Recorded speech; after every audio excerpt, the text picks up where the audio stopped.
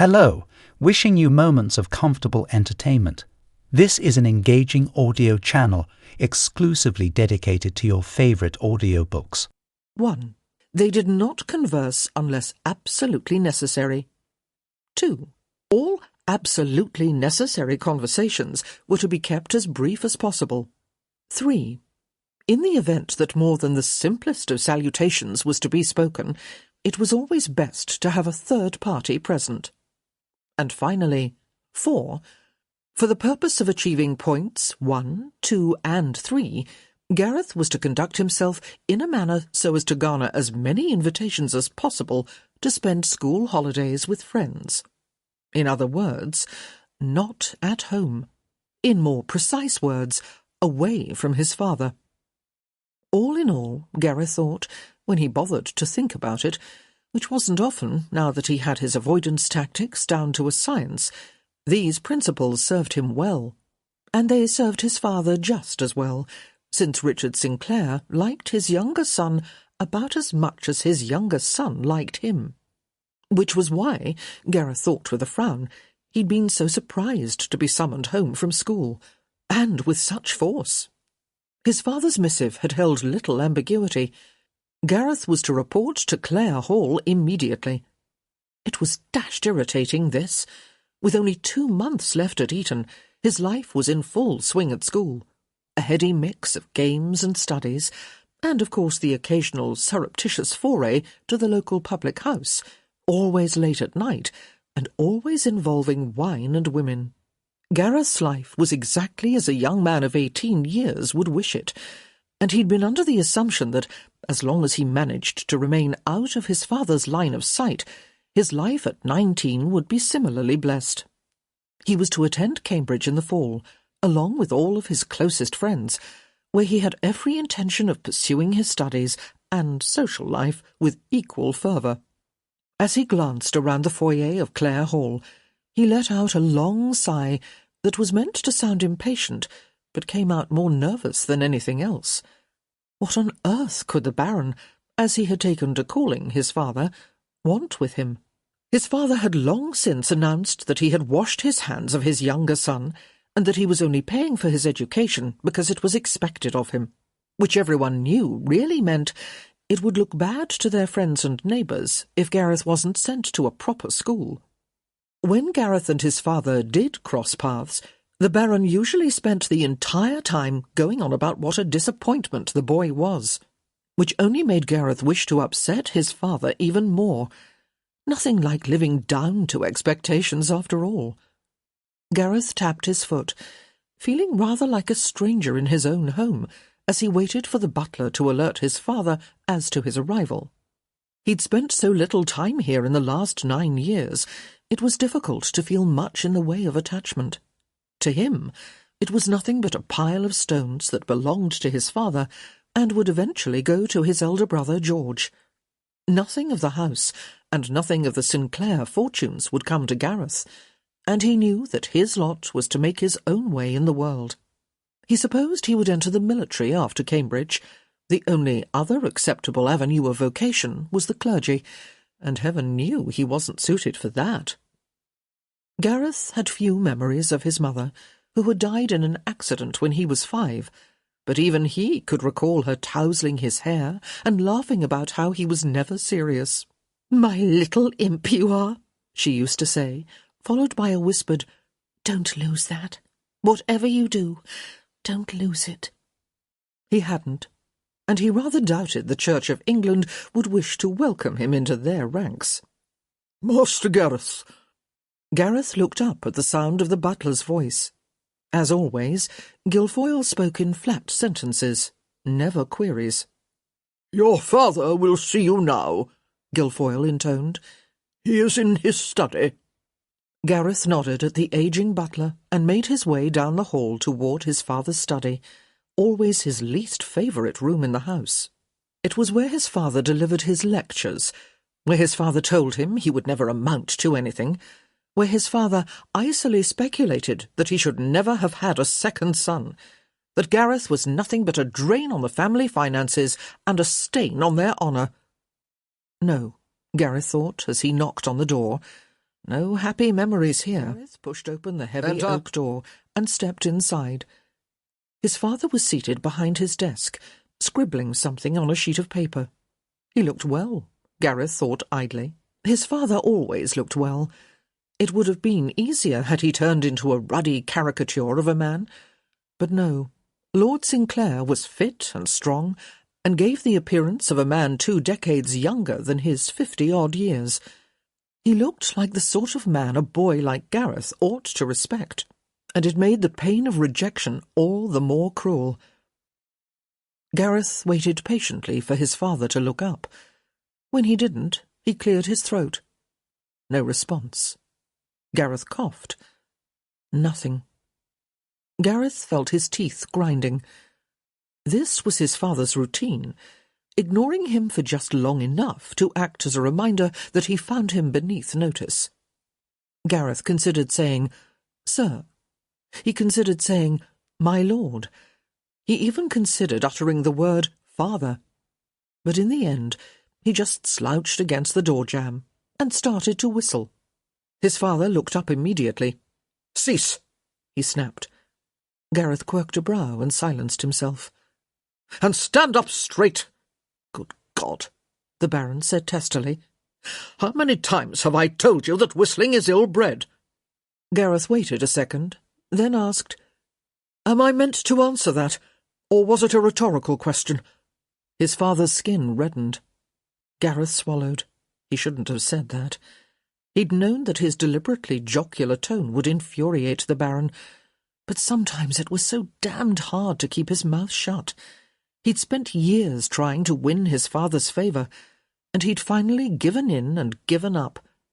And if he took some satisfaction in making the old man as miserable as the old man made him, well, so be it. One had to take one's pleasures where one could. "I am surprised you're here," his father said. Gareth blinked in confusion. "You asked me to come," he said.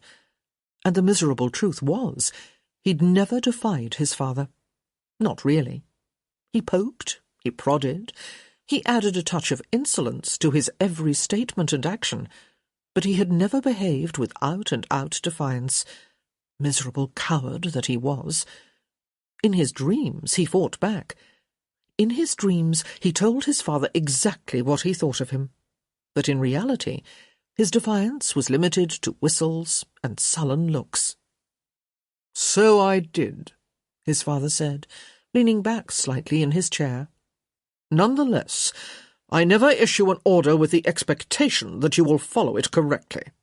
You so rarely do." Gareth said nothing. His father stood and walked to a nearby table, where he kept a decanter of brandy. "I imagine you're wondering what this is all about," he said. Gareth nodded, but his father didn't bother to look at him, so he added, "Yes, sir." The Baron took an appreciative sip of his brandy, leaving Gareth waiting while he visibly savoured the amber liquid. Finally he turned, and with a coolly assessing stare said, "I have finally discovered a way for you to be useful to the Sinclair family." Gareth's head jerked in surprise. "You have, sir?" His father took another drink, then set his glass down. "Indeed." He turned to his son and looked at him directly for the first time during the interview. "You will be getting married." "Sir?" Gareth said, nearly gagging on the word. "This summer," Lord Sinclair confirmed. Gareth grabbed the back of a chair to keep from swerving. He was 18, for God's sake. Far too young to marry. And what about Cambridge? Could he even attend as a married man? And where would he put his wife? And good God above, whom was he supposed to marry? "It's an excellent match," the Baron continued. "The dowry will restore our finances." "Our finances, sir?"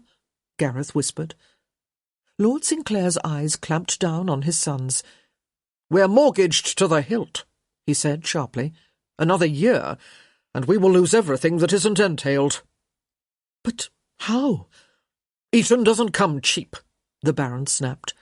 "No, But surely it wasn't enough to beggar the family, Gareth thought desperately. This couldn't be all his fault. "Disappointment you may be," his father said, "but I have not shirked my responsibilities to you. You have been educated as a gentleman. You have been given a horse, clothing, and a roof over your head. Now it is time you behaved like a man." "Who?" Gareth whispered. "Eh? Who?" he said a little louder. Whom was he meant to marry? "Mary Winthrop," his father said, in a matter-of-fact voice. Gareth felt the blood leave his body. "Mary, Rotham's daughter," his father added, as if Gareth didn't know that. "But Mary will be an excellent wife," the Baron continued. "Biddable, and you can dump her in the country should you wish to gad about town with your foolish friends. But, father, Mary—" "I accepted on your behalf," his father stated. "It's done. The agreements have been signed."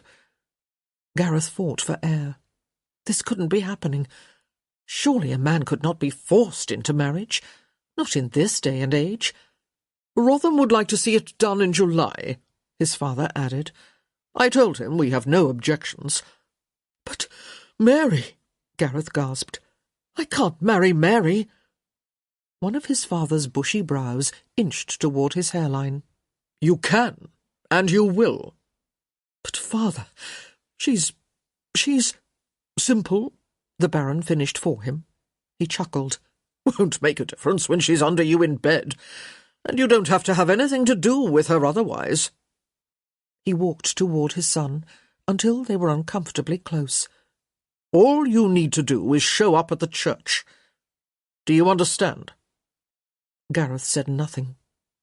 He didn't do much of anything either. It was all he could manage just to breathe. He'd known Mary Winthrop his entire life. She was a year his elder, and their family's estates had bordered on one another's for over a century. They'd been playmates as young children, but it soon became apparent that Mary wasn't quite right in the head. Gareth had remained her champion whenever he was in the district. He'd bloodied more than one bully who had thought to call her names or take advantage of her sweet and unassuming nature. But he couldn't marry her. She was like a child. It had to be a sin, and even if it wasn't, he could never stomach it. How could she possibly understand what was meant to transpire between them as man and wife? He could never bed her, never. Gareth just stared at his father, words failing him. For the first time in his life, he had no easy reply, no flip retort. There were no words. Simply no words for such a moment. "I see we understand each other," the Baron said, smiling at his son's silence. "No!" Gareth burst out, the single syllable ripping itself from his throat. "No, I can't!" His father's eyes narrowed. "You'll be there if I have to tie you up." "No!" He felt like he was choking, but somehow he got the words out. "Father, Mary is... well, she's a child. She'll never be more than a child. You know that. I can't marry her. It would be a sin." The Baron chuckled, breaking the tension as he turned swiftly away. "Are you trying to convince me that you, of all people, have suddenly found religion?" "No, but there is nothing to discuss," his father cut in. "Rotham has been extremely generous with the dowry. God knows he has to be, trying to unload an idiot." "Don't speak of her that way," Gareth whispered. He might not want to marry Mary Winthrop, but he'd known her all his life, and she did not deserve such talk. "It is the best you will ever do," Lord Sinclair said. "The best you will ever have. Rotham's settlement is extraordinarily generous, and I will arrange for an allowance that will keep you comfortable for life." "An allowance?" Gareth echoed dully. His father let out one short chuckle. "Don't think I would trust you with a lump sum," he said. "You?" Gareth swallowed uncomfortably. "What about school?" he whispered. "You can still attend," his father said. "In fact, you have your new bride to thank for that. Wouldn't have had the blunt to send you without the marriage settlement." Gareth stood there, trying to force his breathing into something that felt remotely even and normal. His father knew how much it meant to him to attend Cambridge. It was the one thing upon which the two of them agreed. A gentleman needed a gentleman's education. It didn't matter that Gareth craved the entire experience, both social and academic, whereas Lord Sinclair saw it merely as something a man had to do to keep up appearances. It had been decided upon for years. Gareth would attend and receive his degree. But now it seemed that Lord Sinclair had known that he could not pay for his younger son's education. When had he planned to tell him? As Gareth was packing his bags. "It's done, Gareth," his father said sharply. "And it has to be you. George is the heir, and I can't have him sullying the bloodlines. Besides," he added with pursed lips, "I wouldn't subject him to this anyway." "But you would me," Gareth whispered. Was this how much his father hated him? How little he thought of him? He looked up at his father, at the face that had brought him so much unhappiness. There had never been a smile, never an encouraging word, never a— "Why?" Gareth heard himself saying, the words sounding like a wounded animal, pathetic and plaintive. "Why?" he said again. His father said nothing, just stood there, gripping the edge of his desk until his knuckles grew white, and Gareth could do nothing but stare, somehow transfixed by the ordinary sight of his father's hands. "I'm your son," he whispered, still unable to move his gaze from his father's hands to his face. "Your son. How could you do this to your own son?"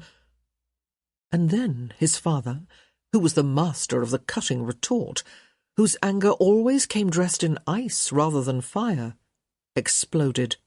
His hands flew from the table, and his voice roared through the room like a demon. "By God! How could you not have figured it out by now? You are not my son. You have never been my son. You are nothing but a byblow. Some mangy whelp your mother got off another man while I was away." Rage poured forth like some hot, desperate thing, too long held captive and repressed. It hit Gareth like a wave, swirling around him, squeezing and choking until he could barely breathe. "No," he said, desperately shaking his head.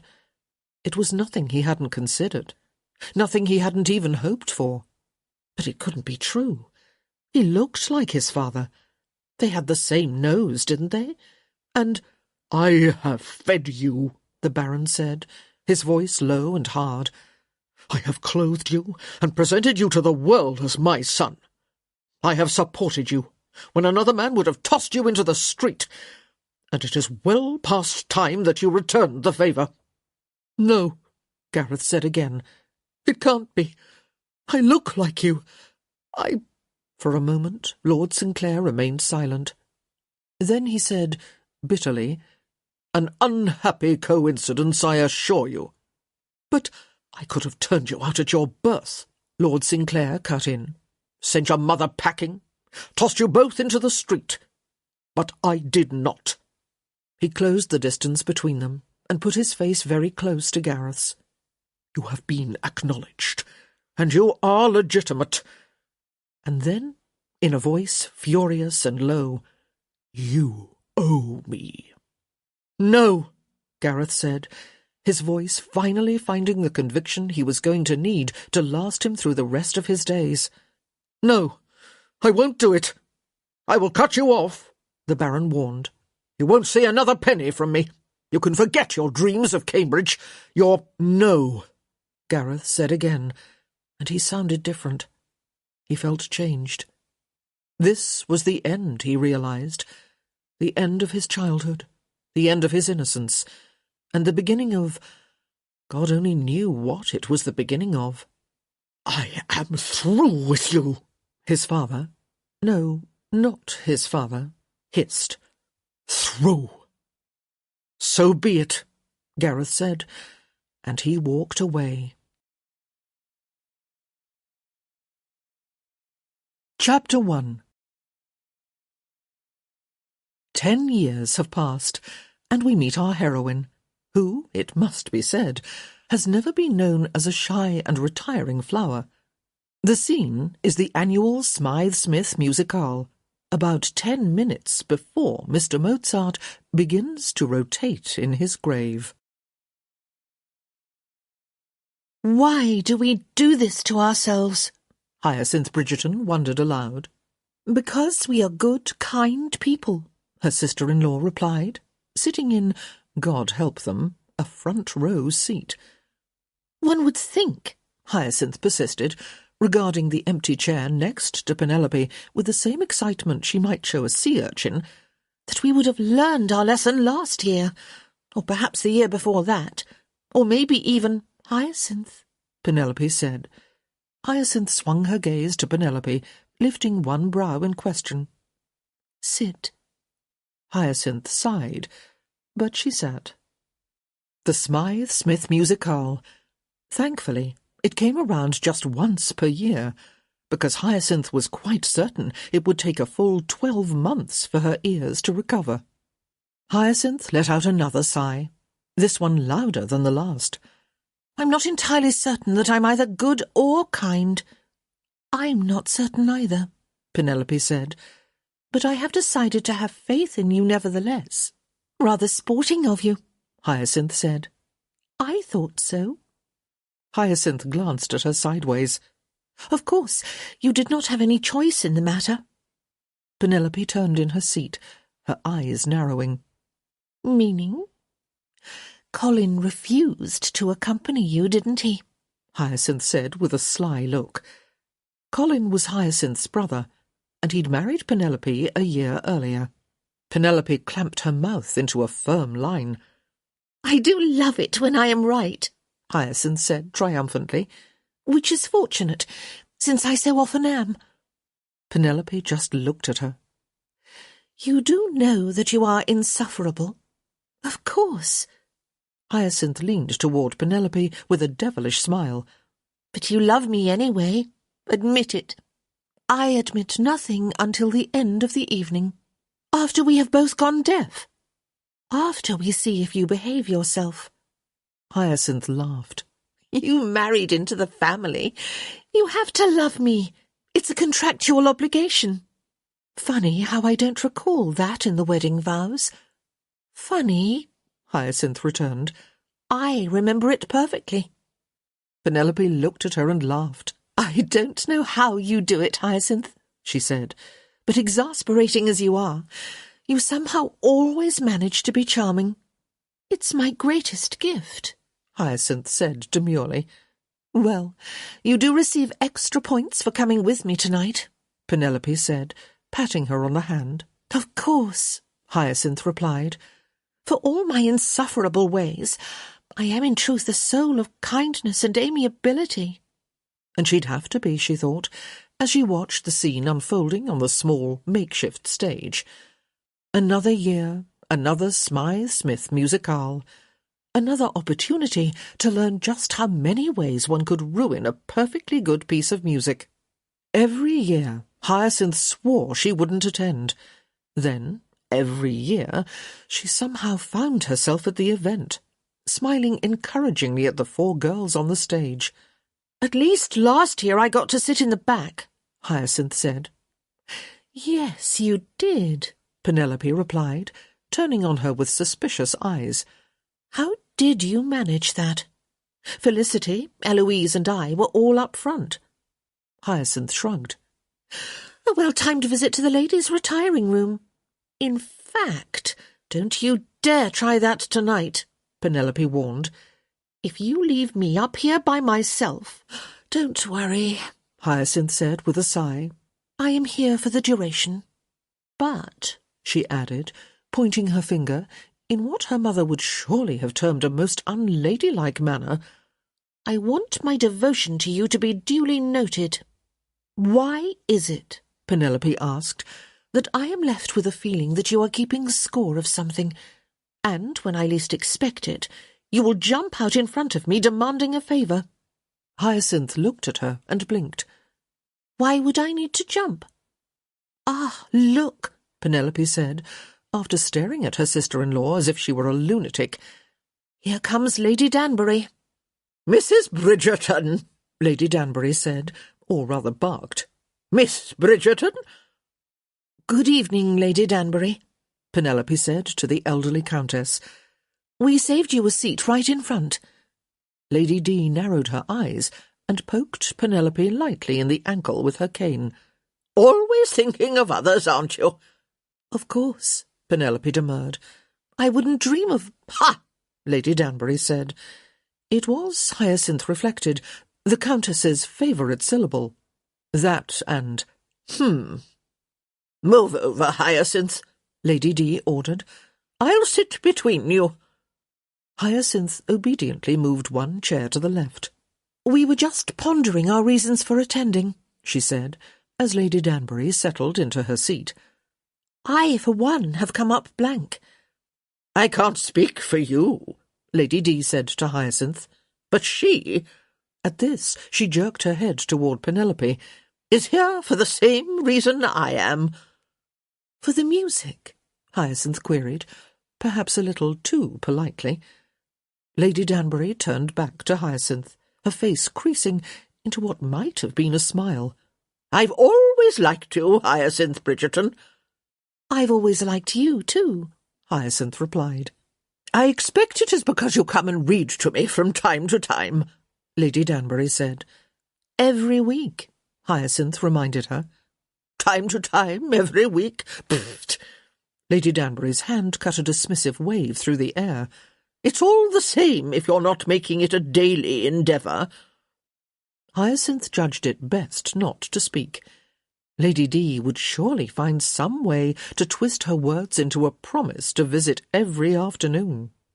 "And I might add," Lady D said with a sniff, "that you were most unkind last week, leaving off with poor Priscilla hanging from a cliff." "What are you reading?" Penelope asked. "Miss Butterworth and the Mad Baron," Hyacinth replied. "And she wasn't hanging yet." "Did you read ahead?" Lady D demanded. "No," Hyacinth said, with a roll of her eyes. "But it's not difficult to forecast. Miss Butterworth has already hung from a building and a tree." "And she's still living?" Penelope asked. "I said hung, not hanged," Hyacinth muttered. "More's the pity." "Regardless," Lady Danbury cut in, "it was most unkind of you to leave me hanging."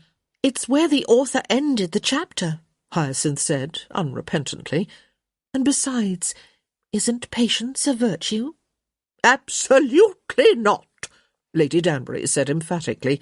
"And if you think so, you're less of a woman than I thought."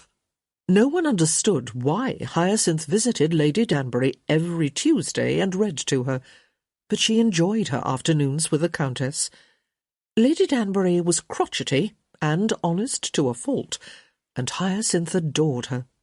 "The two of you together are a menace," Penelope remarked.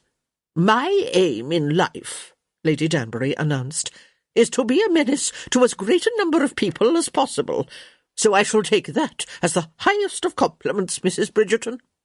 "Why is it," Penelope wondered, "that you only call me Mrs. Bridgerton when you are opining in a grand fashion?"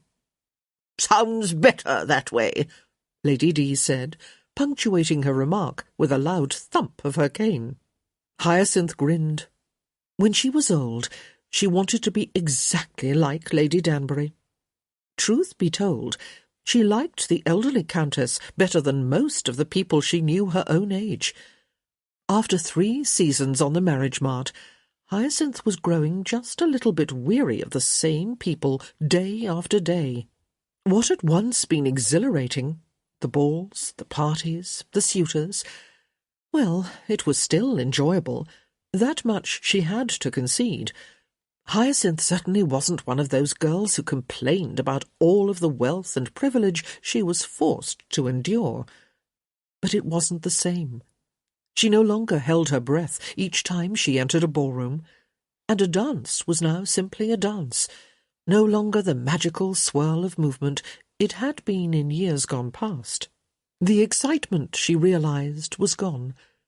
Unfortunately, every time she mentioned this to her mother, the reply was simply to find herself a husband. That, Violet Bridgerton took great pains to point out, would change everything. Indeed. Hyacinth's mother had long since given up any pretence of subtlety when it came to the unmarried state of her fourth and final daughter. It had, Hyacinth thought grimly, turned into a personal crusade. Forget Joan of Arc.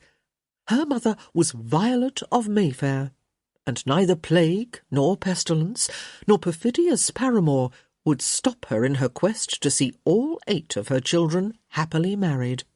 There were only 2 remaining, Gregory and Hyacinth, but Gregory was still just 24, which was, rather unfairly in Hyacinth's opinion, considered a perfectly acceptable age for a gentleman to remain a bachelor.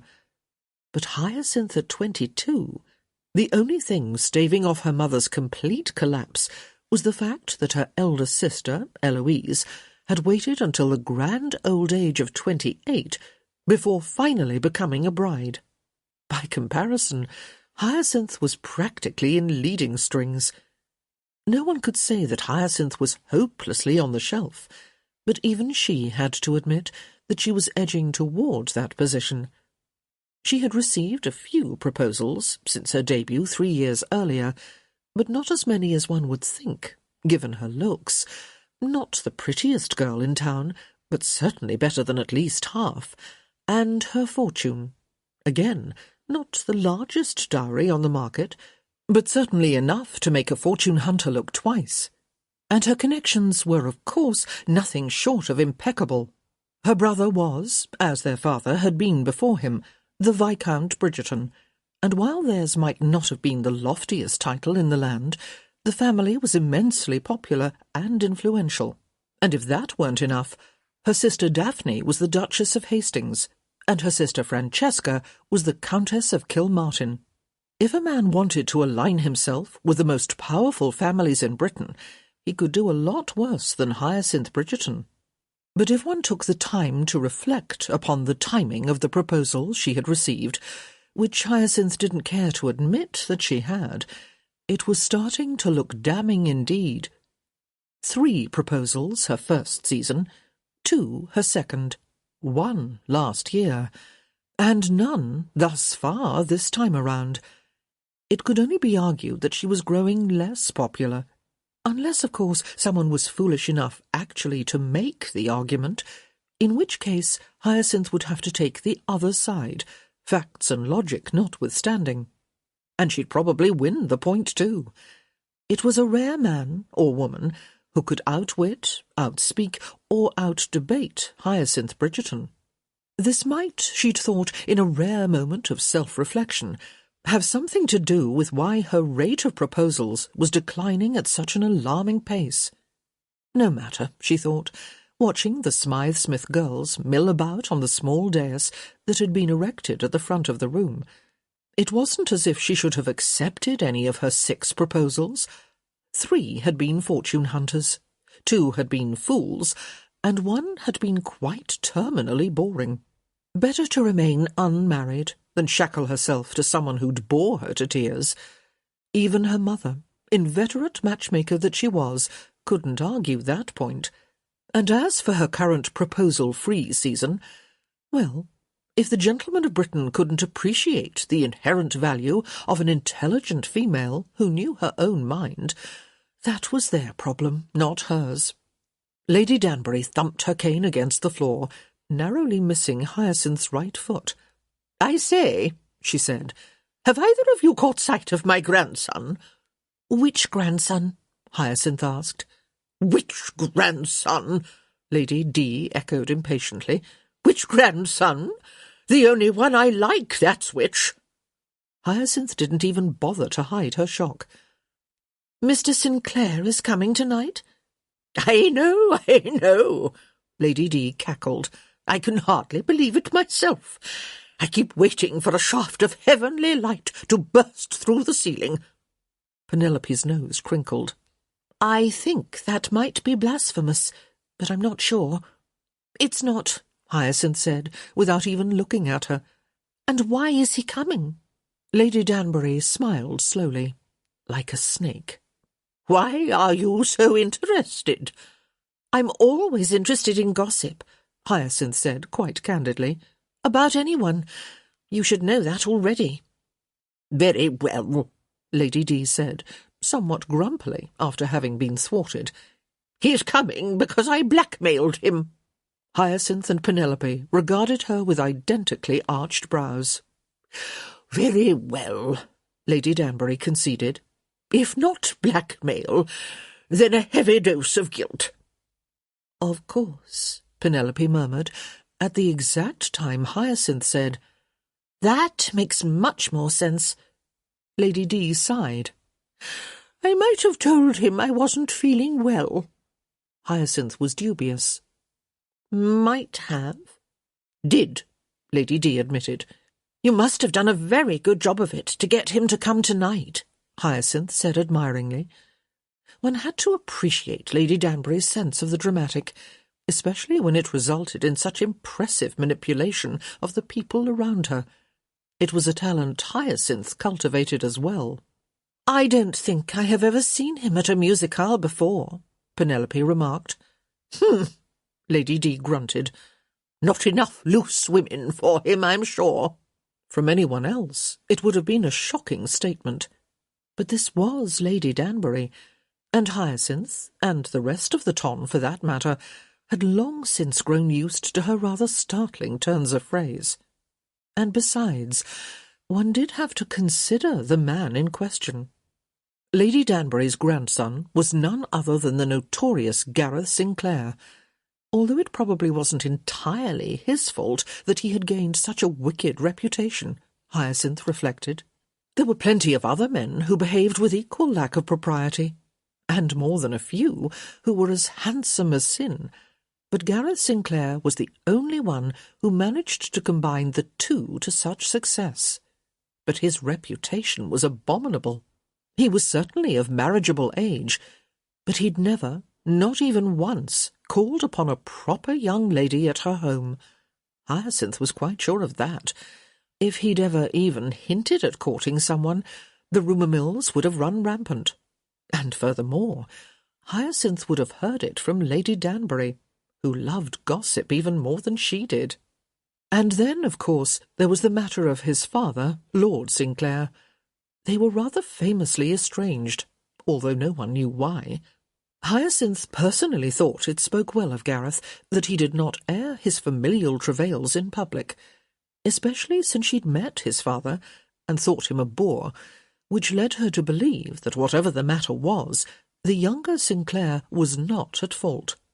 But the entire affair lent an air of mystery to the already charismatic man, and in Hyacinth's opinion made him a bit of a challenge to the ladies of the ton.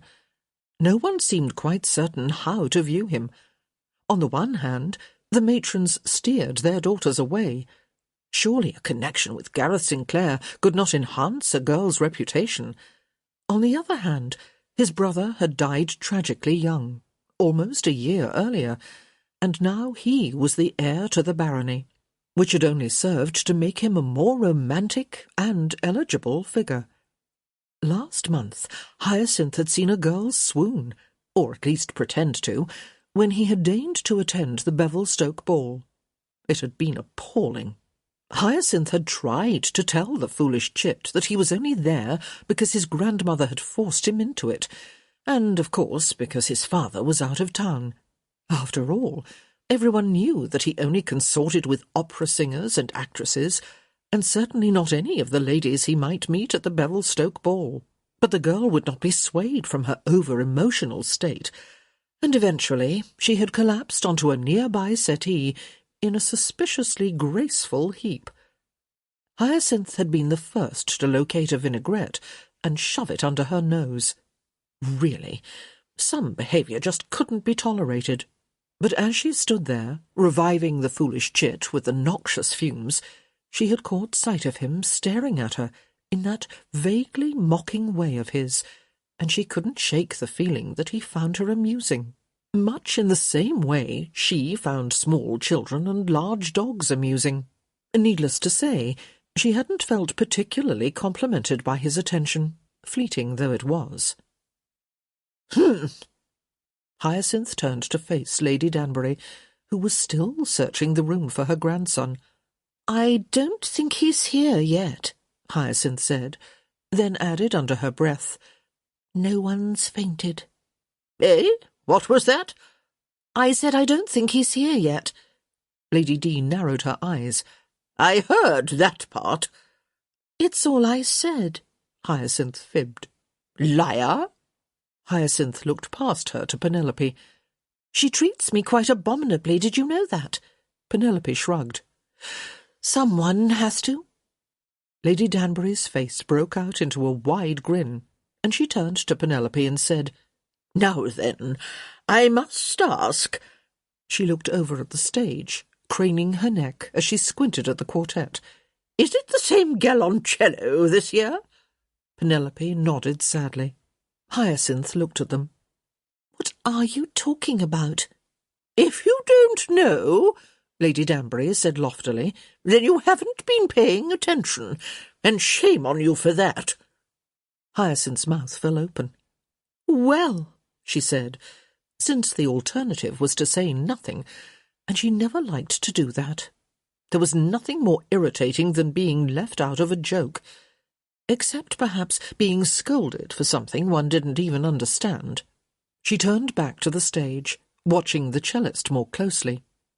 Seeing nothing out of the ordinary, she twisted again to face her companions and opened her mouth to speak, but they were already deep in a conversation that did not include her. She hated when that happened. Hyacinth sat back in her chair and did it again. "You sound," came an amused voice from over her shoulder, "exactly like my grandmother." Hyacinth looked up. There he was, Gareth Sinclair, inevitably at the moment of her greatest discomfiture, and, of course, the only empty seat was next to her. "Doesn't she, though?" Lady Danbury asked, looking up at her grandson as she thumped her cane against the floor.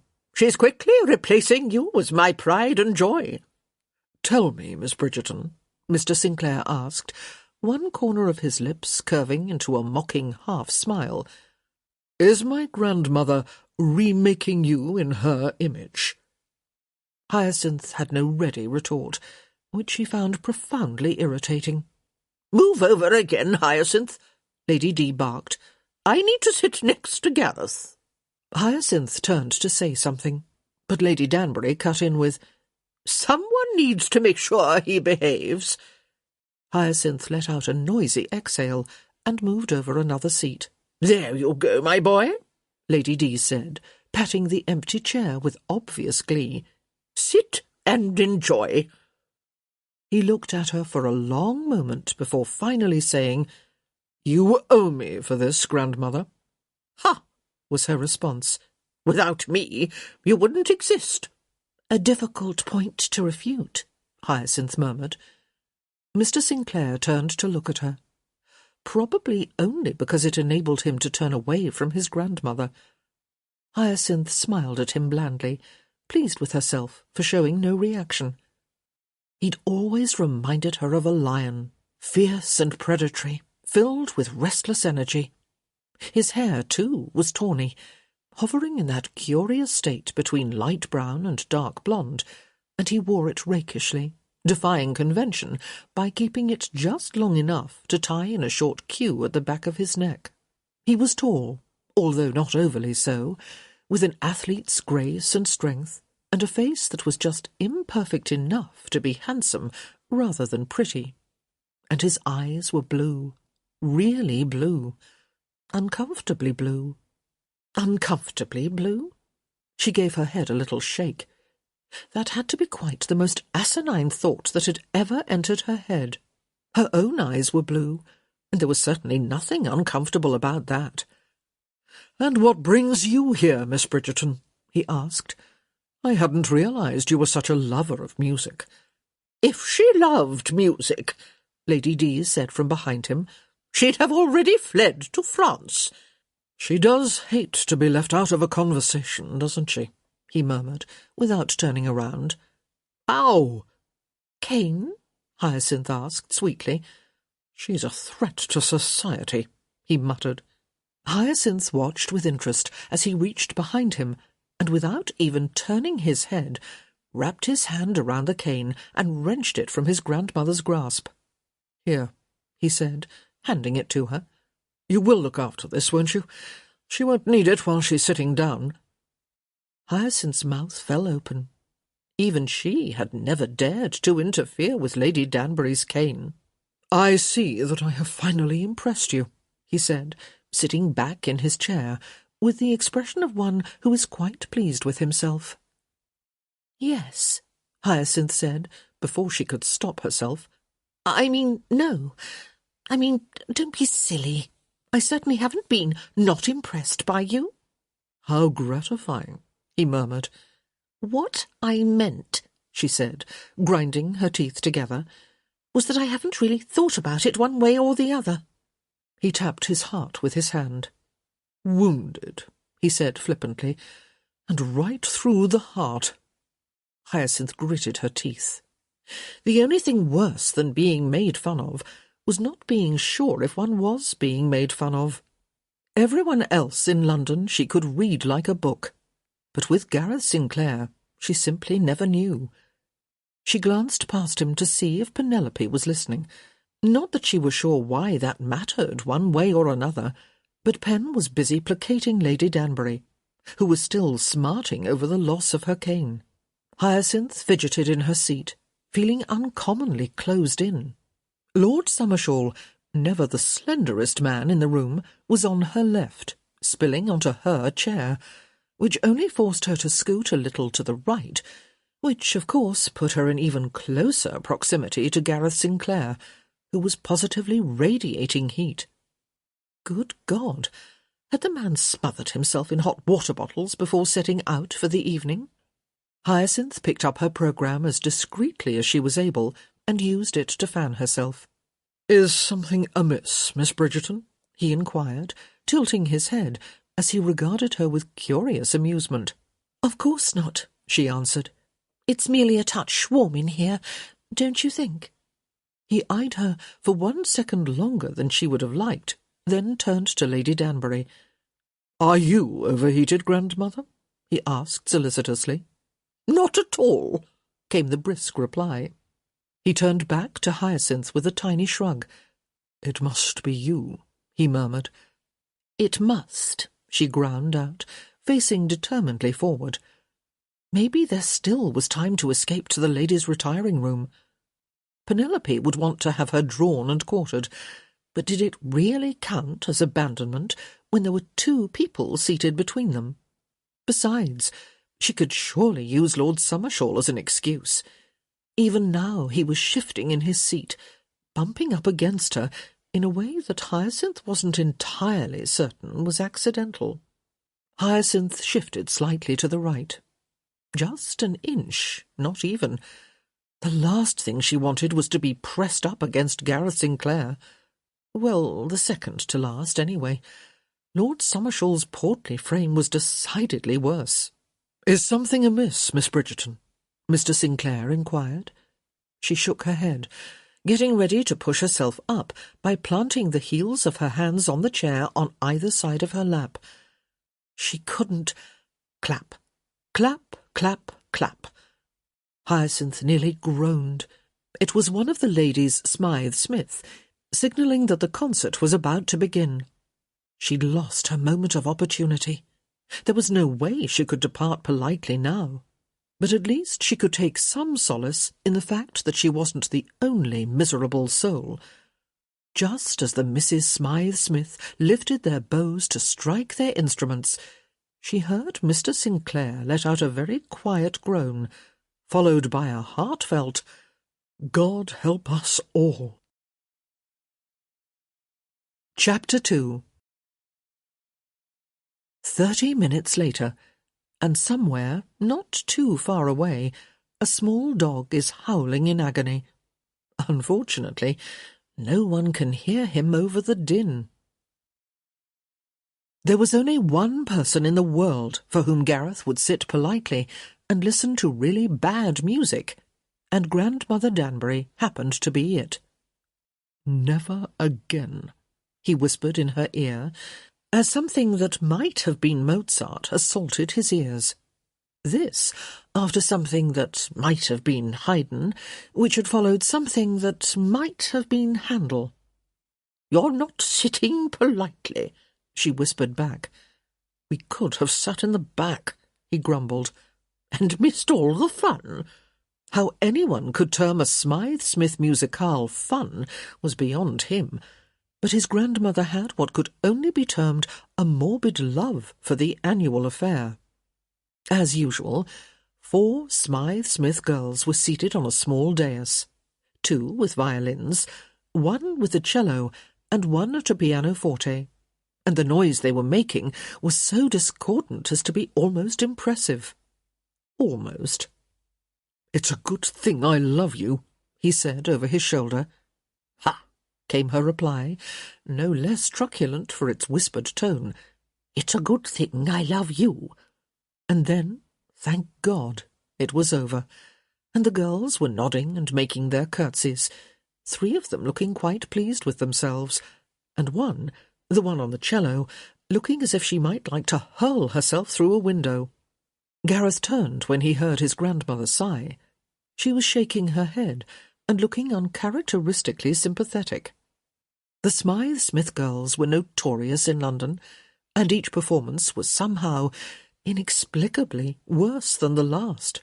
Just when one thought there was no possible way to make a deeper mockery of Mozart, a new set of Smythe-Smith cousins appeared on the scene and proved that yes, it could be done. But they were nice girls, or so he'd been told, and his grandmother, in one of her rare fits of unabashed kindness, insisted that someone had to sit in the front row and clap, because, as she put it, 3 of them couldn't tell an elephant from a flute, but there's always one who is ready to melt in misery. And apparently Grandmother Danbury, who thought nothing of telling a duke that he hadn't the sense of a gnat, found it vitally important to clap for the one Smythe-Smith girl in each generation whose ear wasn't made of tin. They all stood to applaud, although he suspected his grandmother did so only to have an excuse to retrieve her cane, which Hyacinth Bridgerton had handed over with no protest whatsoever. "Traitor," he'd murmured over his shoulder. "They're your toes," she'd replied. He cracked a smile, despite himself. He had never met anyone quite like Hyacinth Bridgerton. She was vaguely amusing, vaguely annoying, but one couldn't quite help but admire her wit. Hyacinth Bridgerton, he reflected, had an interesting and unique reputation among London socialites. She was the youngest of the Bridgerton siblings, famously named in alphabetical order A to H, and she was, in theory at least, and for those who cared about such things, considered a rather good catch for matrimony. She had never been involved, even tangentially, in a scandal, and her family and connections were beyond compare. She was quite pretty, in a wholesome, unexotic way, with thick chestnut hair and blue eyes that did little to hide her shrewdness. And perhaps, most importantly, Gareth thought with a touch of the cynic, it was whispered that her eldest brother, Lord Bridgerton, had increased her dowry last year, after Hyacinth had completed her 3rd London season without an acceptable proposal of marriage. But when he had inquired about her, not, of course, because he was interested, rather he had wanted to learn more about this young lady, who seemed to enjoy spending a great deal of time with his grandmother, his friends had all shuddered. "Hyacinth Bridgerton," one had echoed. "Surely not to marry. You must be mad." Another had called her terrifying. No one actually seemed to dislike her. There was a certain charm to her that kept her in everyone's good graces. but the consensus was that she was best in small doses. "Men don't like women who are more intelligent than they are," one of his shrewder friends had commented, "and Hyacinth Bridgerton isn't the sort to feign stupidity." She was, Gareth had thought on more than one occasion, a younger version of his grandmother, and while there was no one in the world he adored more than Grandmother Danbury, as far as he was concerned, the world needed only one of her. "Aren't you glad you came?" the elderly lady in question asked, her voice carrying quite well over the applause. No one ever clapped as loudly as the Smythe-Smith audience. They were always so glad that it was over. "Never again," Gareth said firmly. "Of course not," his grandmother said, with just the right touch of condescension to show that she was lying through her teeth. He turned and looked her squarely in the eye. "You will have to find someone else to accompany you next year." "I wouldn't dream of asking you again," Grandmother Danbury said. "You're lying." "What a terrible thing to say to your beloved grandmother." She leaned slightly forward. "How did you know?" He glanced at the cane, dormant in her hand. "You haven't waved that thing through the air once since you tricked Miss Bridgerton into returning it," he said. "Nonsense," she said. "Miss Bridgerton is too sharp to be tricked, aren't you, Hyacinth?" Hyacinth shifted forward so that she could see past him to the Countess. "I beg your pardon?" "Just say yes," Grandmother Danbury said. "It will vex him." "Yes, of course, then," she said, smiling. "And," his grandmother continued, as if that entire ridiculous exchange had not taken place, "I'll have you know that I am the soul of discretion when it comes to my cane." Gareth gave her a look. "It's a wonder I still have my feet." "It's a wonder you still have your ears, my dear boy," she said with lofty disdain. "I will take that away again," he warned. "No, you won't," she replied with a cackle. "I'm leaving with Penelope to find a glass of lemonade. You keep Hyacinth company." He watched her go, then turned back to Hyacinth, who was glancing about the room with slightly narrowed eyes. "Who are you looking for?" he asked. "No one in particular. Just examining the scene." He looked at her curiously. "Do you always sound like a detective?" "Only when it suits me," she said with a shrug. "I like to know what is going on." "And is anything going on?" he queried. "No." Her eyes narrowed again as she watched two people in a heated discussion in the far corner. "But you never know."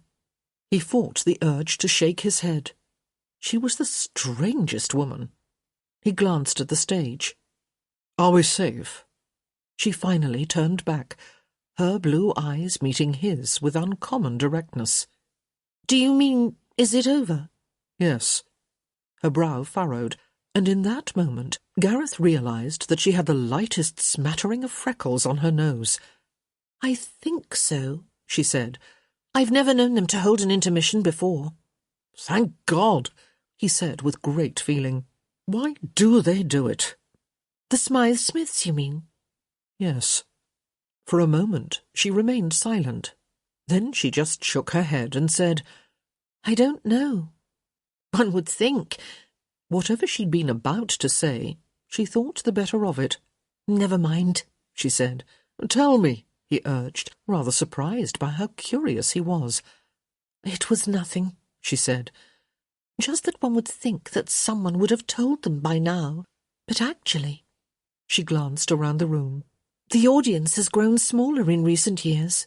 Only the kind-hearted remain." "And do you include yourself among those ranks, Miss Bridgerton?" She looked up at him with those intensely blue eyes. "I wouldn't have thought to describe myself as such. But yes, I suppose I am. Your grandmother, too, although she would deny it to her dying breath." Gareth felt himself laugh as he watched his grandmother poke the Duke of Ashbourne in the leg with her cane. Yes, she would, wouldn't she? His maternal grandmother was, since the death of his brother George, the only person left in the world he truly loved. After his father had booted him out, he'd made his way to Danbury House in Surrey and told her what had transpired, minus the bit about his bastardy, of course. Gareth had always suspected that Lady Danbury would have stood up and cheered if she knew he wasn't really a Sinclair. She'd never liked her son-in-law, and in fact routinely referred to him as that pompous idiot. But the truth would reveal his mother, Lady Danbury's youngest daughter, as an adulteress, and he hadn't wanted to dishonour her in that way. And strangely enough, his father, funny how he still called him that, even after all these years, had never publicly denounced him. This had not surprised Gareth at first. Lord Sinclair was a proud man, and he certainly would not relish revealing himself as a cuckold. Plus, he probably still hoped that he might eventually rein Gareth in and bend him to his will, maybe even get him to marry Mary Winthrop and restore the Sinclair family coffers. But George had contracted some sort of wasting disease at the age of 27, and by 30 he was dead, without a son, which had made Gareth the Sinclair heir, and left him, quite simply, stuck. For the past 11 months, it seemed he had done nothing but wait. Sooner or later, his father was going to announce to all who would listen that Gareth wasn't really his son.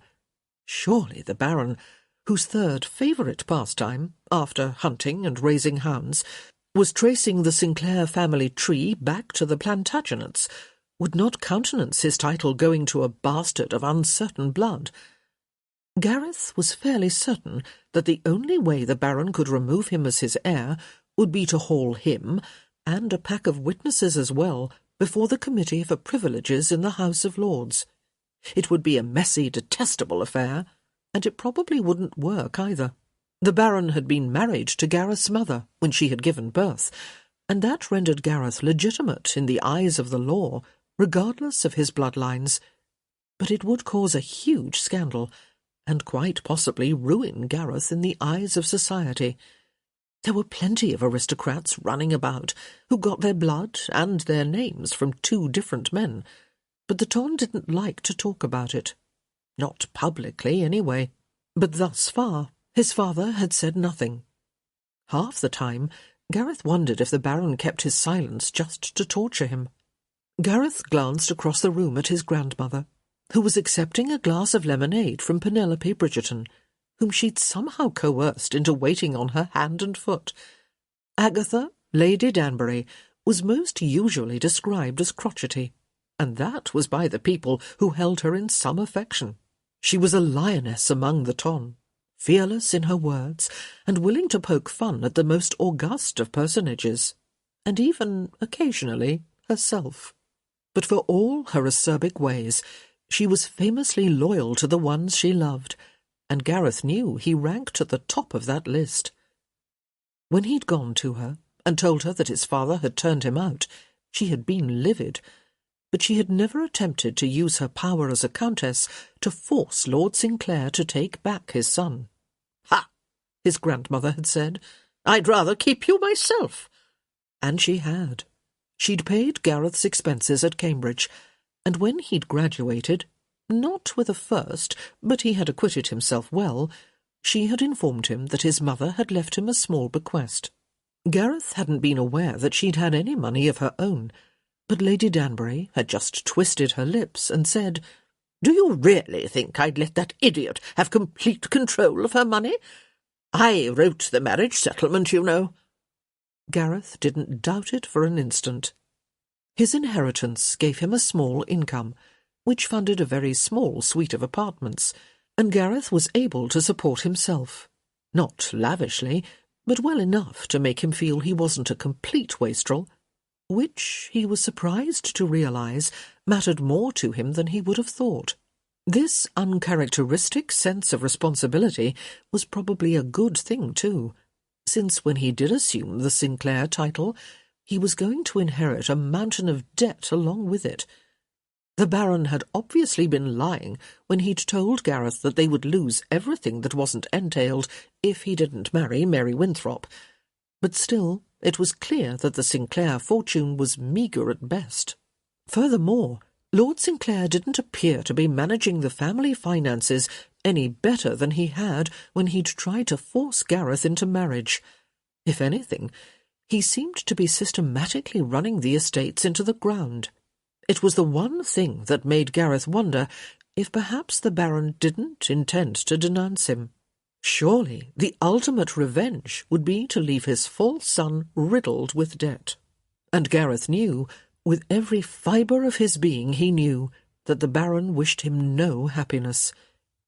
Gareth didn't bother with most ton functions, but London wasn't such a large city, socially speaking, and he couldn't always manage to avoid his father completely, and Lord Sinclair never made any effort to hide his enmity.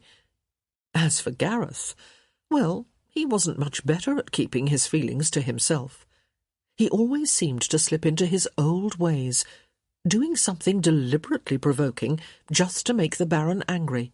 The last time they'd found themselves in each other's company, Gareth had laughed too loudly, then danced far too closely with a notoriously merry widow. Lord Sinclair had turned very red in the face, then hissed something about Gareth being no better than he should be. Gareth hadn't been exactly certain to what his father had been referring, and the Baron had been drunk in any case, but it had left him with one powerful certainty. Eventually the other shoe was going to drop, when Gareth least expected it, or perhaps, now that he'd grown so suspicious, precisely when he most suspected it. But as soon as Gareth attempted to make a change in his life, to move forward, to move up, that was when the Baron would make his move. Gareth was sure of it, and his world was going to come crashing down. "Mr. Sinclair?" Gareth blinked and turned to Hyacinth Bridgerton, whom, he realised somewhat sheepishly, he'd been ignoring in favour of his own thoughts. "So sorry," he murmured, giving her the slow and easy smile that seemed to work so well when he needed to placate a female. "I was wool-gathering." At her dubious expression he added, "I do think from time to time." She smiled, clearly despite herself, but he counted that as a success. The day he couldn't make a woman smile was the day he ought to just give up on life and move to the Outer Hebrides. "Under normal circumstances," he said, since the occasion seemed to call for polite conversation, "I would ask if you enjoyed the musicale, but somehow that seems cruel." She shifted slightly in her seat, which was interesting, since most young ladies were trained from a very young age to hold themselves with perfect stillness. Gareth found himself liking her the better for her restless energy. He, too, was the sort to find himself drumming his fingers against a tabletop when he didn't realise it. He watched her face, waiting for her to reply, but all she did was look vaguely uncomfortable. Finally, she leaned forward and whispered, "Mr. Sinclair." He leaned in as well, giving her a conspiratorial quirk of his brow. "Miss Bridgerton?" "Would you mind terribly if we took a turn about the room?" He waited just long enough to catch her motioning over her shoulder with the tiniest of nods. Lord Summershaw was wiggling slightly in his chair, and his copious form was edged right up next to Hyacinth. "Of course," Gareth said gallantly, rising to his feet and offering her his arm. "I need to save Lord Summershaw after all," he said, once they had moved several paces away. Her eyes snapped to his face. "I beg your pardon?" "If I were a betting man," he said, "I'd lay the odds 4-1 in your favour." For about half a second she looked confused, and then her face slid into a satisfied smile. "You mean you're not a betting man?" she asked. He laughed. "I haven't the blood to be a betting man," he said quite honestly. "That doesn't seem to stop most men," she said pertly. "Or most women," he said with a tilt of his head. "Touché," she murmured, glancing about the room. "We are a gambling people, aren't we?" "And what about you, Miss Bridgerton? Do you like to wager?" "Of course," she said, surprising him with her candour. "But only when I know I will win." He chuckled. "Strangely enough," he said, guiding her toward the refreshment table. "I believe you." "Oh, you should," she said blithely. "Ask anyone who knows me." "Wounded again," he said, offering her his most engaging smile. "I thought I knew you." She opened her mouth, then looked shocked that she didn't have a reply. Gareth took pity on her and handed her a glass of lemonade. "Drink up," he murmured. "You look thirsty." He chuckled as she glowered at him over the rim of her glass, which, of course, only made her redouble her efforts to incinerate him with her glare. There was something very amusing about Hyacinth Bridgerton, he decided. She was smart, very smart, but she had a certain air about her, as if she was used to always being the most intelligent person in the room. It wasn't unattractive. She was quite charming in her own way, and he imagined that she would have to have learned to speak her own mind in order to be heard in her family.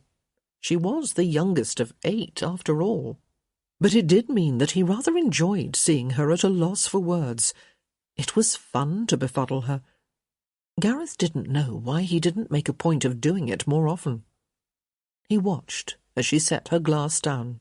"Tell me, Mr. Sinclair," she said, "what did your grandmother say to you to convince you to attend this evening?" "You don't believe I came of my own free will?" She lifted one brow. He was impressed. He'd never known a female who could do that. "Very well," he said. "There was a great deal of hand-fluttering, then something about a visit to her physician, and then I believe she sighed." "Just once?" He quirked a brow back at her. "I'm made of stronger stuff than that, Miss Bridgerton. It took a full half-hour to break me." She nodded. "You are good." He leaned toward her and smiled. "At many things," he murmured. She blushed, which pleased him mightily. But then she said, "I've been warned about men like you." "I certainly hope so." She laughed. "I don't think you're nearly as dangerous as you'd like to be thought." He tilted his head to the side. "And why is that?" She didn't answer right away, just caught her lower lip between her teeth as she pondered her words. "You're far too kind to your grandmother," she finally said. "Some would say she's too kind to me." "Oh, many people say that," Hyacinth said with a shrug. He choked on his lemonade. "You haven't a coy bone in your body, do you?" Hyacinth glanced across the room at Penelope and Lady Danbury before turning back to him. "I keep trying, but no, apparently not. I imagine it's why I am still unmarried." He smiled. "Surely not." "Oh, indeed," she said, even though it was clear he was funning her. "Men need to be trapped into marriage, whether they realize it or not, and I seem to be completely lacking in the ability." He grinned. "You mean you're not underhanded and sly?" "I'm both those things," she admitted, "just not subtle." "No," he murmured, and she couldn't decide whether his agreement bothered her or not. "But tell me," he continued, "for I'm most curious, why do you think men must be trapped into marriage?" "Would you go willingly to the altar?" "No, but—" "You see, I am affirmed." And somehow that made her feel a great deal better. "Shame on you, Miss Bridgerton," he said. "It's not very sporting of you not to allow me to finish my statement." She cocked her head. "Did you have anything interesting to say?" He smiled, and Hyacinth felt it down to her toes. "I'm always interesting," he murmured. "Now you're just trying to scare me." She didn't know where this was coming from, this crazy sense of daring. Hyacinth wasn't shy, and she certainly wasn't as demure as she ought to have been, but nor was she foolhardy, and Gareth Sinclair was not the sort of man with whom one ought to trifle. She was playing with fire, and she knew it. But somehow she couldn't stop herself. It was as if each statement from his lips was a dare, and she had to use her every faculty just to keep up. If this was a competition, she wanted to win, and if any of her flaws was going to prove to be fatal, this was surely it. "Miss Bridgerton," he said, "the devil himself couldn't scare you." She forced her eyes to meet his. "That's not a compliment, is it?" He lifted her hand to his lips, brushing a feather-light kiss across her knuckles. "You'll have to figure that out for yourself," he murmured.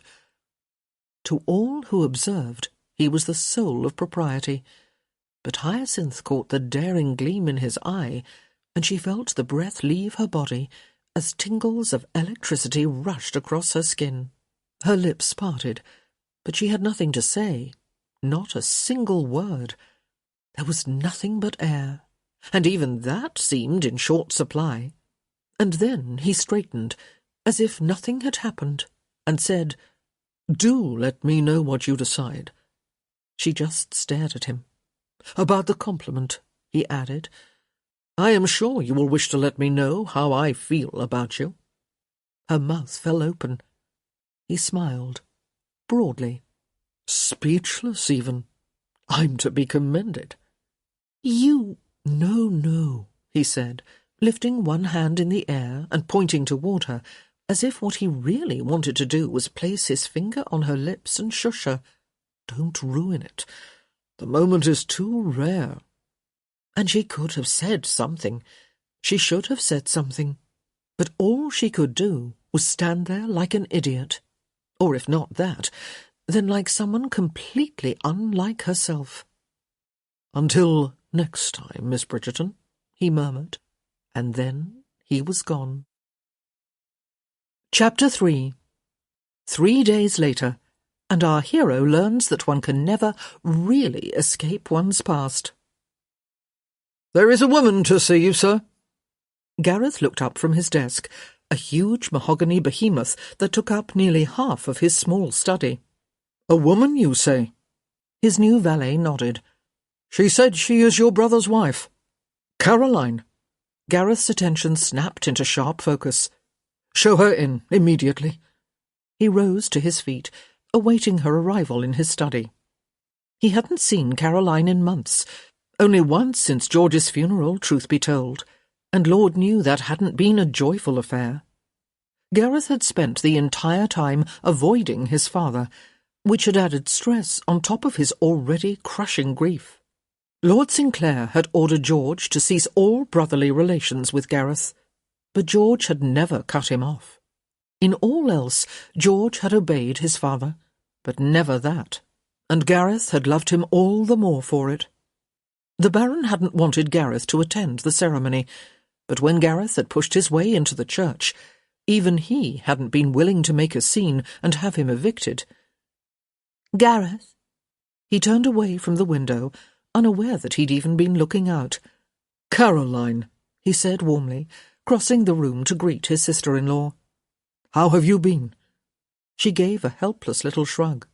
Hers had been a love match, and Gareth had never seen anything quite as devastating as Caroline's eyes at her husband's funeral. "I know," Gareth said quietly. He missed George too. They had been an unlikely pair, George, sober and serious, and Gareth, who had always run wild. But they had been friends as well as brothers, and Gareth liked to think that they had complemented each other. Lately, Gareth had been thinking that he ought to try to lead a somewhat tamer life, and he had been looking to his brother's memory to guide his actions. "I was going through his things," Caroline said. "I found something. I believe that it is yours." Gareth watched curiously as she reached into her satchel and pulled out a small book. "I don't recognize it," he said. "No," Caroline replied, handing it to him. "You wouldn't. It belonged to your father's mother." Your father's mother? Gareth couldn't quite prevent his grimace. Caroline did not know that Gareth was not truly a Sinclair. Gareth had never been certain if George had known the truth either.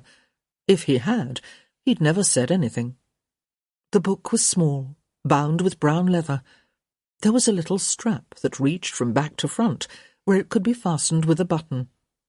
Gareth carefully undid it and turned the book open, taking extra care with the aged paper. "It's a diary," he said with surprise, and then he had to smile. It was written in Italian. "What does it say?" "I don't know," Caroline said.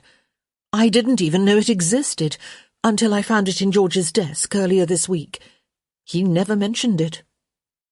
Gareth looked down at the diary, at the elegant handwriting, forming words he could not understand. His father's mother had been the daughter of a noble Italian house. It had always amused Gareth that his father was half Italian. The Baron was so insufferably proud of his Sinclair ancestry, and liked to boast that they had been in England since the Norman invasion.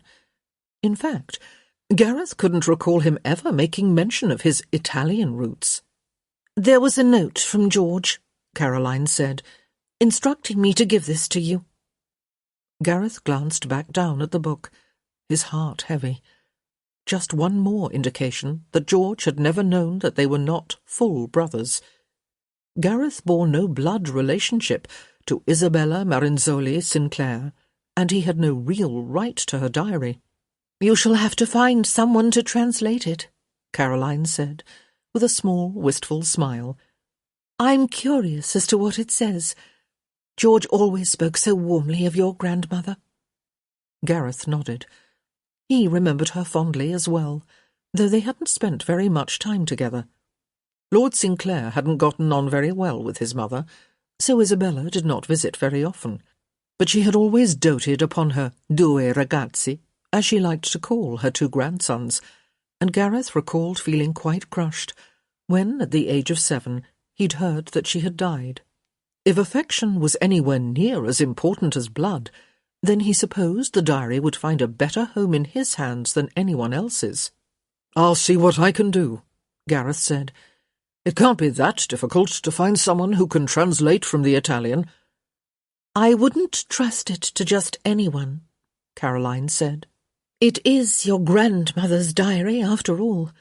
Her personal thoughts." Gareth nodded. Caroline was right. He owed it to Isabella to find someone discreet to translate her memoirs, and he knew exactly where to start in his search.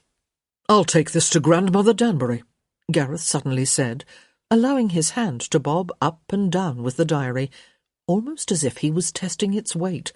"She'll know what to do." And she would, he thought. Grandmother Danbury liked to say that she knew everything, and the annoying truth was, she was most often right. "Do let me know what you find out," Caroline said, as she headed for the door. "Of course," he murmured, even though she was already gone. He looked down at the book. 10 Settembre, 1793. Gareth shook his head and smiled. It figured his one bequest from the Sinclair family coffers would be a diary he couldn't even read. Ah, irony. Meanwhile, in a drawing-room not so very far away... "Eh?" Lady Danbury screeched. "You're not speaking loudly enough." Hyacinth allowed the book from which she was reading to fall closed, with just her index finger stuck inside to mark her place. Lady Danbury liked to feign deafness when it suited her, and it seemed to suit her every time Hyacinth got to the racy parts of the lurid novels that the Countess enjoyed so well.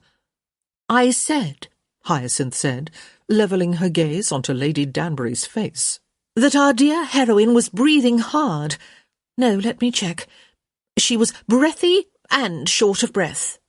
She looked up. "Breathy and short of breath?" "Piffed," Lady Danbury said, waving her hand dismissively. Hyacinth glanced at the cover of the book. "I wonder if English is the author's first language." "Keep reading," Lady D ordered. "Very well. Let me see. Miss Bumblehead ran like the wind as she saw Lord Savagewood coming toward her." Lady Danbury narrowed her eyes. Her name isn't Bumblehead." "It ought to be," Hyacinth muttered. "Well, that's true," Lady D agreed. "But we didn't write the story, did we?" Hyacinth cleared her throat and once again found her place in the text. "He was coming closer," she read. "and Miss Bumbleshoot—" "Hyacinth!" "Butterworth," Hyacinth grumbled. "Whatever her name is, she ran for the cliffs. End of chapter." "The cliffs? Still? Wasn't she running at the end of the last chapter?" "Perhaps it's a long way." Lady Danbury narrowed her eyes. "I don't believe you." Hyacinth shrugged. "It is certainly true that I would lie to you to get out of reading the next few paragraphs of Priscilla Butterworth's remarkably perilous life, but as it happens, I'm telling the truth." When Lady D didn't say anything, Hyacinth held out the book and asked, "Would you like to check for yourself?" "No, no," Lady Danbury said, with a great show of acceptance. "I believe you, if only because I have no choice." Hyacinth gave her a pointed look. "Are you blind now as well as deaf?" "No," Lady D sighed, letting one hand flutter until it rested palm out on her forehead. "Just practising my high drama." Hyacinth laughed out loud. "I do not jest," Lady Danbury said, her voice returning to its usual sharp tenor. "And I am thinking of making a change in life.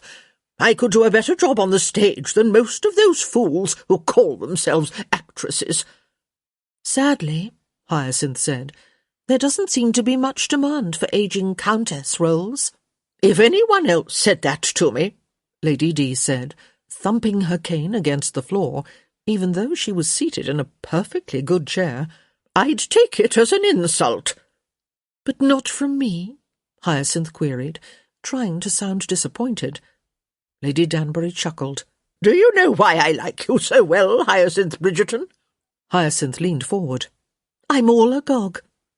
Lady D's face spread into a creased smile. "Because you, dear girl, are exactly like me." "Do you know, Lady Danbury," Hyacinth said, "if you said that to anyone else, she'd probably take it as an insult." Lady D's thin body quivered with mirth. "But not you." Hyacinth shook her head. "Not me." "Good." Lady Danbury gave her an uncharacteristically grandmotherly smile, then glanced up at the clock on the mantel. "We've time for another chapter, I think." "We agreed. 1 chapter each Tuesday," Hyacinth said, mostly just to be vexing. Lady D's mouth settled into a grumpy line. "Very well, then," she said, eyeing Hyacinth in a sly manner. "We'll talk about something else." "Oh, dear." "Tell me, Hyacinth," Lady Danbury said, leaning forward, "how are your prospects these days?"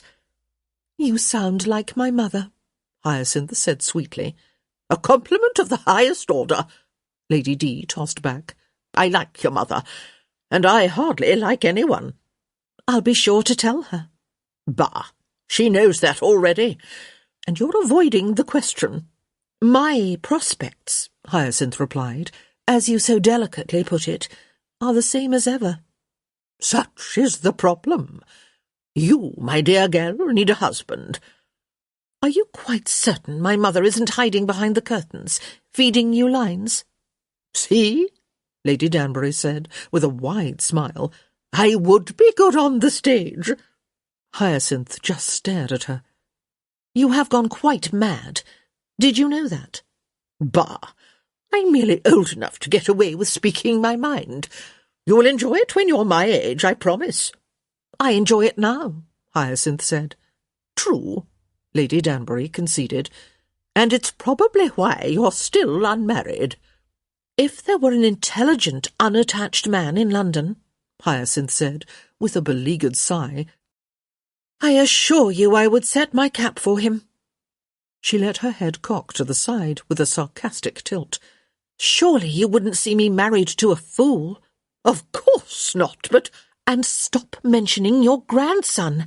As if I weren't intelligent enough to figure out what you're up to. Lady D gasped in full huff. I didn't say a word. You were about to.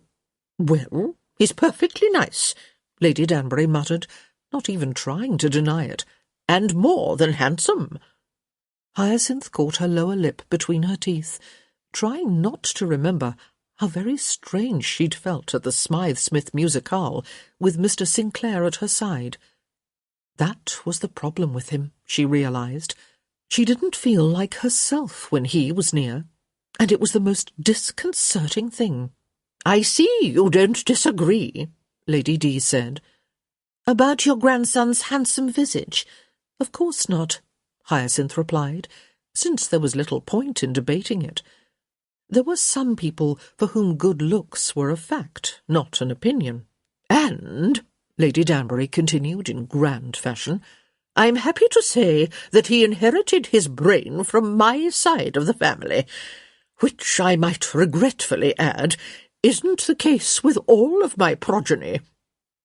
Hyacinth glanced up at the ceiling in an attempt to avoid comment. Lady Danbury's eldest son had famously gotten his head stuck between the bars of the front gate of Windsor Castle.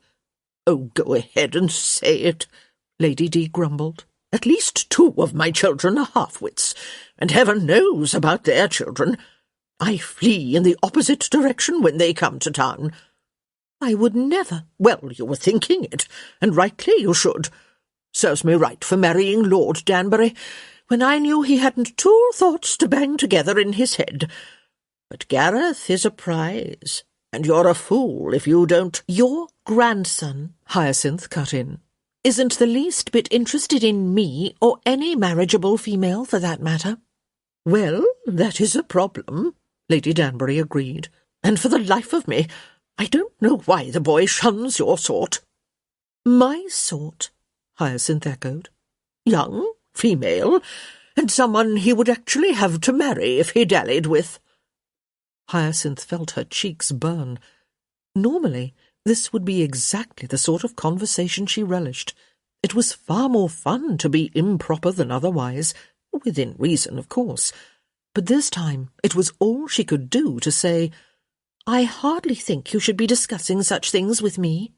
Bah, Lady D said, gesturing dismissively with her hand. Since when have you become so missish? Hyacinth opened her mouth, but thankfully Lady Danbury didn't seem to desire an answer. He's a rogue, it's true, the Countess sailed on, but it's nothing you can't overcome if you put your mind to it.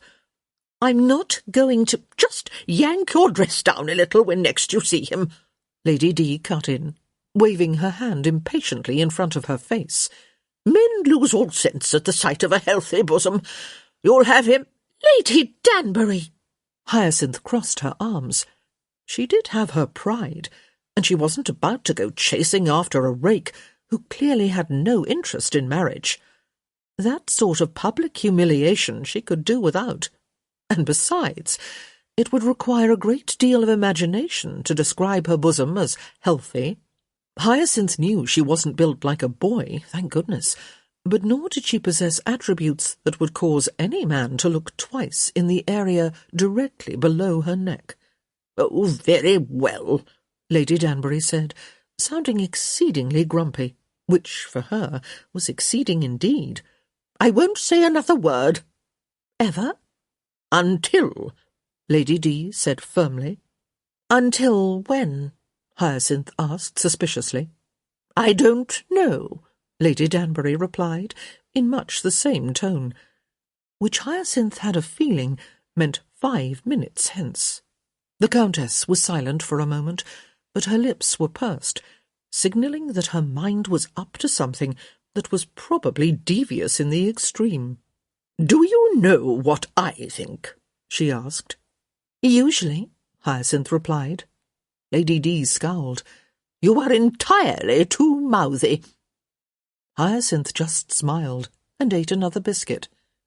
I think, Lady Danbury said, apparently over her pique, that we should write a book. To Hyacinth's credit, she didn't choke on her food. I beg your pardon? I need a challenge, Lady Dees said. Keeps the mind sharp. And surely we could do better than Miss Butterworth and the mealy-mouthed Baron. Mad Baron, Hyacinth said automatically. Precisely, Lady Dees said. Surely we can do better. I'm sure we could. But it does beg the question, why would we want to? Because we can. Hyacinth considered the prospect of a creative liaison with Lady Danbury, of spending hours upon hours. No, she said quite firmly, we can't. Of course we can, Lady D said, thumping her cane for what was only the second time during the interview, surely a new record of restraint. I'll think up the ideas, and you can figure out how to word it all. It doesn't sound like an equitable division of labour, Hyacinth remarked. And why should it be? Hyacinth opened her mouth to reply, then decided there was really no point.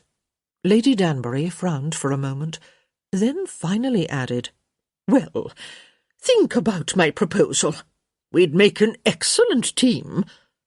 I shudder to think, came a deep voice from the doorway, what you might be attempting to browbeat poor Miss Bridgerton into now. Gareth, Lady Danbury said with obvious pleasure. How nice of you finally to come visit me. Hyacinth turned.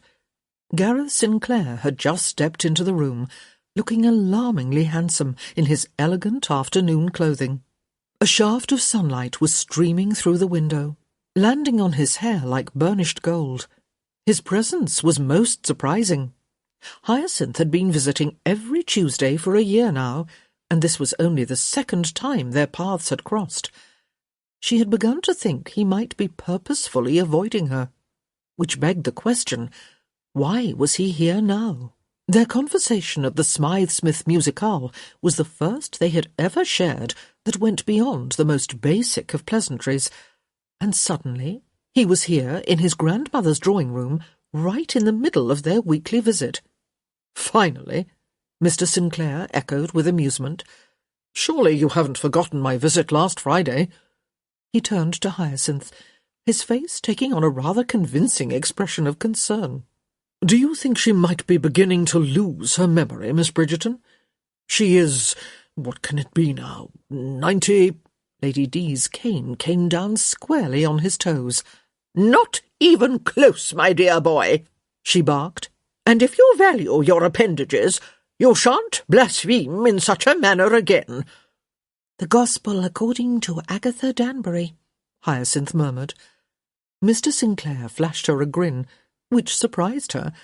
First, because she hadn't thought he would hear her remark, and second, because it made him seem so boyish and innocent when she knew for a fact that he was neither. Although Hyacinth fought the urge to shake her head. There was always an although. Lady Dees' finallys aside, Gareth Sinclair was a frequent visitor at Danbury House. It made Hyacinth wonder if he was truly the rogue society made him out to be. No true devil would be so devoted to his grandmother. She'd said as much at the Smythe-Smith Musicale, but he'd deftly changed the subject. He was a puzzle, and Hyacinth hated puzzles. Well, no, in truth she loved them, provided, of course, that she solved them. The puzzle in question ambled across the room, leaning down to drop a kiss on his grandmother's cheek. Hyacinth found herself staring at the back of his neck, at the rakish queue of hair brushing up against the edge of his bottle-green coat. She knew he hadn't a great deal of money for tailors and such, and she knew he never asked his grandmother for anything. But lud, that coat fit him to perfection. Miss Bridgerton, he said, settling onto the sofa and allowing one ankle to rest rather lazily on the opposite knee. It must be Tuesday. It must, Hyacinth agreed. How fares Priscilla Butterworth? Hyacinth lifted her brows, surprised that he knew which book they were reading. She is running for the cliffs, she replied. I fear for her safety, if you must know. Or rather I would, she added, if there were not 11 chapters still to be read. Pity, he remarked. The book would take a far more interesting turn if she was killed off. Have you read it, then? Hyacinth queried politely.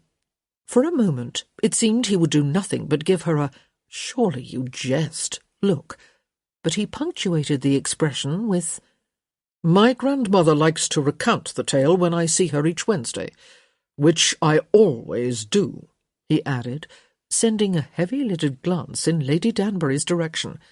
"And most Fridays and Sundays as well." "Not last Sunday," Lady D said. "I went to church," he deadpanned. Hyacinth choked on her biscuit. He turned to her. "Didn't you see the lightning strike the steeple?" She recovered with a sip of tea, then smiled sweetly. "I was listening too devotedly to the sermon." "Claptrap last week," Lady D announced. "I think the priest is getting old." Gareth opened his mouth, but before he could say a word, his grandmother's cane swung around in a remarkably steady horizontal arc. "Don't," she warned, "make a comment beginning with the words, 'coming from you.'" "I wouldn't dream of it," he demurred. "Of course you would," she stated. "You wouldn't be my grandson if you wouldn't." She turned to Hyacinth. "Don't you agree?" To her credit, Hyacinth folded her hands in her lap and said, "Surely there is no right answer to that question." "Smart girl," Lady D said approvingly. "I learn from the master." Lady Danbury beamed. "Insolence aside," she continued determinedly, gesturing toward Gareth as if he was some sort of zoological specimen, "he really is an exceptional grandson. Couldn't have asked for more."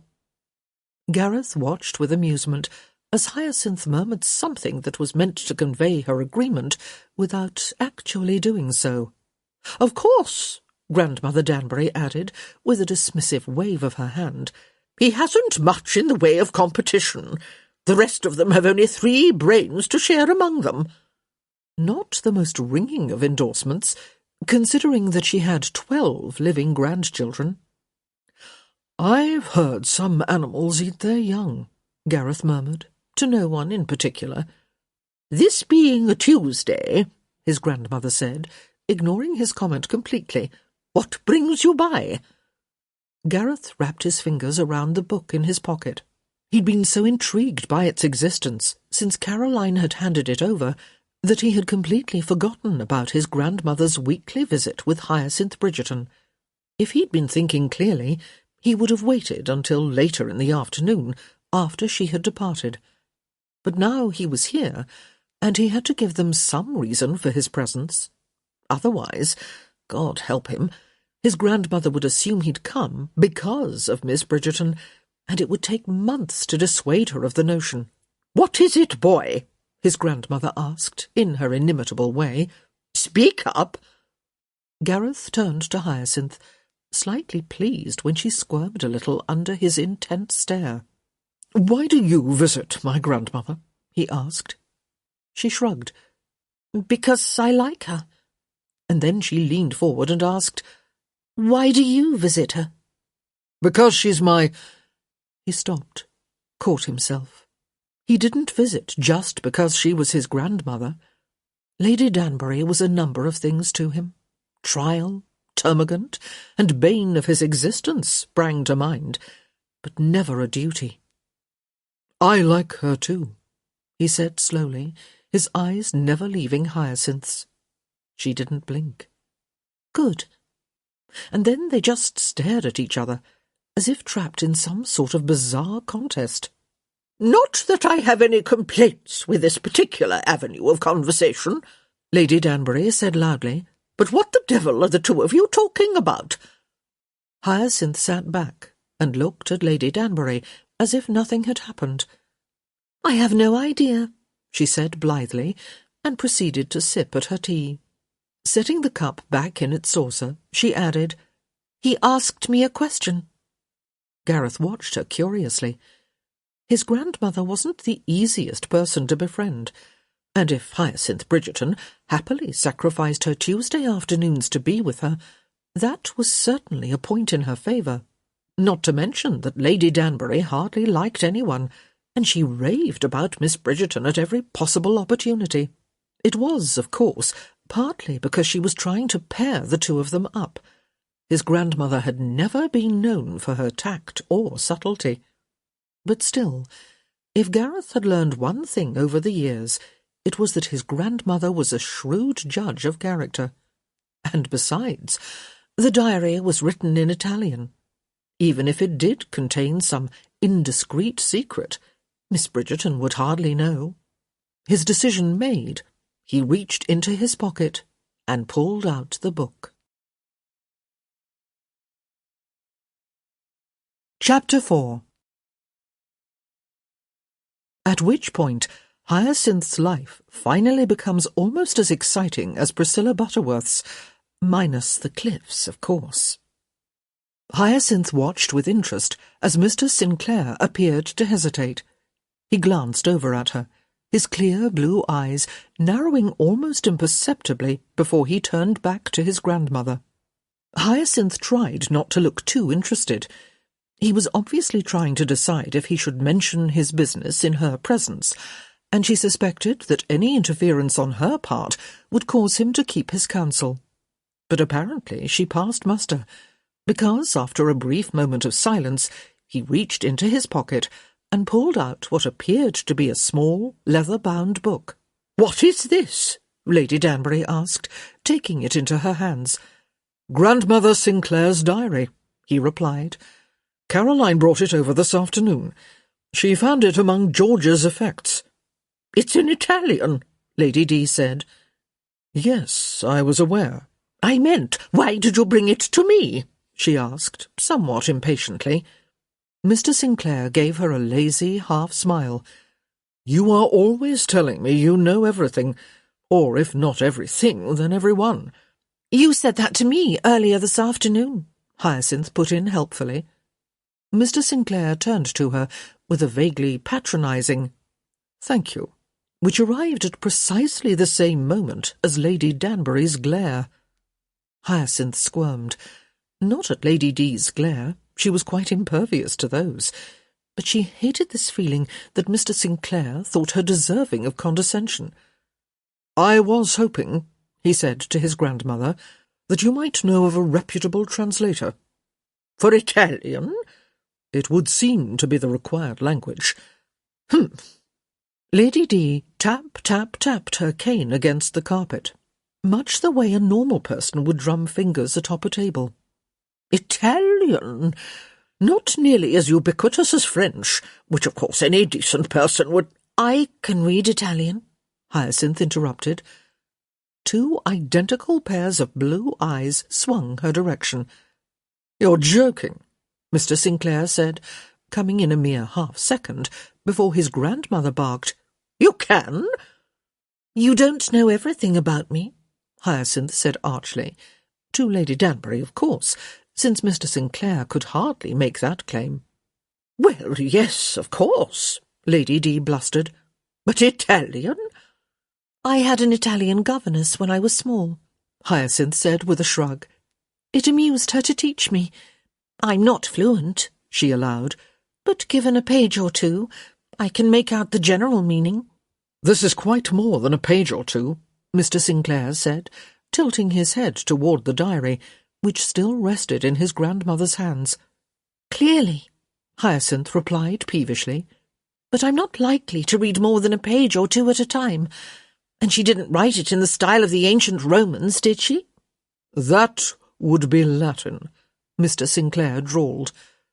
Hyacinth clapped her teeth together. "Nevertheless," she ground out. "For the love of God, boy," Lady Danbury cut in, "give her the book." Mr. Sinclair forbore to point out that she was still holding it, which Hyacinth thought showed remarkable restraint on his part. Instead, he rose to his feet, plucked the slim volume from his grandmother's hands, and turned toward Hyacinth. He hesitated then, just for a moment, and Hyacinth would have missed it had she been looking anywhere but directly at his face. He brought the book to her then, holding it out with a softly murmured, Miss Bridgerton?"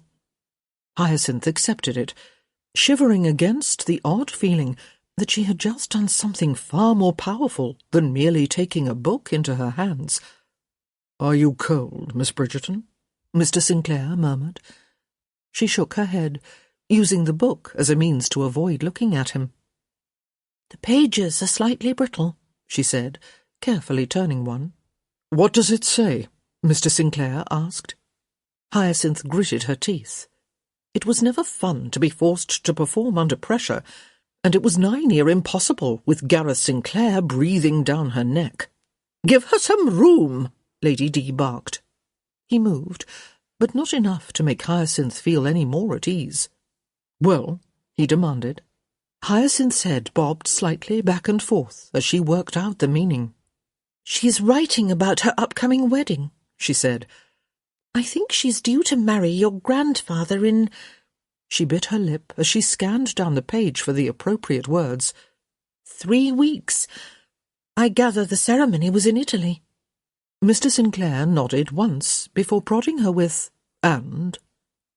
"And—" Hyacinth wrinkled her nose, as she always did when she was thinking hard. It wasn't a terribly attractive expression, but the alternative was simply not to think, which she didn't find appealing. "What did she say?" Lady Danbury urged. "Orrendo, orrendo," Hyacinth murmured. "Oh, right." She looked up. "She's not very happy about it." "Who would be?" Lady D put in. "The man was a bear. Apologies to those in the room sharing his blood." Mr. Sinclair ignored her. "What else?" "I told you I'm not fluent," Hyacinth finally snapped. "I need time to work it out." "Take it home," Lady Danbury said. "You'll be seeing him tomorrow night anyway." "I am?" Hyacinth asked, at precisely the moment Mr. Sinclair said, "She will." "You're accompanying me to the Plainsworth poetry reading," Lady D told her grandson. "Or have you forgotten?" Hyacinth sat back, enjoying the sight of Gareth Sinclair's mouth opening and closing in obvious distress. He looked a bit like a fish, she decided. A fish with the features of a Greek god, but still a fish. "I really," he said. "That is to say, I can't—" "You can and you will be there," Lady D said. "You promised." He regarded her with a stern expression. "I cannot imagine—" "Well, if you didn't promise, you should have done. And if you love me—" Hyacinth coughed to cover her laugh, then tried not to smirk when Mr. Sinclair shot a dirty look in her direction. "When I die," he said, "surely my epitaph will read, 'He loved his grandmother when no one else would.'" "And what's wrong with that?" Lady Danbury asked. "I'll be there," he sighed. "Bring wool for your ears," Hyacinth advised. He looked aghast. "It cannot possibly be worse than the musicale." Hyacinth couldn't quite keep one corner of her mouth from tilting up. "Lady Plainsworth used to be a Smythe Smith." Across the room, Lady Danbury chortled with glee. "I had best be getting home," Hyacinth said, rising to her feet. "I shall try to translate the first entry before I see you tomorrow evening, Mr. Sinclair." "You have my gratitude, Miss Bridgerton." Hyacinth nodded and crossed the room, trying to ignore the strangely giddy sensation growing in her chest. It was just a book, for heaven's sake, and he was just a man. It was annoying, this strange compulsion she felt to impress him. She wanted to do something that would prove her intelligence and wit, something that would force him to look at her with an expression other than vague amusement. "Allow me to walk you to the door," Mr. Sinclair said, falling into step beside her. Hyacinth turned, then felt her breath stop short in surprise. She hadn't realized he was standing so close. It was his eyes, she realized.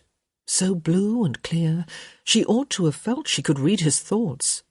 But instead, she rather thought he could read hers. "Yes," he murmured, placing her hand on his elbow. She shook her head. "It's nothing. "Why, Miss Bridgerton," he said, guiding her into the hall, "I don't believe I've ever seen you at a loss for words. Except for the other night," he added, cocking his head ever so slightly to the side. She looked at him, narrowing her eyes. "At the musicale," he supplied helpfully. "It was lovely." He smiled, most annoyingly. "Wasn't it lovely?" Hyacinth clamped her lips together. "You barely know me, Mr. Sinclair," she said. "Your reputation precedes you." "As does yours." "Touché, Miss Bridgerton," he said, but she didn't particularly feel she'd won the point. Hyacinth saw her maid waiting by the door, so she extricated her hand from Mr. Sinclair's elbow and crossed the foyer. "Until tomorrow, Mr. Sinclair," she said, and as the door shut behind her, she could have sworn she heard him reply, "Arrivederci." Hyacinth arrives home. Her mother has been waiting for her. This is not good. "Charlotte Stokehurst," Violet Bridgerton announced, "is getting married." "Today?" Hyacinth queried, taking off her gloves. Her mother gave her a look. "She has become engaged. Her mother told me this morning." Hyacinth looked around. "Were you waiting for me in the hall?" "To the Earl of Renton," Violet added. "Renton." "Have we any tea?" Hyacinth asked. "I walked all the way home, and I'm thirsty." "Renton!" Violet exclaimed, looking about ready to throw up her hands in despair. "Did you hear me?" "Renton," Hyacinth said obligingly. "He has fat ankles." "He's—" Violet stopped short. "Why were you looking at his ankles?" "I couldn't very well miss them," Hyacinth replied. She handed her reticule, which contained the Italian diary, to a maid. "Would you take this to my room, please?" Violet waited until the maid scurried off. "I have tea in the drawing-room, and there is nothing wrong with Renton's ankles." Hyacinth shrugged. "If you like the puffy sort." "Hyacinth!" Hyacinth sighed tiredly, following her mother into the drawing-room. "Mother, you have 6 married children, and they are all quite happy with their choices. Why must you try to push me into an unsuitable alliance?" Violet sat and prepared a cup of tea for Hyacinth. "I'm not," she said. "But, Hyacinth, couldn't you even look?" "Mother, or for my sake pretend to." Hyacinth could not help but smile. Violet held the cup out, then took it back and added another spoonful of sugar. Hyacinth was the only one in the family who took sugar in her tea, and she'd always liked it extra sweet. "Thank you," Hyacinth said, tasting the brew. It wasn't quite as hot as she preferred, but she drank it anyway. "Hyacinth," her mother said, in that tone of voice that always made Hyacinth feel a little guilty, even though she knew better. "You know I only wish to see you happy." "I know," Hyacinth said. That was the problem. Her mother did only wish her to be happy. If Violet had been pushing her toward marriage for social glory or financial gain, it would have been much easier to ignore her. But no. Her mother loved her, and truly did want her to be happy, not just married, and so Hyacinth tried her best to maintain her good humour through all of her mother's sighs. "I would never wish to see you married to someone whose company you did not enjoy," Violet continued. "I know, and if you never met the right person, I would be perfectly happy to see you remain unwed." Hyacinth eyed her dubiously. "Very well," Violet amended. "Not perfectly happy, but you know I would never pressure you to marry someone unsuitable." "I know," Hyacinth said again. "But, darling, you'll never find anyone if you don't look." "I look," Hyacinth protested. "I have gone out almost every night this week. I even went to the Smythe-Smith musicale, which," she said quite pointedly, "I might add you did not attend." Violet coughed. "Bit of a cough, I'm afraid." Hyacinth said nothing, but no one could have mistaken the look in her eyes. "I heard you sat next to Gareth Sinclair," Violet said, after an appropriate silence. "Do you have spies everywhere?" Hyacinth grumbled. "Almost," Violet replied. "It makes life so much easier." "For you, perhaps. Did you like him?" Violet persisted. Like him? It seemed such an odd question. Did she like Gareth Sinclair? Did she like that it always felt as if he was silently laughing at her, even after she'd agreed to translate his grandmother's diary? Did she like that she could never tell what he was thinking, or that he left her feeling unsettled and not quite herself? "Well?" her mother asked. "Somewhat," Hyacinth hedged. Violet didn't say anything, but her eyes took on a gleam that terrified Hyacinth to her very core. "Don't," Hyacinth warned. "He would be an excellent match, Hyacinth." Hyacinth stared at her mother, as if she'd sprouted an extra head. "Have you gone mad?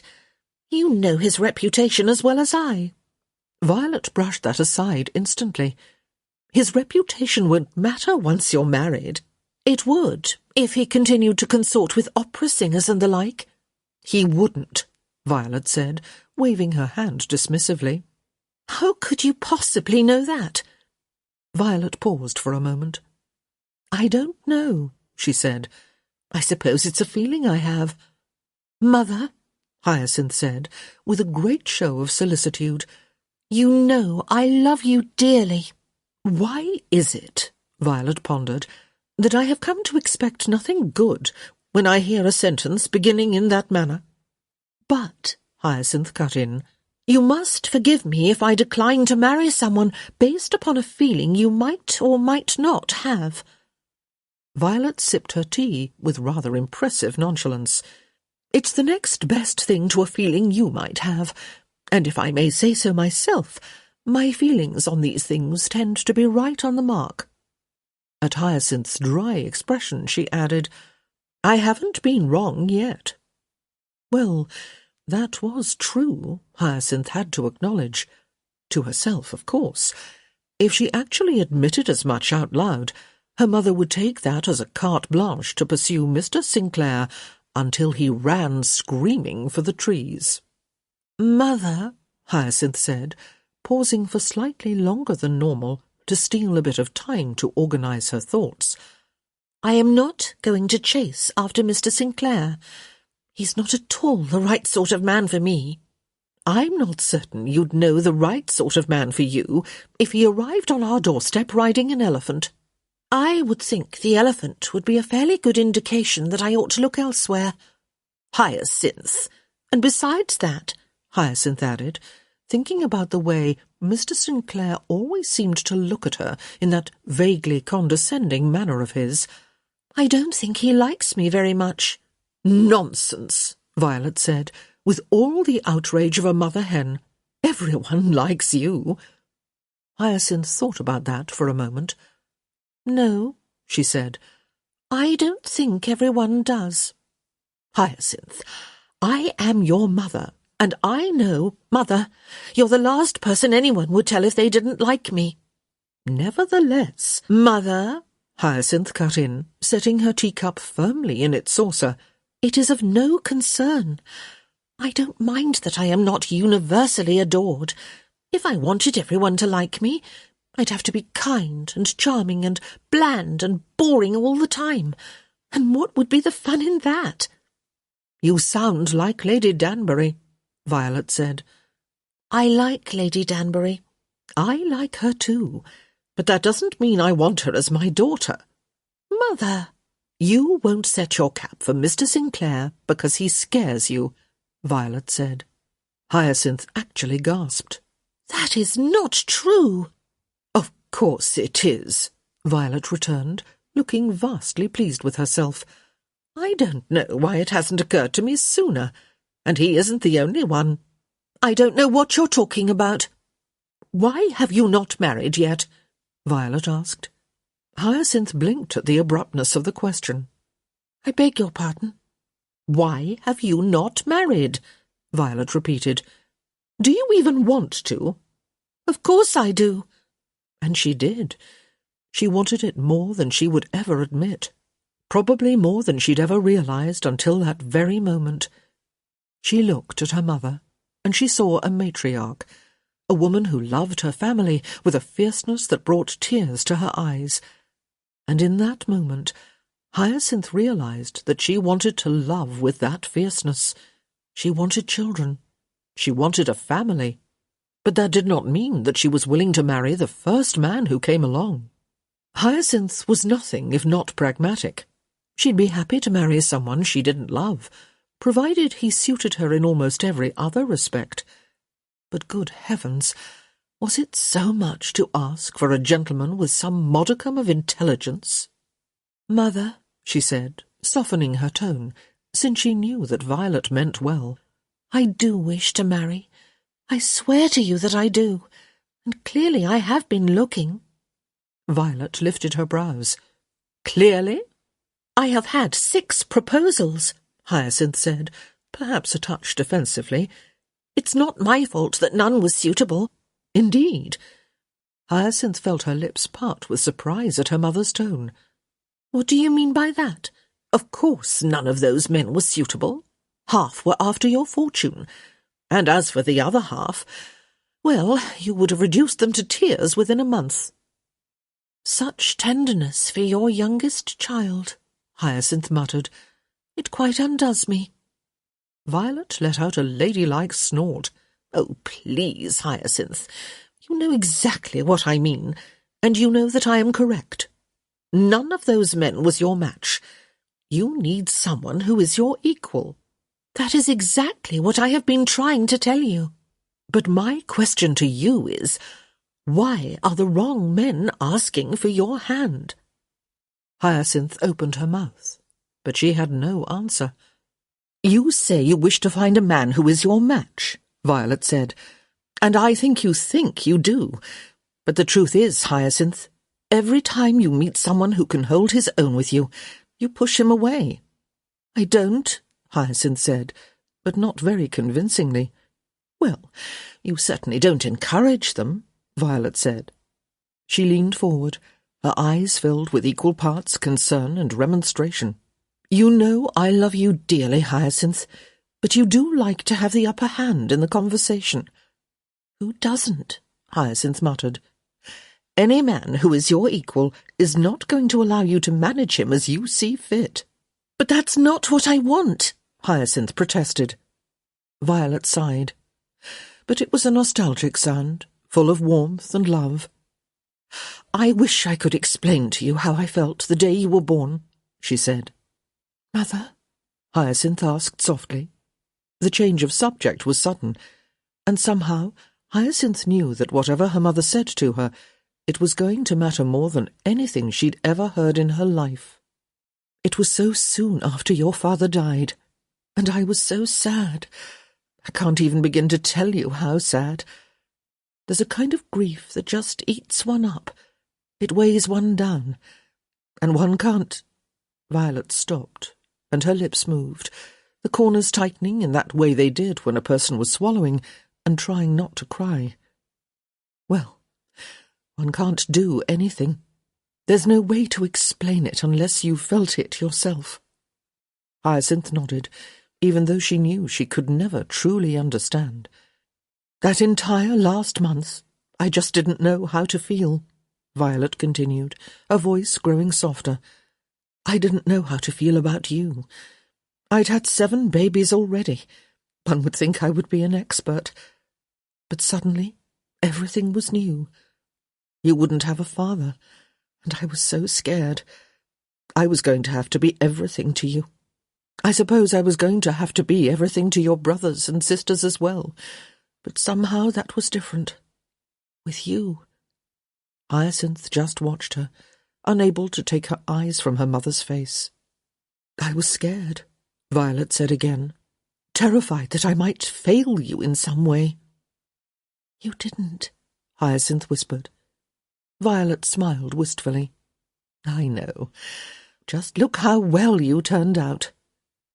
Hyacinth felt her mouth wobble, and she wasn't sure whether she was going to laugh or cry. But that's not what I'm trying to tell you, Violet said, her eyes taking on a slightly determined expression.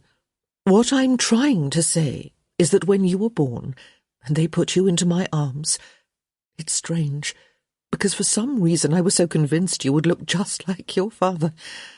I thought for certain I would look down and see his face, and it would be some sort of sign from heaven.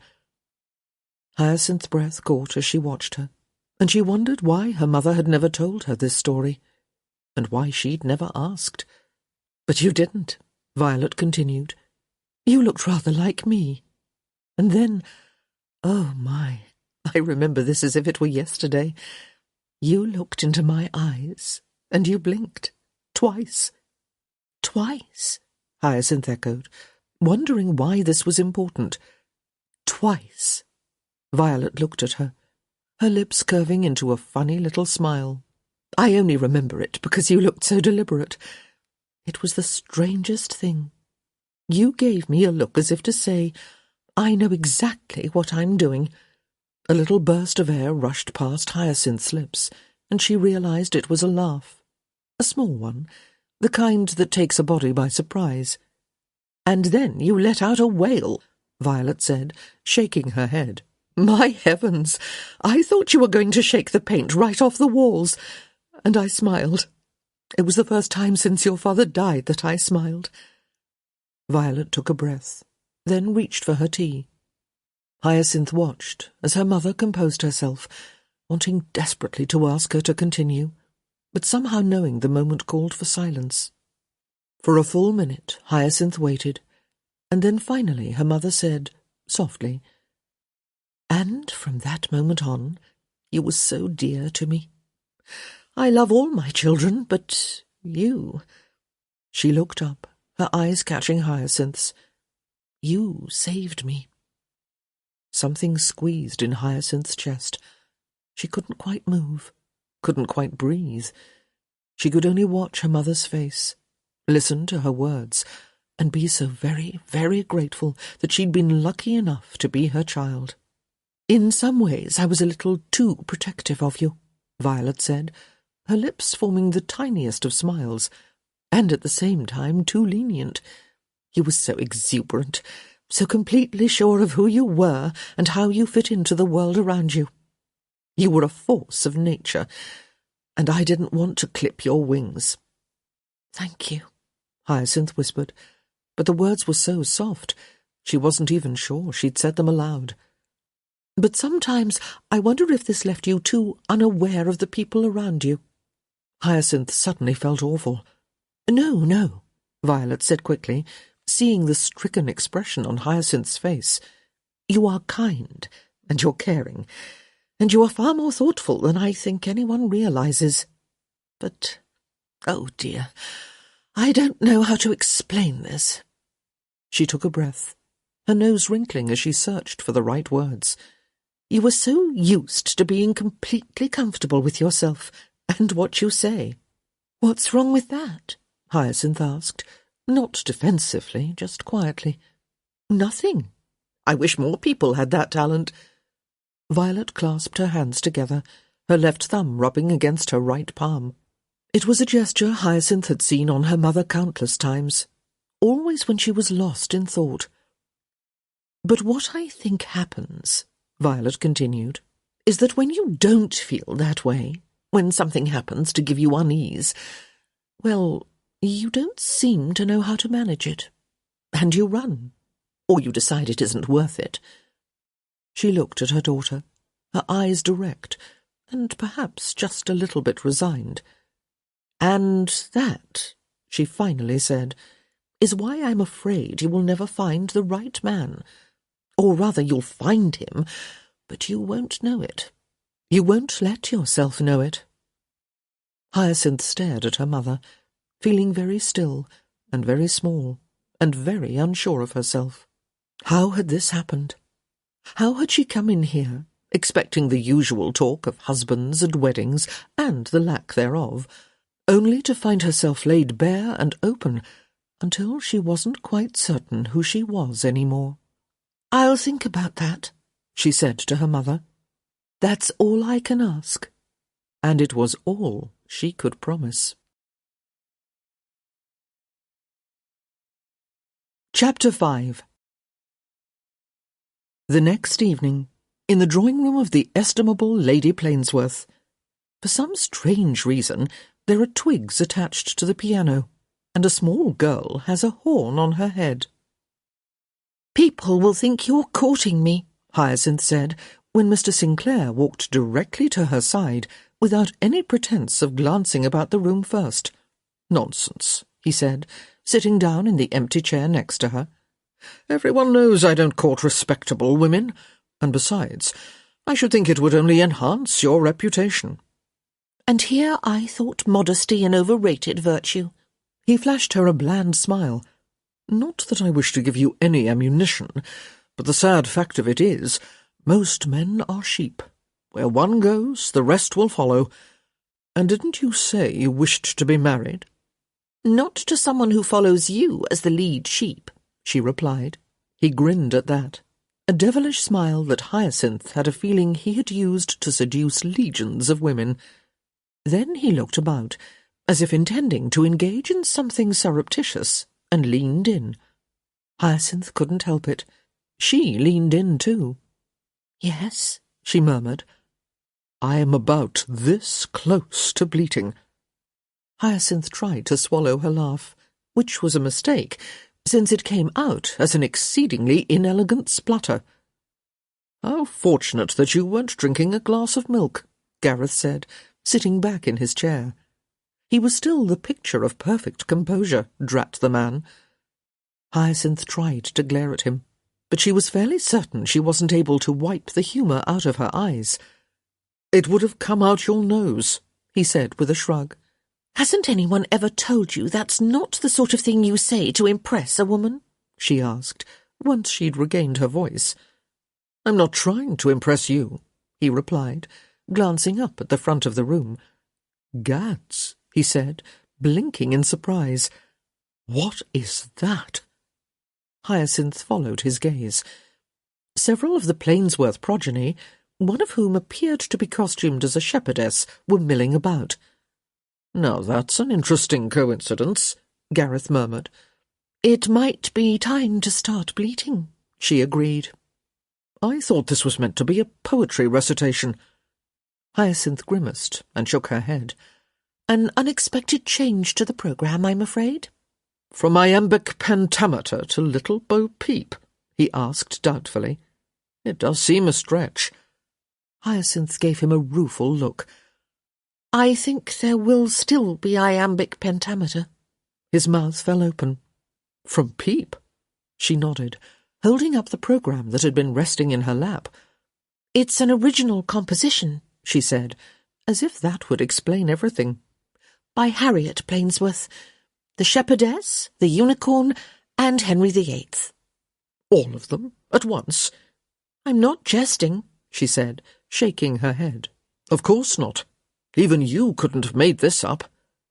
Hyacinth decided to take that as a compliment. "Why didn't I receive one of these?" he asked, taking the programme from her. "I believe it was decided not to hand them out to the gentlemen," Hyacinth said, glancing about the room. "One has to admire Lady Plainsworth's foresight, actually. You'd surely flee if you knew what was in store for you." Gareth twisted in his seat. "Have they locked the doors yet?" "No, but your grandmother has already arrived." Hyacinth wasn't sure, but it sounded very much like he groaned. "She doesn't seem to be coming this way," Hyacinth added, watching as Lady Danbury took a seat on the aisle several rows back. "Of course not," Gareth muttered, and Hyacinth knew he was thinking the same thing she was. Matchmaker. Well, it wasn't as if Lady Danbury had ever been especially subtle about it. Hyacinth started to turn back to the front, then halted when she caught sight of her mother, for whom she'd been holding an empty seat to her right. Violet pretended, rather badly in Hyacinth's opinion, not to see her, and she sat down right next to Lady Danbury. "Well," Hyacinth said under her breath.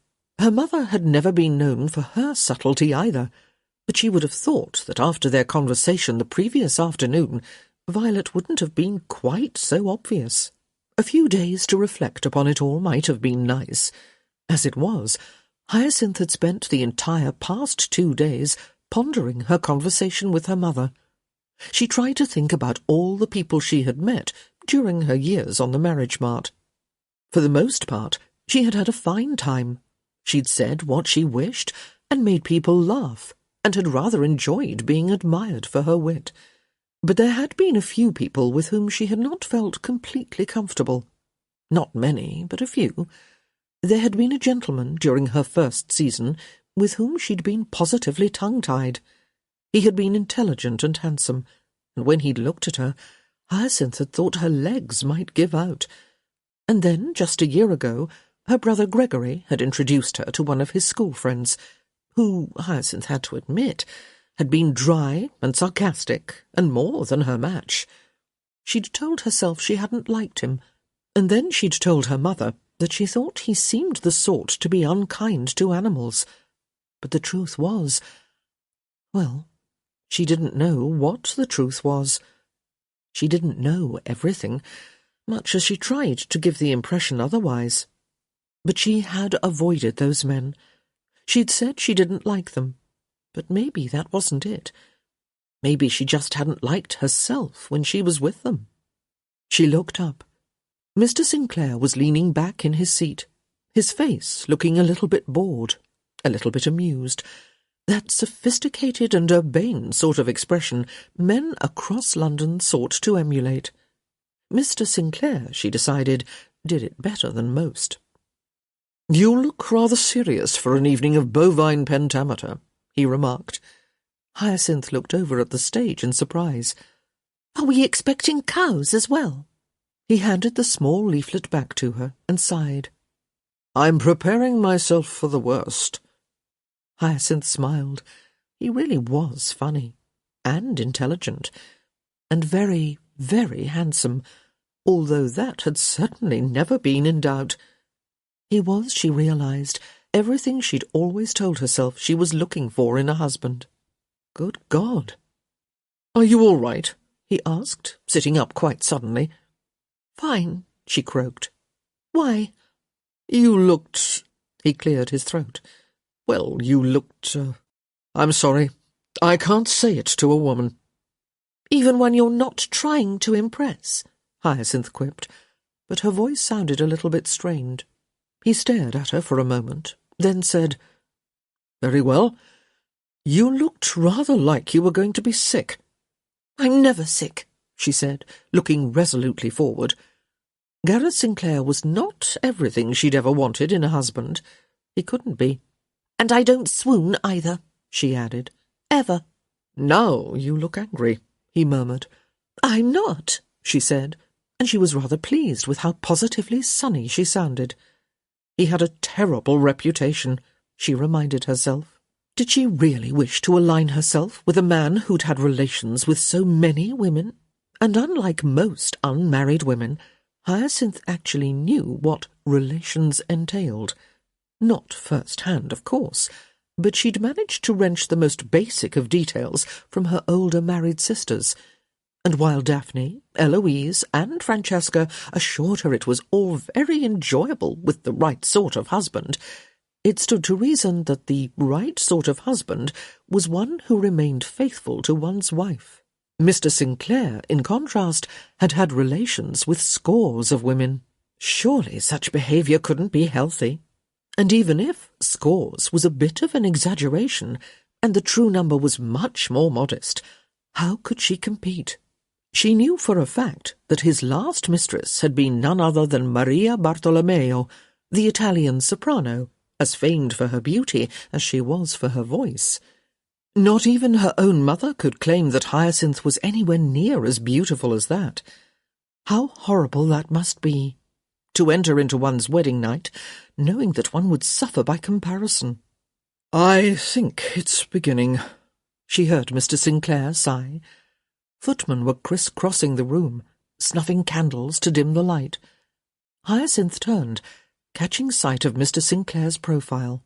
A candelabrum had been left alive over his shoulder, and in the flickering light His hair appeared almost streaked with gold.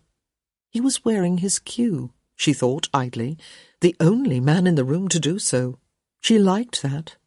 She didn't know why, but she liked it. "How bad would it be," she heard him whisper, "if I ran for the door?" "Right now?" Hyacinth whispered back, trying to ignore the tingling feeling she got when he leaned in close. "Very bad." He sat back with a sad sigh, then focused on the stage, giving every appearance of the polite and only very slightly bored gentleman. But it was only 1 minute later when Hyacinth heard it, soft, and for her ears only, "Bah! Bah!"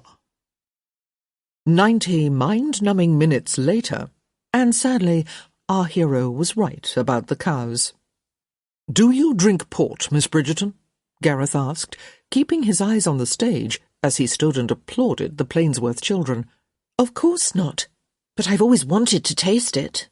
Why?" "Because we both deserve a drink." He heard her smother a laugh, then say, "Well, the unicorn was rather sweet." He snorted. The unicorn couldn't have been more than 10 years old, which would have been fine, except that Henry VIII had insisted upon taking an unscripted ride. "I'm surprised they didn't have to call for a surgeon," he muttered. Hyacinth winced. "She did seem to be limping a bit." "It was all I could do not to whinny in pain on her behalf. Good God!" "Who? Oh, Lady Plainsworth," Gareth said, pasting a smile on his face with what he thought was admirable speed. "How nice to see you." "Mr. Sinclair," Lady Plainsworth said effusively. "I'm so delighted you could attend." "I wouldn't have missed it." "And Miss Bridgerton," Lady Plainsworth said, clearly angling for a bit of gossip. "Do I have you to thank for Mr. Sinclair's appearance?" "I'm afraid his grandmother is to blame," Hyacinth replied. "She threatened him with her cane." Lady Plainsworth didn't seem to know quite how to respond to this, so she turned back to Gareth, clearing her throat a few times before asking, "Have you met my daughters?" Gareth managed not to grimace. This was exactly why he tried to avoid these things. No, I don't believe I've had the pleasure." "The shepherdess," Lady Plainsworth said helpfully. Gareth nodded. "And the unicorn?" he asked with a smile. "Yes," Lady Plainsworth replied, blinking in confusion and quite possibly distress. "But she's a bit young. I'm sure Mr. Sinclair would be delighted to meet Harriet," Hyacinth cut in, before turning to Gareth with an explanatory, "The shepherdess." "Of course," he said. "Yes, delighted." Hyacinth turned back to Lady Plainsworth with a smile that was far too innocent. "Mr. Sinclair is an expert on all things ovine." "Where is my cane when I need it?" he murmured. "I beg your pardon?" Lady Plainsworth said, leaning forward. "I would be honoured to meet your daughter," he said, since it seemed the only acceptable statement at that point. "Wonderful!" Lady Plainsworth exclaimed, clapping her hands together. "I know she will be so excited to meet you." And then, saying something about needing to see to the rest of her guests, she was off. "Don't look so upset," Hyacinth said, once it was just the two of them again. "You're quite a catch." He looked at her assessingly. "Is one meant to say such things quite so directly?" She shrugged. "Not to men one is trying to impress." "Touché, Miss Bridgerton." She sighed happily. "My 3 favourite words." Of that he had no doubt. "Tell me, Miss Bridgerton," he said, "have you begun to read my grandmother's diary?" She nodded. "I was surprised you didn't ask earlier." "Distracted by the shepherdess," he said, "although please don't say as much to her mother. She'd surely take it the wrong way." "Mothers always do," she agreed, glancing around the room. "What are you looking for?" he asked. "Oh, nothing. Just looking." "For what?" he persisted. She turned to him, her eyes wide, unblinking and startlingly blue. Nothing in particular. Don't you like to know everything that is going on? Only as it pertains to me. Really? She paused. I like to know everything. So I'm gathering. And speaking of which, what have you learned of the diary? Oh, yes, she said, brightening before his eyes. It seemed an odd sort of metaphor, but it was true. Hyacinth Bridgerton positively sparkled when she had the opportunity to speak with authority. And the strangest thing was, Gareth thought it rather charming. I have only read 12 pages, I'm afraid, she said. My mother required my assistance with her correspondence this afternoon, and I did not have the time I would have wished to work on it. I didn't tell her about it, by the way. I wasn't sure if it was meant to be a secret. Gareth thought of his father, who would probably want the diary, if only because Gareth had it in his possession. It's a secret, he said, at least until I deem otherwise. She nodded. It's probably best not to say anything until you know what she wrote. What did you find out? Well... He watched her as she grimaced. What is it? He asked. Both corners of her mouth stretched out and down in that expression one gets when one is trying not to deliver bad news. There's really no polite way to say it, I'm afraid, she said. There rarely is when it comes to my family. She eyed him curiously, saying, She didn't particularly wish to marry your grandfather. Yes, you said as much this afternoon. No, I mean she really didn't want to marry him. Smart woman, he muttered. The men in my family are bull-headed idiots. She smiled, slightly. Yourself included. He should have anticipated that. You couldn't resist, could you? He murmured. Could you? I imagine not, he admitted. What else did she say? Not a great deal more, Hyacinth told him. She was only 17 at the beginning of the diary.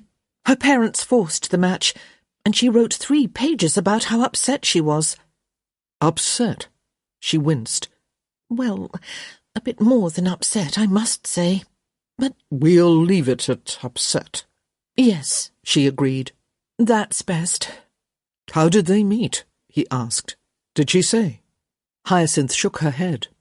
No, she seems to have begun the journal after their introduction, although she did make reference to a party at her uncle's house, so perhaps that was it. Gareth nodded absently. My grandfather took a grand tour, he said. They met and married in Italy, but that's all I've been told. Well, I don't think he compromised her, if that's what you wish to know, Hyacinth said. I would think she'd mentioned that in her diary. He couldn't resist a little verbal poke. Would you? I beg your pardon? Would you write about it in your diary if someone compromised you? She blushed, which delighted him. I don't keep a diary, she said. Oh, he was loving this. But if you did... But I don't, she ground out. Coward, he said softly.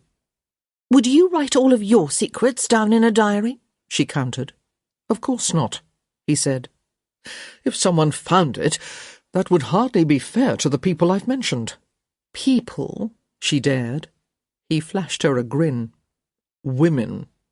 She blushed again, but it was softer this time, and he rather doubted she even knew she'd done it. It tinged her pink, played with the light sprinkling of freckles across her nose. At this point, most women would have expressed their outrage, or at least pretended to, but not Hyacinth. He watched as her lips pursed slightly, maybe to hide her embarrassed expression, maybe to bite off a retort. He wasn't sure which. And he realized that he was enjoying himself.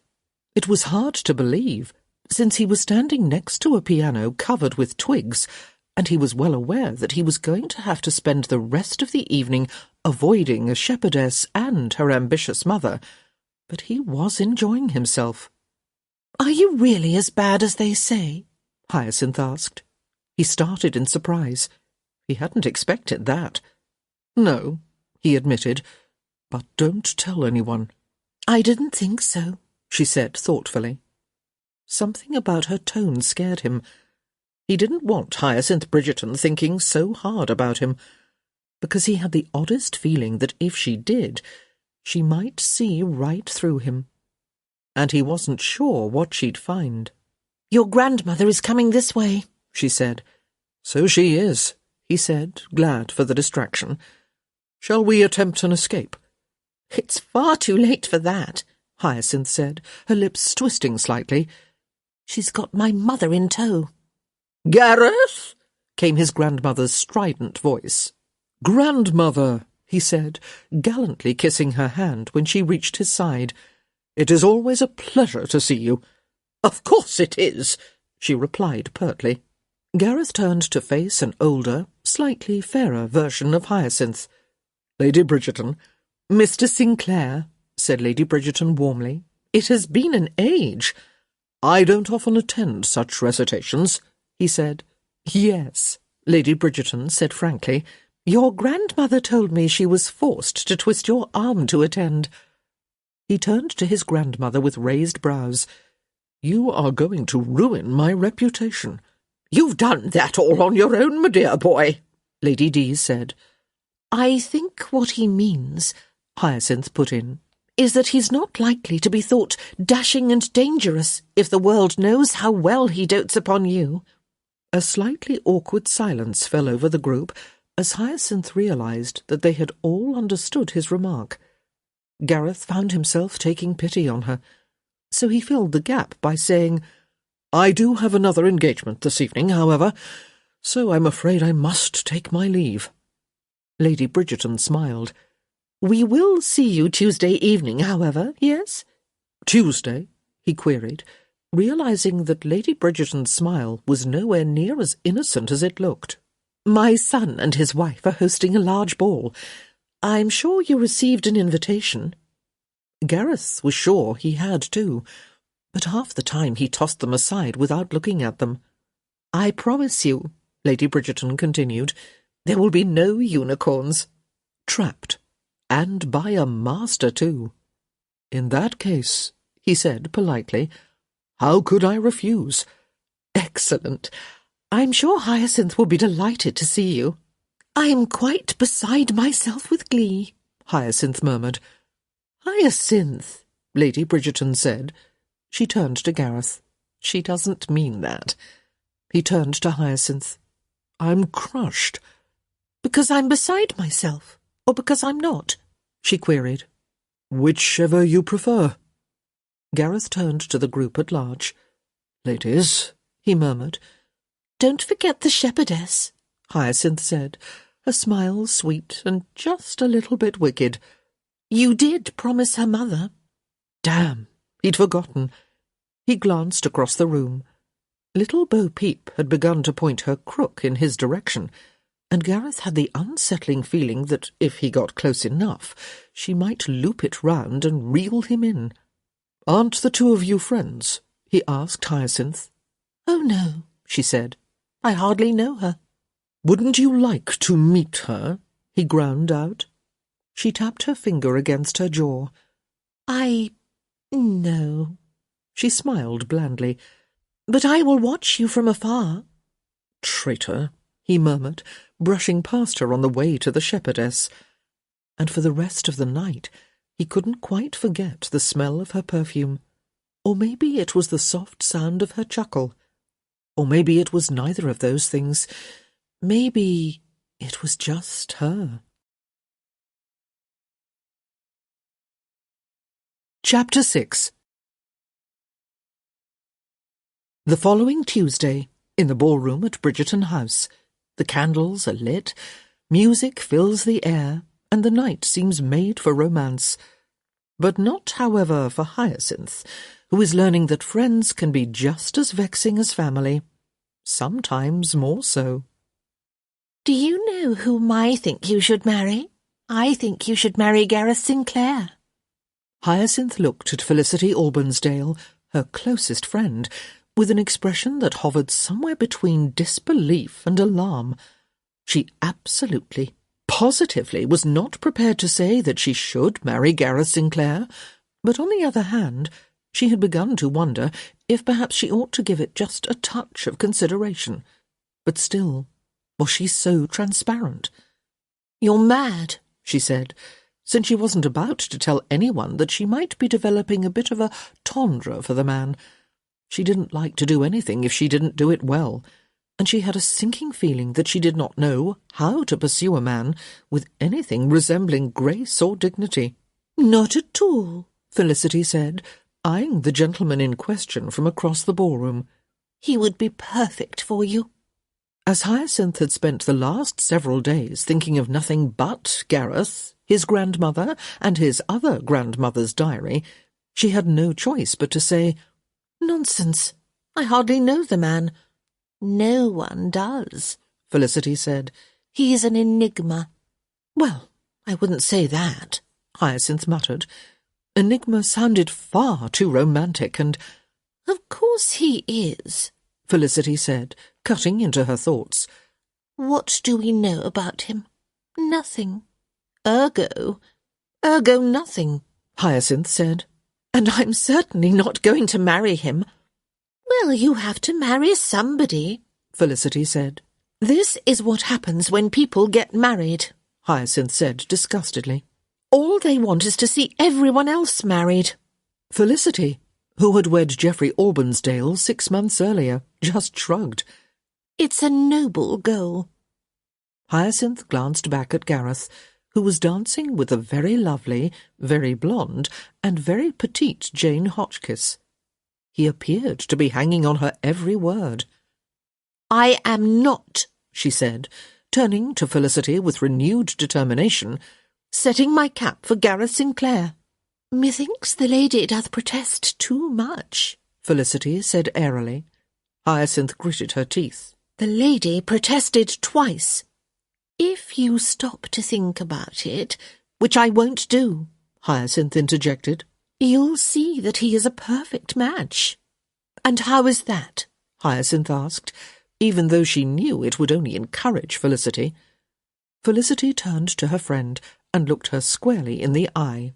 "He is the only person I can think of who you wouldn't, or rather couldn't, run into the ground." Hyacinth looked at her for a long moment, feeling unaccountably stung. "I am unsure of whether to be complimented by that." "Hyacinth!" Felicity exclaimed. "You know I meant no insult. For heaven's sake, what is the matter with you?" "It's nothing," Hyacinth mumbled. But between this conversation and the one the previous week with her mother, she was beginning to wonder how, exactly, the world saw her, because she wasn't so certain it corresponded with how she saw herself. "I wasn't saying that I want you to change," Felicity said, taking Hyacinth's hand in a gesture of friendship. "Goodness, no. Just that you need someone who could keep up with you. Even you must confess that most people can't." "I'm sorry," Hyacinth said, giving her head a little shake. "I overreacted. I haven't felt quite like myself the last few days." And it was true. She hid it well, or at least she thought she did. But inside she was in a bit of a turmoil. It was that talk with her mother. No, it was that talk with Mr. Sinclair. No, it was everything all at once, and she was left feeling as if she wasn't quite sure who she was any more, which was almost impossible to bear. "It's probably a sniffle," Felicity said, looking back out at the ballroom floor. "Everyone seems to have one this week." Hyacinth didn't contradict her. It would have been nice if it was just a sniffle. "I know you were friendly with him," Felicity continued. "I heard you sat together at both the Smythe-Smith Musicale and the Plainsworth poetry recitation." "It was a play," Hyacinth said absently. "They changed it at the last moment." "Even worse. I would have thought you'd have managed to get out of attending at least one." "They weren't so awful." "Because you were sitting next to Mr. Sinclair," Felicity said, with a sly smile. "You are terrible," Hyacinth said, refusing to look at her. If she did, Felicity was sure to see the truth in her eyes. Hyacinth was a good liar, but not that good, and not with Felicity. And the worst of it was, She could hear herself in Felicity's words. How many times had she teased Felicity in the very same way before Felicity had married? A dozen? More? "You should dance with him," Felicity said. Hyacinth kept her eyes on the ballroom floor. "I can't do anything if he does not ask." "Of course he'll ask. You have only to stand on the other side of the room, where he is more likely to see you." "I'm not going to chase him." Felicity's smile spread across her face. "You do like him. Oh, this is lovely. I have never seen—" "I don't like him," Hyacinth cut in, and then, because she realized how juvenile that sounded, and that Felicity would never believe her, she added, "I merely think that perhaps I ought to see if I might like him." "Well, that's more than you've ever said about any other gentleman," Felicity pointed out. "And you have no need to chase him. He wouldn't dare ignore you. You are the sister of his host. And besides, wouldn't his grandmother take him to task if he didn't ask you to dance?" "Thank you for making me feel like such a prize." Felicity chuckled. "I have never seen you like this, and I must say I'm enjoying it tremendously." "I'm glad one of us is," Hyacinth grumbled, but her words were lost under the sharp sound of Felicity's gasp. "What is it?" Hyacinth asked. Felicity tilted her head slightly to the left, motioning across the room. "His father," she said in a low voice. Hyacinth turned around sharply, not even trying to conceal her interest. Good heavens! Lord Sinclair was here. All of London knew that father and son did not speak, but invitations to parties were still issued to both. The Sinclair men seemed to have a remarkable talent for not appearing where the other might be, and so hostesses were generally spared the embarrassment of having them attend the same function. But obviously something had gone wrong this evening. Did Gareth know his father was there? Hyacinth looked quickly back to the dance floor. He was laughing at something Miss Hotchkiss was saying. No, he didn't know. Hyacinth had witnessed him with his father once. It had been from across the room, but there had been no mistaking the strained expression on his face, or the way both had stormed off to separate exits. Hyacinth watched as Lord Sinclair glanced around the room. His eyes settled on his son, and his entire face hardened. "What are you going to do?" Felicity whispered. "Do?" Hyacinth's lips parted as she glanced from Gareth to his father. Lord Sinclair, still unaware of her regard, turned on his heel and walked out, possibly in the direction of the card-room. But there was no guarantee he wouldn't be back. "You're going to do something, aren't you?" Felicity pressed. "You have to." Hyacinth was fairly certain that wasn't true. She had never done anything before. But now it was different. Gareth was... well, she supposed he was her friend, in a strange, unsettling sort of way, and she did need to speak with him. She'd spent the entire morning and most of the afternoon in her room, translating his grandmother's diary. Surely he would wish to know what she had learned. And if she managed to prevent an altercation in the process, well, she was always happy to be the heroine of the day, even if no one but Felicity would be aware of it. "I will ask him to dance," Hyacinth announced. "You will?" Felicity asked, eyes bugging out. Hyacinth was certainly known as an original, but even she had never dared to ask a gentleman to dance. "I shan't make a big scene about it," Hyacinth said. "No one will know but Mr. Sinclair, and you, and whoever happens to be standing next to him, and whomever they tell, and whoever—" "Do you know what is nice about friendships as long-standing as ours?"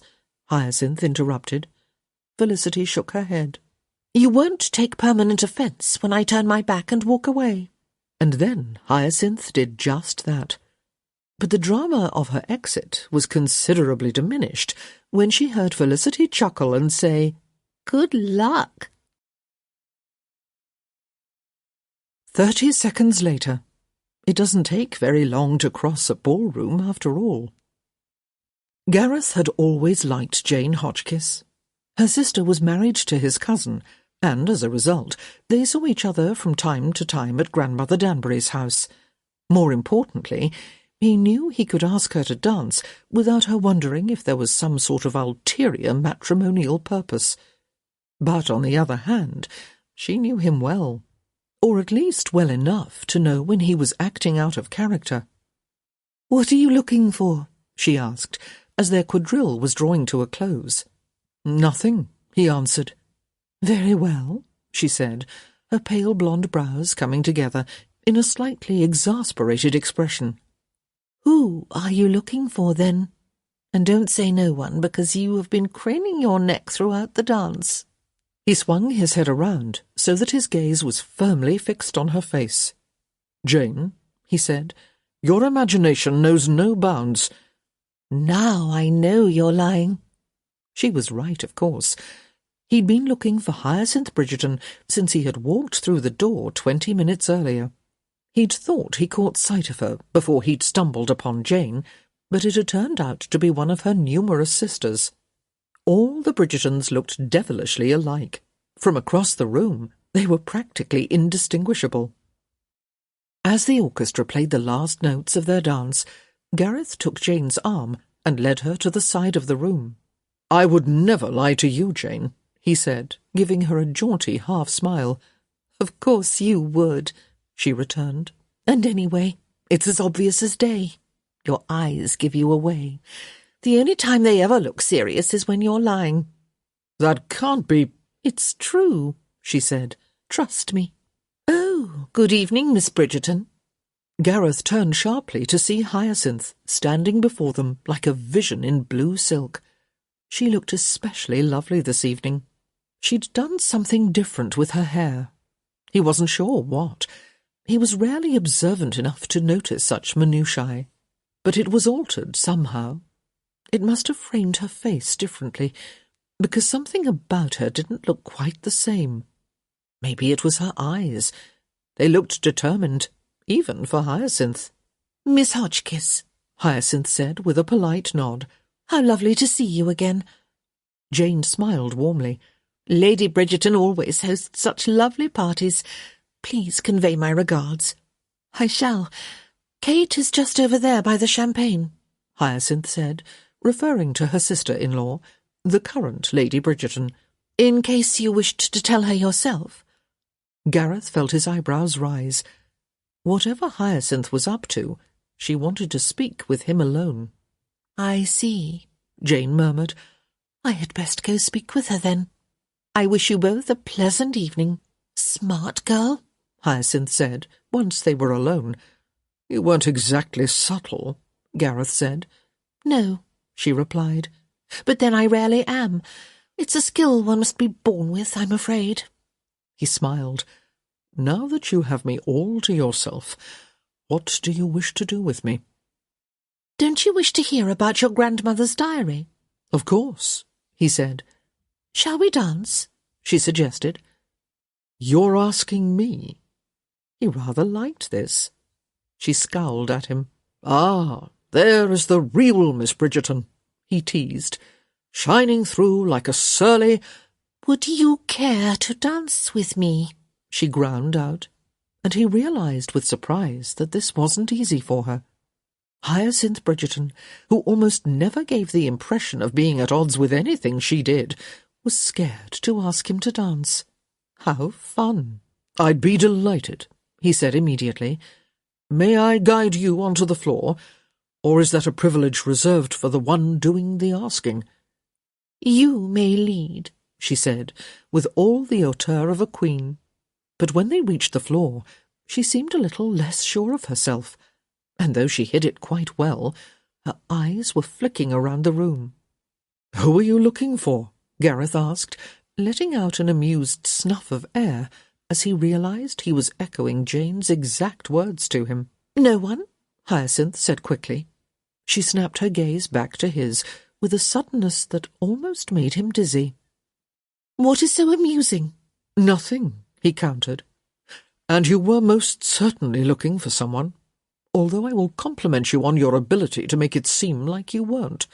"That's because I wasn't," she said, dipping into an elegant curtsy as the orchestra began the first strains of a waltz. "You're a good liar, Hyacinth Bridgerton," he murmured, taking her into his arms, "but not quite as good as you think you are." Music began to float through the air, a soft, delicate tune in 3/4 time. Gareth had always enjoyed dancing, particularly with an attractive partner, but it became apparent with the first— no, one must be fair, probably not until the 6th step— that this would be no ordinary waltz. Hyacinth Bridgerton, he was quite amused to note, was a clumsy dancer. Gareth couldn't help but smile. He didn't know why he found this so entertaining. Maybe it was because she was so capable in everything else she did. He'd heard that she'd recently challenged a young man to a horse race in Hyde Park and won, and he was quite certain that if she ever found someone willing to teach her to fence, she'd soon be skewering her opponents through the heart. But when it came to dancing, he should have known she'd try to lead. "Tell me, Miss Bridgerton," he said, hoping that a spot of conversation might distract her, since it always seemed that one danced with more grace when one wasn't thinking quite so hard about it. "How far along are you with the diary?" "I've only managed 10 pages since we last spoke," she said. "It might not seem like much." "It seems like quite a lot," he said, exerting a bit more pressure on the small of her back. A little more, and maybe he could force her to turn left. Phew! It was quite the most exerting waltz he'd ever danced. "Well, I'm not fluent," she said, "as I told you, so it's taking me much longer than if I could just sit down and read it like a book." "You don't need to make excuses," he said, wrenching her to the right. She stepped on his toe, which he ordinarily would have taken as retaliation, but under the present circumstances he rather thought it was accidental. "Sorry," she muttered, her cheeks turning pink. "I'm not usually so clumsy." He bit his lip. He couldn't possibly laugh at her. It would break her heart. Hyacinth Bridgerton, he was coming to realize, didn't like to do anything if she didn't do it well, and he suspected that she had no idea that she was such an abysmal dancer, not if she took the toe-stomping as such an aberration. It also explained why she felt the need to continually remind him that she wasn't fluent in Italian. She couldn't possibly bear for him to think she was slow without a good reason. "I've had to make a list of words I don't know," she said. "I'm going to send them by post to my former governess. She still resides in Kent, and I'm sure she'll be happy to translate them for me. But even so—" She grunted slightly as he swung her to the left, somewhat against her will. "Even so," she continued doggedly, "I'm able to work out most of the meaning. It's remarkable what you can deduce with only 3/4 of the total." "I'm sure," he commented, mostly because some sort of agreement seemed to be required. Then he asked, "Why don't you purchase an Italian dictionary? I will assume the expense." "I have one," she said, "but I don't think it's very good. Half the words are missing." "Half?" "Well, some," she amended. "But truly that's not the problem." He blinked, waiting for her to continue. She did, of course. "I don't think Italian is the author's native tongue," she said. "The author of the dictionary?" he queried. "Yes. It's not terribly idiomatic." She paused, apparently deep in whatever odd thoughts were racing through her mind. Then she gave a little shrug, which caused her to miss a step in the waltz, not that she noticed, and continued with, "It's really of no matter. I'm making fair progress, even if it is a bit slow. I'm already up to her arrival in England." "In just 10 pages?" 22 in total," Hyacinth corrected. "But she doesn't make entries every day. In fact, she often skips several weeks at a time. She only devoted 1 paragraph to the sea crossing, just enough to express her delight that your grandfather was afflicted by seasickness." "One must take one's happiness where one can," Gareth murmured. Hyacinth nodded. "And also she, declined to mention her wedding night." "I believe we may consider that a small blessing," Gareth said. The only wedding night he wanted to hear about less than Grandmother Sinclair's would have to be Grandmother Danbury's. Good God, that would send him right over the edge. "What has you looking so pained?" Hyacinth asked. He just shook his head. There are some things one should never know about one's grandparents. Hyacinth grinned at that. Gareth's breath caught for a moment. Then he found himself grinning back. There was something infectious about Hyacinth's smiles, something that forced her companions to stop what they were doing, even what they were thinking, and just smile back. When Hyacinth smiled, when she really smiled, not one of those faux half-smiles she did when she was trying to be clever, it transformed her face. Her eyes lit, her cheeks seemed to glow, and she was beautiful. Funny how he'd never noticed it before. Funny how no one had noticed it. Gareth had been out and about in London since she'd made her nod several years earlier, and while he'd never heard anyone speak of her looks in an uncomplimentary manner, nor had he heard anyone call her beautiful. He wondered if perhaps everyone was so busy trying to keep up with whatever it was she was saying, to stop and actually look at her face. "Mr. Sinclair? Mr. Sinclair?" He glanced down. She was looking up at him with an impatient expression, and he wondered how many times she'd uttered his name. "Under the circumstances," he said, "you might as well use my given name." She nodded approvingly. "A fine idea. You may, of course, use mine as well." "Hyacinth," he said. "It suits you." "It was my father's favourite flower," she explained. "Grape hyacinths. They bloom like mad in spring near our home in Kent. The first to show colour every year." "And the exact colour of your eyes," Gareth said. "A happy coincidence," she admitted. He must have been delighted.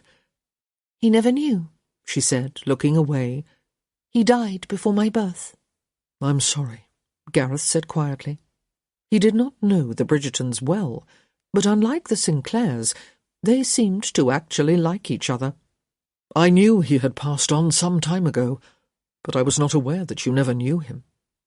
"It shouldn't matter," she said softly. "I shouldn't miss what I never had. But sometimes, I must confess, I do." He chose his words carefully. "It's difficult, I think, not to know one's father." She nodded, looking down, then over his shoulder.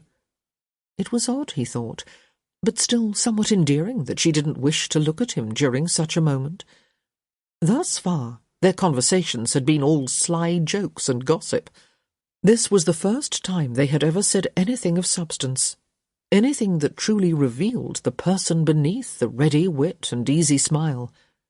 She kept her eyes fixed on something behind him, even after he'd expertly twirled her to the left. He couldn't help but smile. She was a much better dancer now that she was distracted. And then she turned back, her gaze settling on his face with considerable force and determination. She was ready for a change of subject, it was clear. "Would you like to hear the remainder of what I've translated?" she inquired. "Of course," he said. "I believe the dance is ending," she said, "but it looks as if there is a bit of room over there." Hyacinth motioned with her head to the far corner of the ballroom, where several chairs had been set up for those with weary feet. "I am sure we could manage a few moments of privacy without anyone intruding." The waltz drew to a close, and Gareth took a step back and gave her a small bow. "Shall we?" he murmured, holding out his arm so that she might settle her hand in the crook of his elbow. She nodded, and this time he let her lead. Chapter 7. 10 minutes later, and our scene has moved to the hall. Gareth generally had little use for large balls. They were hot and crowded, and much as he enjoyed dancing, he'd found that he usually spent the bulk of his time making idle conversation with people in whom he wasn't particularly interested. But, he thought, as he made his way into the side hall of Bridgerton House, he was having a fine time this evening. After his dance with Hyacinth, they had moved to the corner of the ballroom, where she'd informed him of her work with the diary. Despite her excuses, she had made good progress, and had, in fact, just reached the point of Isabella's arrival in England. It had not been auspicious. His grandmother had slipped while exiting the small dinghy that had carried her to shore, and thus her first connection with British soil had been her bottom against the wet sludge of the Dover shore. Her new husband, of course, hadn't lifted a hand to help her. Gareth shook his head. It was a wonder she hadn't turned tail and run back to Italy right then. Of course, according to Hyacinth, there wasn't much waiting for her there either. Isabella had repeatedly begged her parents not to make her marry an Englishman, but they had insisted, and it did not sound as if they would have been particularly welcoming if she had run back home.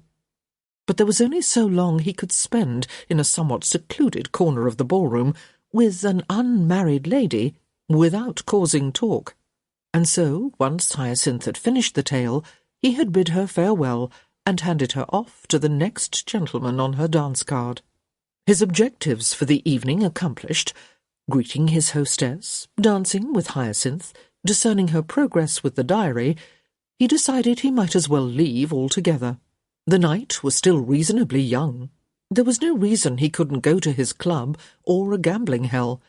Or, he thought with a bit more anticipation, he hadn't seen his mistress in some time.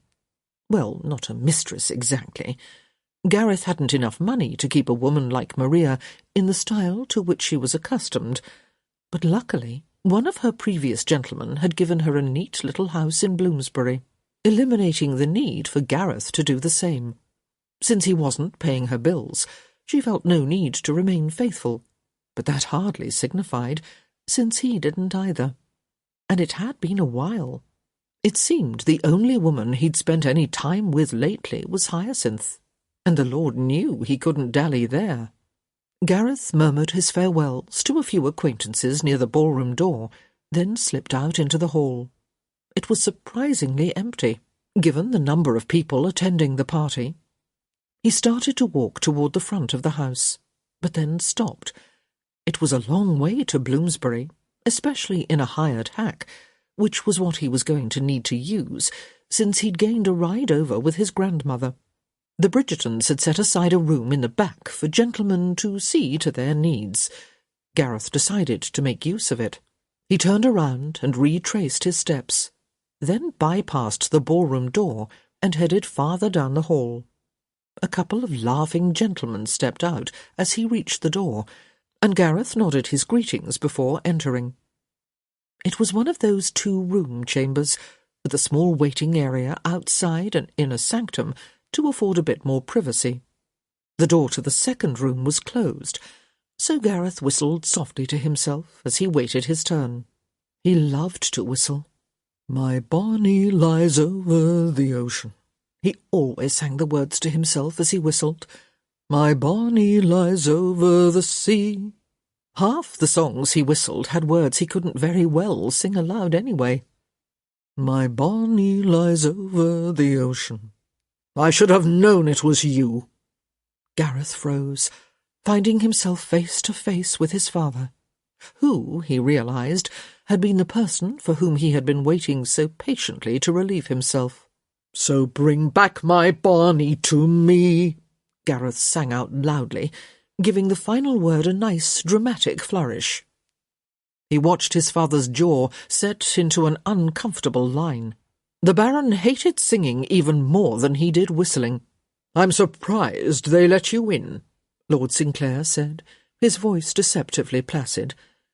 Gareth shrugged insolently. Funny how one's blood remains so conveniently hidden inside, even when it's not quite blue. He gave the older man a game smile. "All of the world thinks I am yours. Is that not just the most—" "Stop," the Baron hissed. "Good God. It's enough just to look at you. Listening makes me ill." Strangely enough, I remain unbothered. But inside, Gareth could feel himself beginning to change. His heart was beating faster, and his chest had taken on a strange, shaky feeling. He felt unfocused, restless, and it took all of his self-control to hold his arms still at his sides. One would think he'd have grown used to this, but every time it took him by surprise. He always told himself that this would be the time he would see his father, and it just wouldn't matter. But no, it always did, and Lord Sinclair wasn't even really his father. That was the true rub. The man had the ability to turn him into an immature idiot, and he wasn't even really his father. Gareth had told himself, time and again, that it didn't matter. He didn't matter. They weren't related by blood, and the Baron should not mean any more to him than a stranger on the street. But he did. Gareth didn't want his approval. He'd long since given up on that. And besides, why would he want approbation from a man he didn't even respect? It was something else, something much harder to define. He saw the Baron, and he suddenly had to assert himself, to make his presence known, to make his presence felt. He had to bother the man, because the Lord knew the man bothered him. He felt this way whenever he saw him, or at least when they were forced into conversation, and Gareth knew that he had to end the contact now, before he did something he might regret, because he always did. Every time he swore to himself that he would learn, that he'd be more mature. But then it happened again. He saw his father, and he was 15 again, all smirky smiles and bad behaviour. But this time he was going to try. He was in Bridgerton House, for God's sake, and the least he could do was try to avoid a scene. "If you'll excuse me," he said, trying to brush past him. But Lord Sinclair stepped to the side, forcing their shoulders to collide. "She won't have you, you know," he said, chuckling under the words. Gareth held himself very still. "What are you talking about?" "The Bridgerton chit. I saw you panting after her." For a moment, Gareth didn't move. He hadn't even realized his father had been in the ballroom, which bothered him. Not that it should have done. Hell, he should have been whooping with joy that he'd finally managed to enjoy an event without being needled by Lord Sinclair's presence. But instead, he just felt somehow deceived, as if the Baron had been hiding from him, spying on him. "Nothing to say?" the Baron taunted. Gareth just lifted a brow as he looked through the open door to the chamber pot. "Not unless you wish me to aim from here," he drawled. The Baron turned, saw what he meant, then said disgustedly, "You would do it too." "You know, I believe I would," Gareth said. Hadn't really occurred to him until that moment. His comment had been more of a threat than anything else, but he might be willing to engage in a bit of crude behaviour if it meant watching his father's veins nearly burst with fury. "You are revolting. You raised me." A direct hit. The Baron seethed visibly before he shot back with, "Not because I wanted to, and I certainly never dreamed I would have to pass the title on to you." Gareth held his tongue. He would say a lot of things to anger his father, but he would not make light of his brother's death. Ever. "George must be spinning in his grave," Lord Sinclair said in a low voice, and Gareth snapped. One moment he was standing in the middle of the small room, his arms hanging stiffly at his sides, and the next he had his father pinned up against the wall, one hand on his shoulder, the other at his throat. "He was my brother," Gareth hissed. The Baron spit in his face. "He was my son." Gareth's lungs were beginning to shake. It felt as if he couldn't get enough air. "He was my brother," he repeated, putting every ounce of his will into keeping his voice even. "Maybe not through you, but through our mother, and I loved him." And somehow the loss felt all the more severe.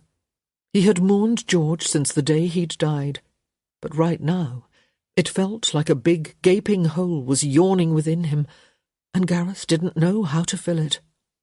He was down to one person now, just his grandmother, Just one person he could honestly say he loved, and loved him in return. He hadn't realized this before. Maybe he hadn't wanted to. But now, standing here with the man he'd always called father, even after he'd learned the truth, he realized just how alone he was. And he was disgusted with himself, with his behaviour, with what he became in the Baron's presence. Abruptly he let go, backing up as he watched the Baron catch his breath. Gareth's own breathing wasn't so steady either. He should go. He needed to get out, away, be anywhere but here. "You'll never have her, you know," came his father's mocking voice. Gareth had taken a step toward the door. He hadn't even realized he'd moved until the Baron's words caused him to freeze. "Miss Bridgerton," his father clarified. "I don't want Miss Bridgerton," Gareth said carefully. This made the Baron laugh. "Of course you do. She is everything you're not, everything you could never hope to be." Gareth forced himself to relax, or at least give the appearance of it.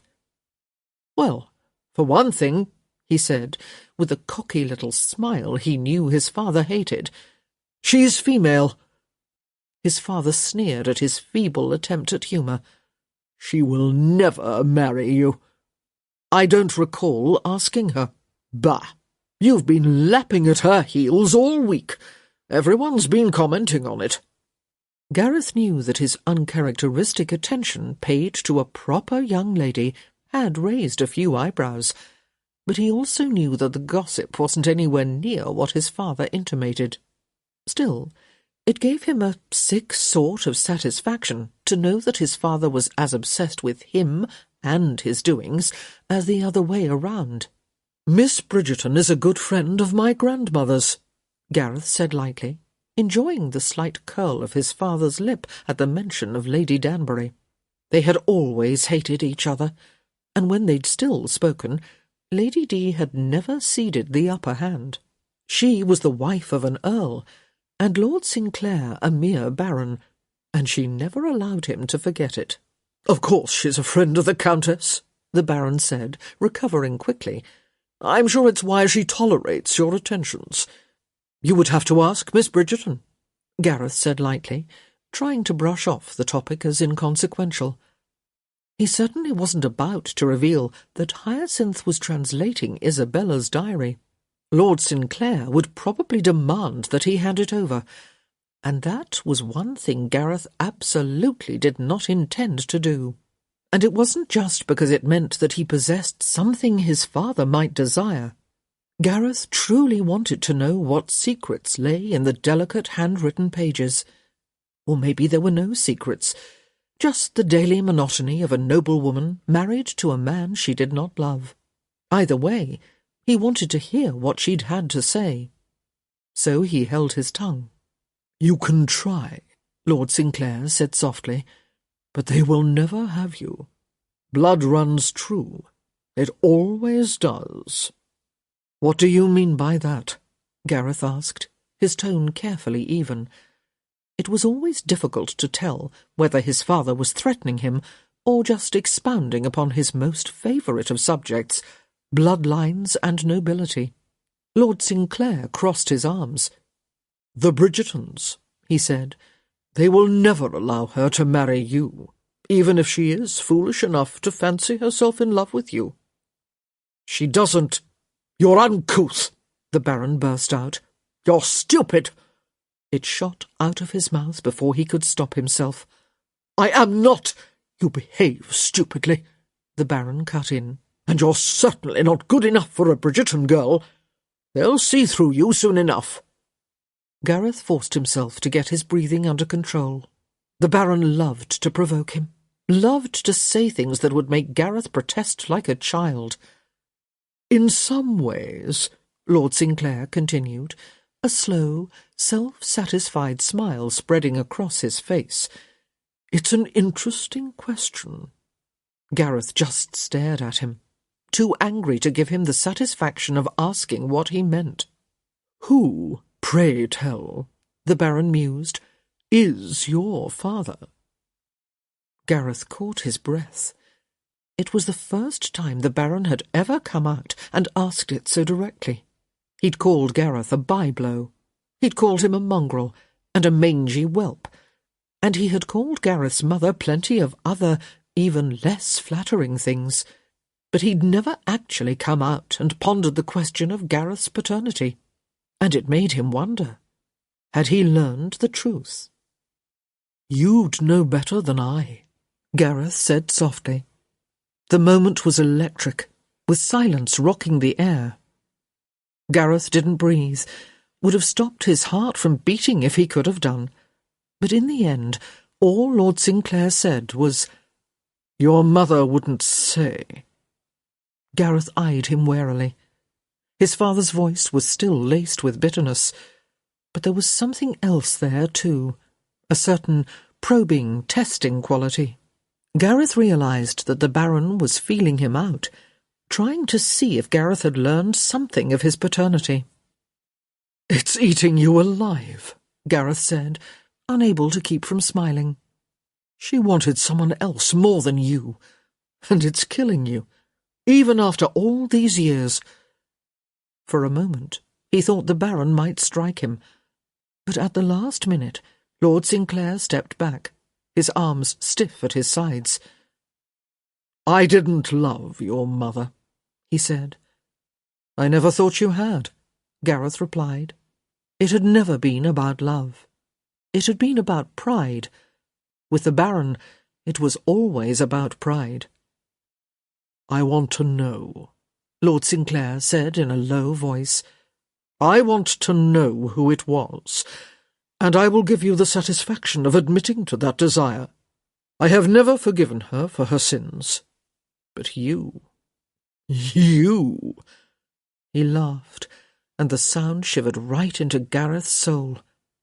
"You are her sins," the Baron said. He laughed again, the sound growing more chilling by the second. "You'll never know. You will never know whose blood passes through your veins, and you'll never know who didn't love you well enough to claim you." Gareth's heart stopped. The Baron smiled. "Think about that the next time you ask Miss Bridgerton to dance. You're probably nothing more than the son of a chimney sweep." He shrugged, the motion purposefully disdainful. "Maybe a footman. We always did have strapping young footmen at Clare Hall." Gareth almost slapped him. He wanted to. By God, he itched to, and it took more restraint than he'd ever known he possessed not to do it. But somehow he managed to remain still. "You're nothing but a mongrel," Lord Sinclair said, walking to the door. "That's all you'll ever be." "Yes, but I'm your mongrel," Gareth said, smiling cruelly. "Born in wedlock, even if not by your seed." He stepped forward, until they were nearly nose to nose. "I'm yours." The Baron swore and moved away, grasping the doorknob with shaking fingers. "Doesn't it just slay you? Don't attempt to be better than you are," the Baron hissed. "It's too painful to watch you try." And then, before Gareth could get in the last word, the Baron stormed out of the room. For several seconds, Gareth didn't move. It was as if something in his body recognized the need for absolute stillness, as if a single motion might cause him to shatter. And then his arms pumped madly through the air, his fingers curling into furious claws. He clamped his teeth together to keep from screaming, but sounds emerged all the same, low and guttural, wounded. He hated this. Dear God, why? Why? Why did the Baron still have this sort of power over him? He wasn't his father. He'd never been his father. And damn it all, Gareth should have been glad for that. And he was. When he was in his right mind, when he could think clearly, he was. But when they were face to face, and the Baron was whispering all of Gareth's secret fears, it didn't matter. There was nothing but pain, nothing but the little boy inside, trying and trying and trying, always wondering why he was never quite good enough. "I need to leave," Gareth muttered, crashing through the door into the hall. He needed to leave, to get away, to not be with people. He wasn't fit company. Not for any of the reasons his father said, but still, he was likely to— "Mr. Sinclair!" He looked up. Hyacinth. She was standing in the hall, alone. The light from the candles seemed to leap against her hair, bringing out rich red undertones. She looked lovely, and she somehow looked complete. Her life was full, he realized. She might not have been married, but she had her family. She knew who she was. She knew where she belonged. And he had never felt more jealous of another human being than he did in that moment. "Are you all right?" she asked. He didn't say anything, but that never stopped Hyacinth. "I saw your father," she said softly, "down the hall. He looked angry, and then he saw me, and he laughed." Gareth's fingernails bit into his palms. "Why would he laugh?" Hyacinth asked. "I hardly know the man, and—" He had been staring at a spot past her shoulder, but her silence made his eyes snap back to her face. "Mr. Sinclair," she asked softly, "are you sure there is nothing wrong?" Her brow was crinkled with concern, the kind one couldn't fake. Then she added, more softly, "Did he say something to upset you?" His father was right about one thing. Hyacinth Bridgerton was good. She may have been vexing, managing, and often annoying as hell, but inside, where it counted, she was good.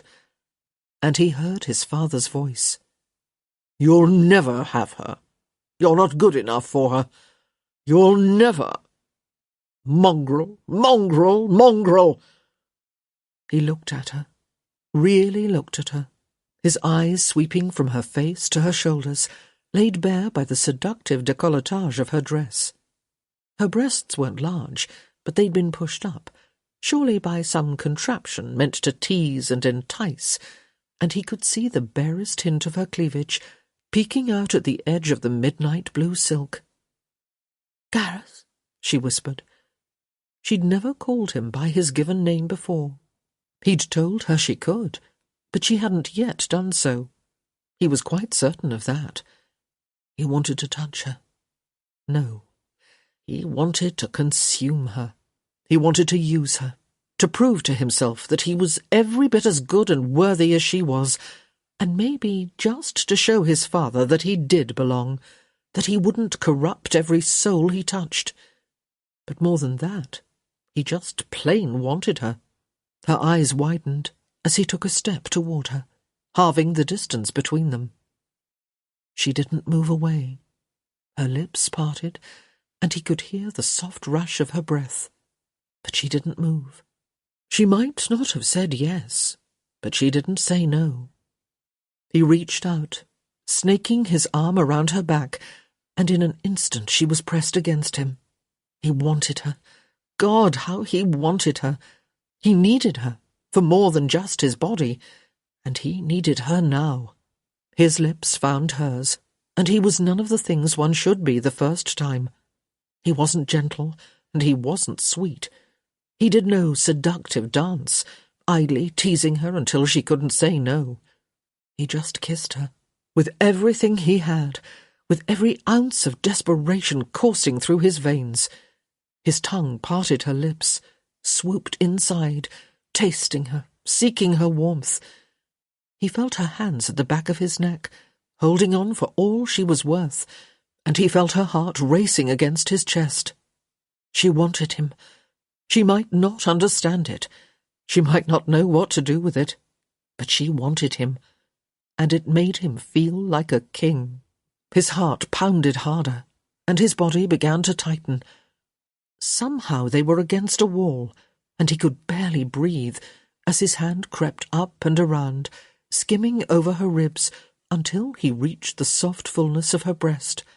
He squeezed, softly, so as not to scare her, but with just enough strength to memorize the shape of her, the feel, the weight in his hand.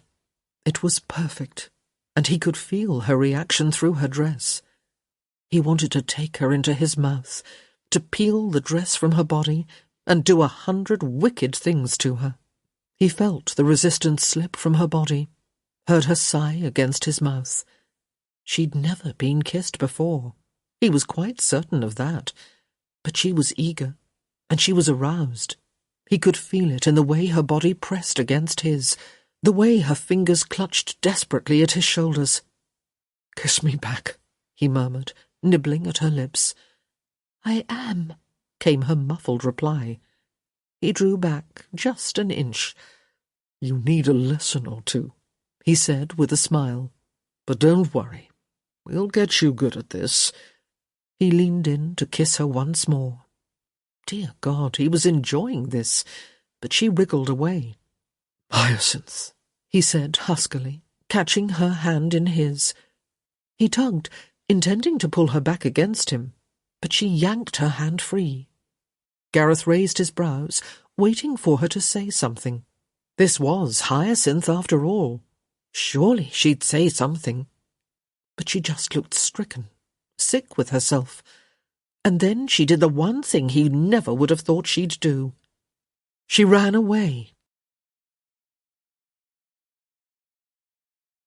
Chapter 8. The next morning, our heroine is sitting on her bed, perched against her pillows. The Italian diary is at her side, but she has not picked it up. She has relived the kiss in her mind approximately 42 times. In fact, she is reliving it right now. Hyacinth would have liked to think that she would be the sort of woman who could kiss with aplomb, then carry on for the rest of the evening as if nothing had happened. She'd have liked to think, when the time came to treat a gentleman with well-deserved disdain, that butter wouldn't melt in her mouth, her eyes would be perfect chips of ice, and she would manage a cut direct with style and flair. And in her imagination, she did all of that and more. Reality, however, had not been so sweet. Because when Gareth had said her name and tried to tug her back to him for another kiss, the only thing she could think to do was run, which was not, she had assured herself, for what had to be the 43rd time since his lips had touched hers, in keeping with her character. It couldn't be. She couldn't let it be. She was Hyacinth Bridgerton. Hyacinth Bridgerton. Surely that had to mean something. One kiss could not turn her into a senseless ninny. And besides, it wasn't the kiss. The kiss hadn't bothered her. The kiss had, in fact, been rather nice, and, to be honest, long overdue. One would think, in her world, among her society, that she would have taken pride in her untouched, never-been-kissed status. After all, the mere hint of impropriety was enough to ruin a woman's reputation. But one did not reach the age of 22, or one's 4th London season, without feeling the littlest bit rejected that no one had thus far attempted a kiss. And no one had. Hyacinth wasn't asking to be ravished, for heaven's sake, but no one had even leaned in or dropped a heavy gaze to her lips as if he was thinking about it. Not until last night. Not until Gareth Sinclair. Her first instinct had been to jump with surprise. For all Gareth's rakish ways, he hadn't shown any interest in extending his reputation as a rogue in her direction. The man had an opera singer tucked away in Bloomsbury, after all. What on earth would he need with her? But then, well, good heavens, she still didn't know how it had all come about.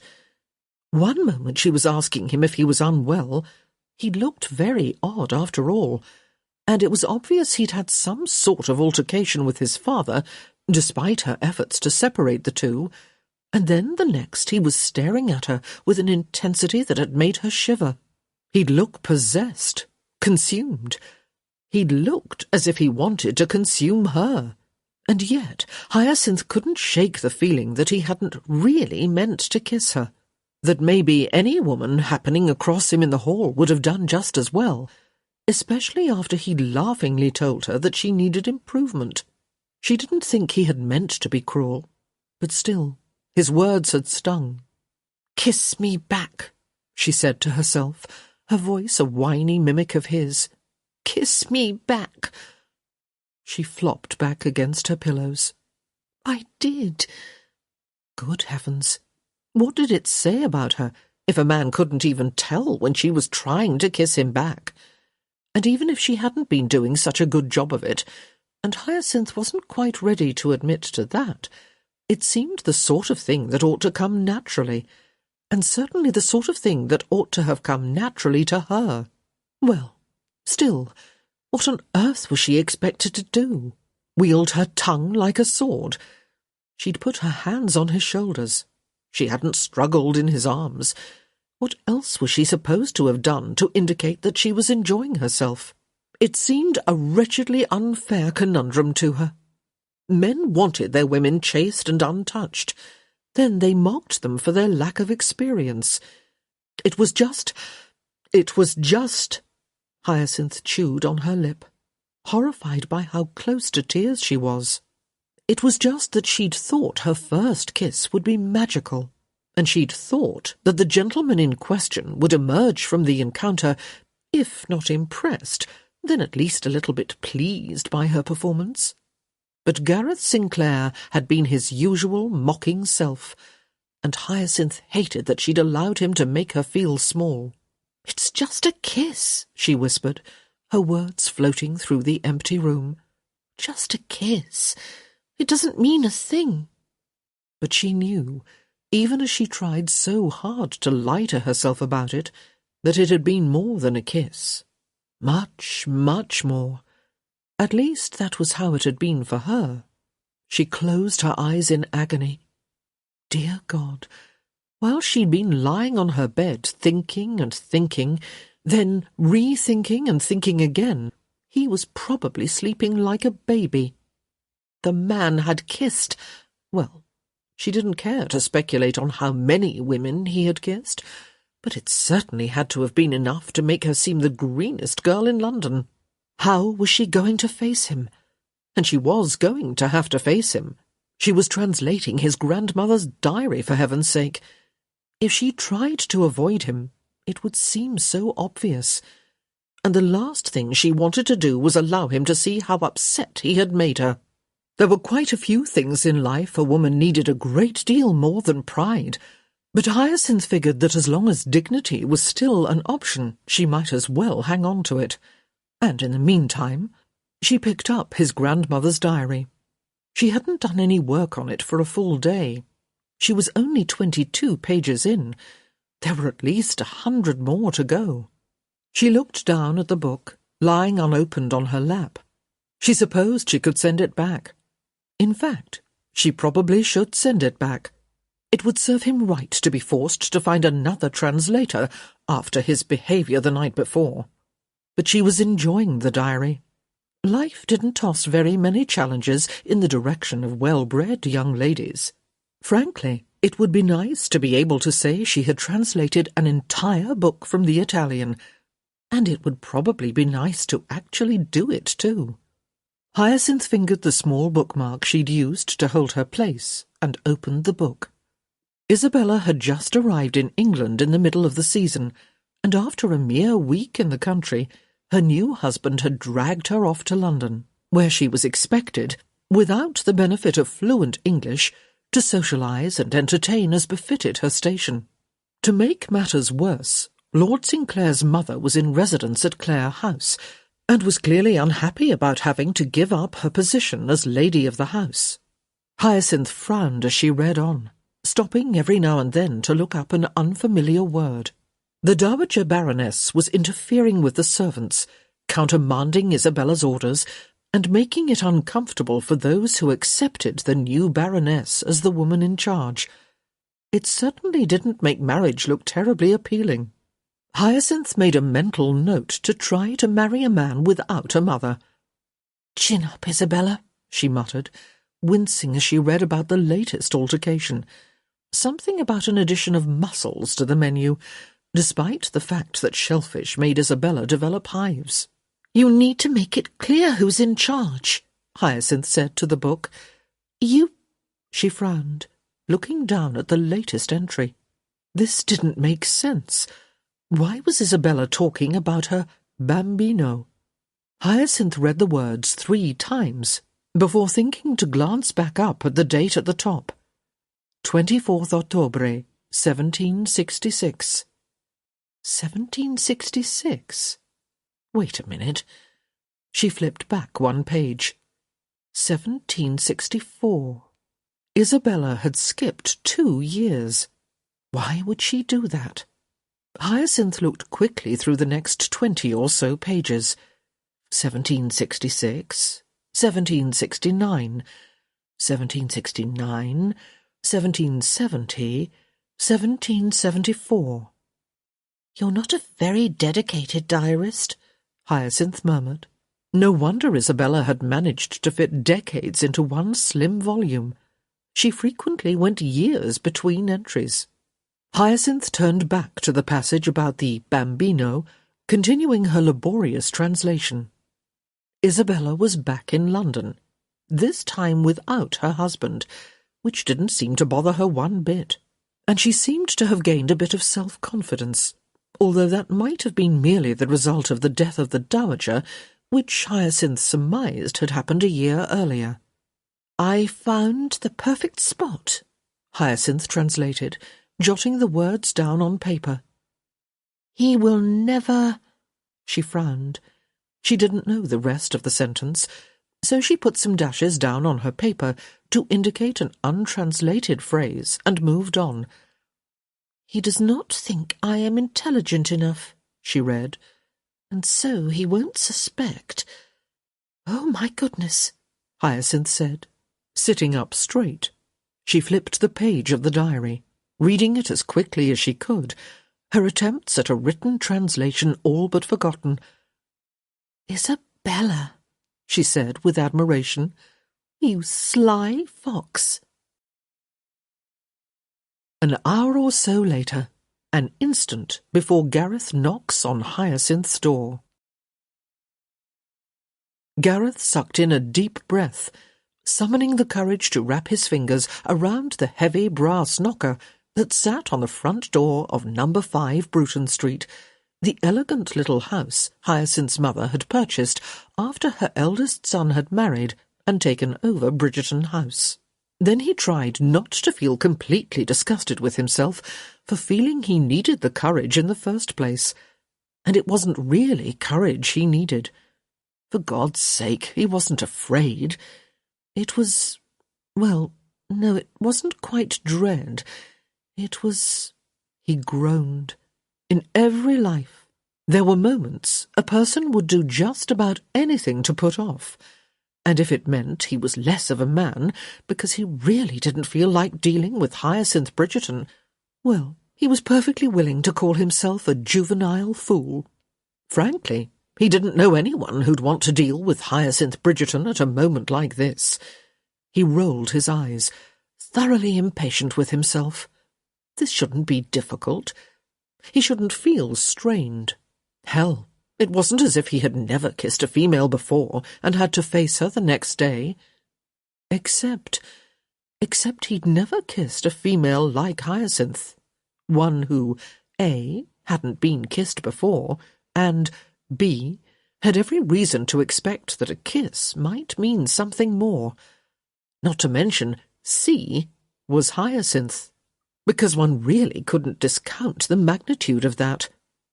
If there was one thing he had learned in this past week, it was that Hyacinth was quite unlike any other woman he'd ever known.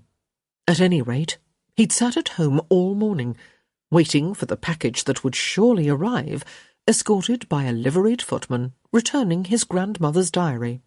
Hyacinth couldn't possibly wish to translate it now, not after he had insulted her so grievously the night before. Not, he thought, only a little bit defensively, that he'd meant to insult her. In truth, he hadn't meant anything one way or another. He certainly hadn't meant to kiss her. The thought hadn't even occurred to him. And in fact, he rather thought it wouldn't have occurred to him, except that he had been so off balance. And then she'd somehow been there, right in the hallway, almost as if summoned by magic, right after his father had taunted him about her. What the hell else was he expected to do? And it hadn't meant anything. It was enjoyable, certainly more enjoyable than he would have imagined, but it hadn't meant a thing. But women tended to view these things badly, and her expression, when she broke it off, had not been terribly inviting. If anything, she had looked horrified, which had made him feel a fool. He'd never disgusted a woman with his kiss before, and it had all been magnified later that night when he'd overheard someone asking her about him, and she had brushed it off with a laugh, saying that she couldn't possibly have refused to dance with him. She was far too good friends with his grandmother. Which was true, and he certainly understood that she was attempting to save face, even if she hadn't known that he could hear.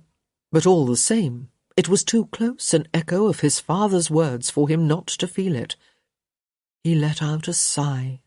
There was no putting it off any longer. He lifted his hand, intending to grasp the knocker, and then quite nearly lost his balance when the door flew open. "For heaven's sake," Hyacinth said, looking at him through impatient eyes, "were you ever going to knock?" "Were you watching for me?" "Of course I was. My bedroom is right above. I can see everyone." Why, he wondered, did this not surprise him? "And I did send you a note," she added. She stood aside, motioning for him to come in. "Recent behaviour notwithstanding," she continued, "you do seem to possess manners enough not to refuse a direct written request from a lady." Yes," he said. It was all he could seem to think of, faced as he was by the whirlwind of energy and activity standing across from him. Why wasn't she angry with him? Wasn't she supposed to be angry? "We need to talk," Hyacinth said. "Of course," he murmured. "I must apologize." "Not about that," she said dismissively. "Although—" She looked up, her expression somewhere between thoughtful and peeved. "You certainly should apologize." "Yes, of course, But that's not why I summoned you," she cut in. If it had been polite, he would have crossed his arms. "Do you wish for me to apologize or not?" Hyacinth glanced up and down the hall, placing one finger to her lips with a soft "shh." "Have I suddenly been transported into a volume of Miss Butterworth and the Mad Baron?" Gareth wondered aloud. Hyacinth scowled at him, a look that he was coming to realize was quintessentially her. It was a frown, yes, but with a hint— no, make that 3 hints— of impatience. It was the look of a woman who had spent her life waiting for people to keep up with her. "In here," she said, motioning toward an open doorway. "As you wish, my lady," he murmured. Far be it from him to complain about not having to apologize. He followed her into what turned out to be a drawing-room, tastefully decorated in shades of rose and cream. It was very delicate and very feminine, and Gareth half wondered if it had been designed for the sole purpose of making men feel over-large and ill at ease. Hyacinth waved him over to a sitting area, so he went, watching her curiously as she carefully manoeuvred the door until it was shut most of the way. Gareth eyed the 4-inch opening with amusement. Funny how such a small space could mean the difference between propriety and disaster. "I don't want to be overheard," Hyacinth said. Gareth just lifted his brows in question, waiting for her to seat herself on the sofa. When he was satisfied that she wasn't going to jump up and check behind the drapes for an eavesdropper, he sat in a Heppel-white armchair that was cater-corner to the sofa. "I need to tell you about the diary," she said, her eyes alight with excitement. He blinked with surprise. "You're not going to return it, then?" "Of course not. You don't think I—" She stopped, and he noticed that her fingers were twisting spirals in the soft green fabric of her skirt. For some reason, this pleased him. He was rather relieved that she was not furious with him for kissing her. Like any man, he'd go to great lengths to avoid any sort of hysterical feminine scene.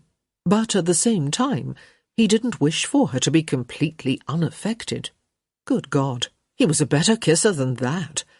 "I should return the diary," she said, sounding rather like herself again.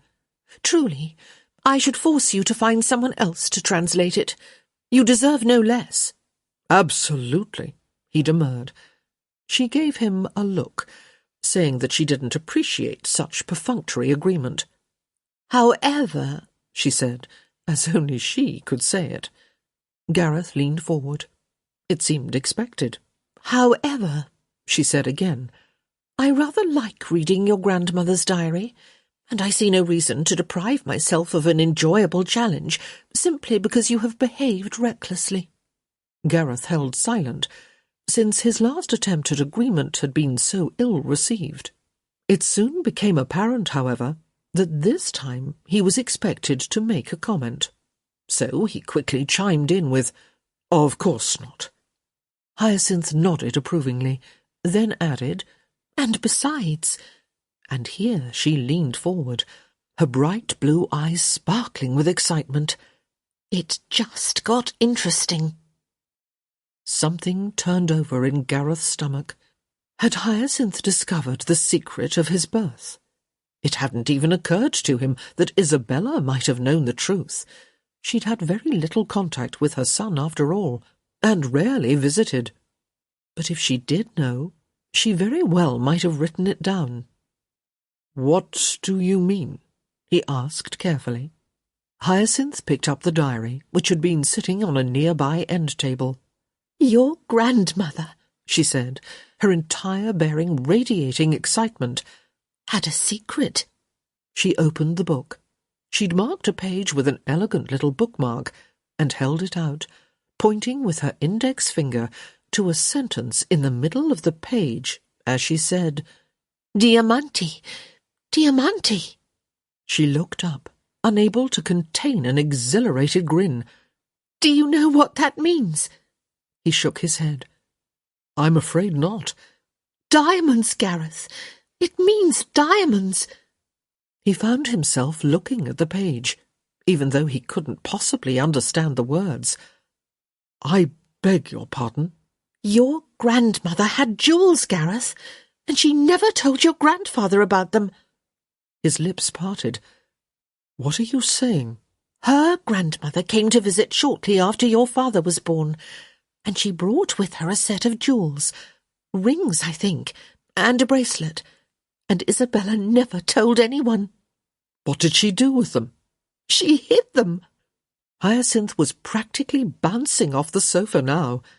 "She hid them in Clare House, right here in London. She wrote that your grandfather didn't much like London, so there would be less chance he'd discover them here." Finally, some of Hyacinth's enthusiasm began to seep into him. Not much. He wasn't going to allow himself to get too excited by what was probably going to turn out to be a wild goose chase. But her fervour was infectious, and before he realised it, he was leaning forward, his heart beginning to beat just a little bit faster. "What are you saying?" he asked.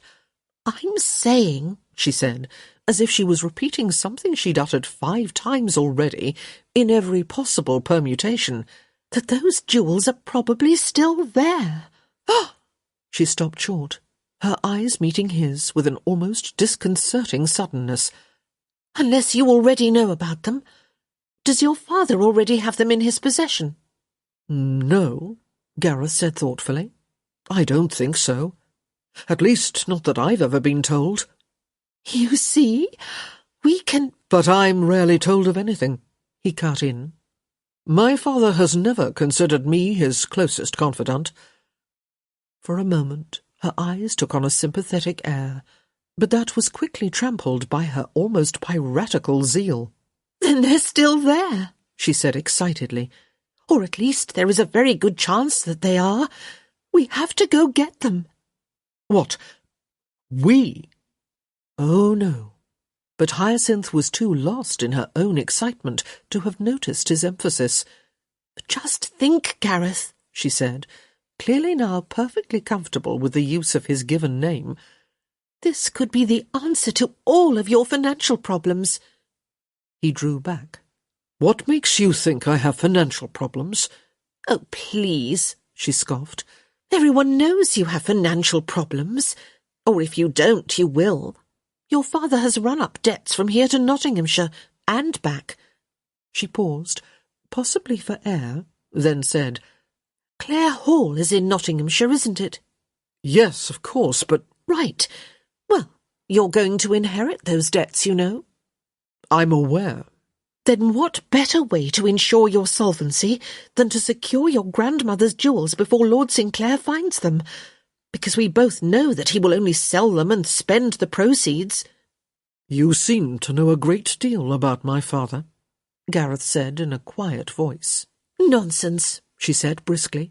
I know nothing about him, except that he detests you. Gareth cracked a smile, which surprised him. It wasn't a topic about which he usually possessed a great deal of humour, but then again, no one had ever dared broach it with such frankness before. I could not speak on your behalf, Hyacinth continued with a shrug, but if I detested someone, you can be sure I would go out of my way to make certain he didn't get a treasure's worth of jewels. How positively Christian of you, Gareth murmured. She lifted a brow. I never said I was a model of goodness and light. No, Gareth said, feeling his lips twitch. No, you certainly did not. Hyacinth clapped her hands together, then set them, both palms down, on her lap. She looked at him expectantly.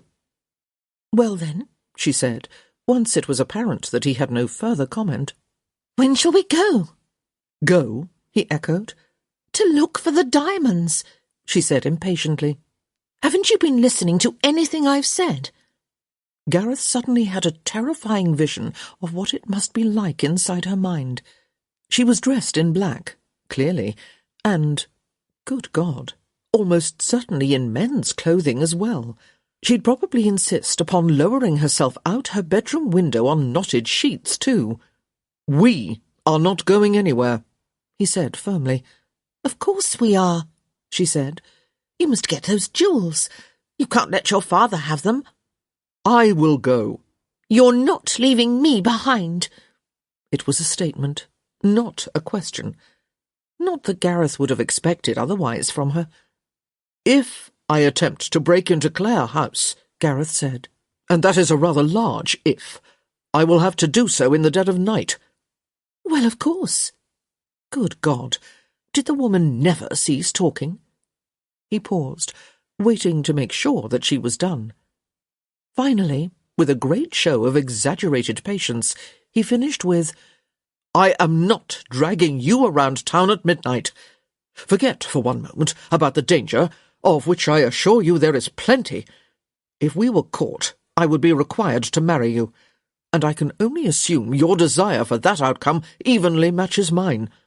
It was an overblown speech, and his tone had been rather pompous and stuffy, but it had the desired effect, forcing her to close her mouth for long enough to sort through the convoluted structure of his sentences. But then she opened it again and said, Well, you won't have to drag me. Gareth thought his head might explode.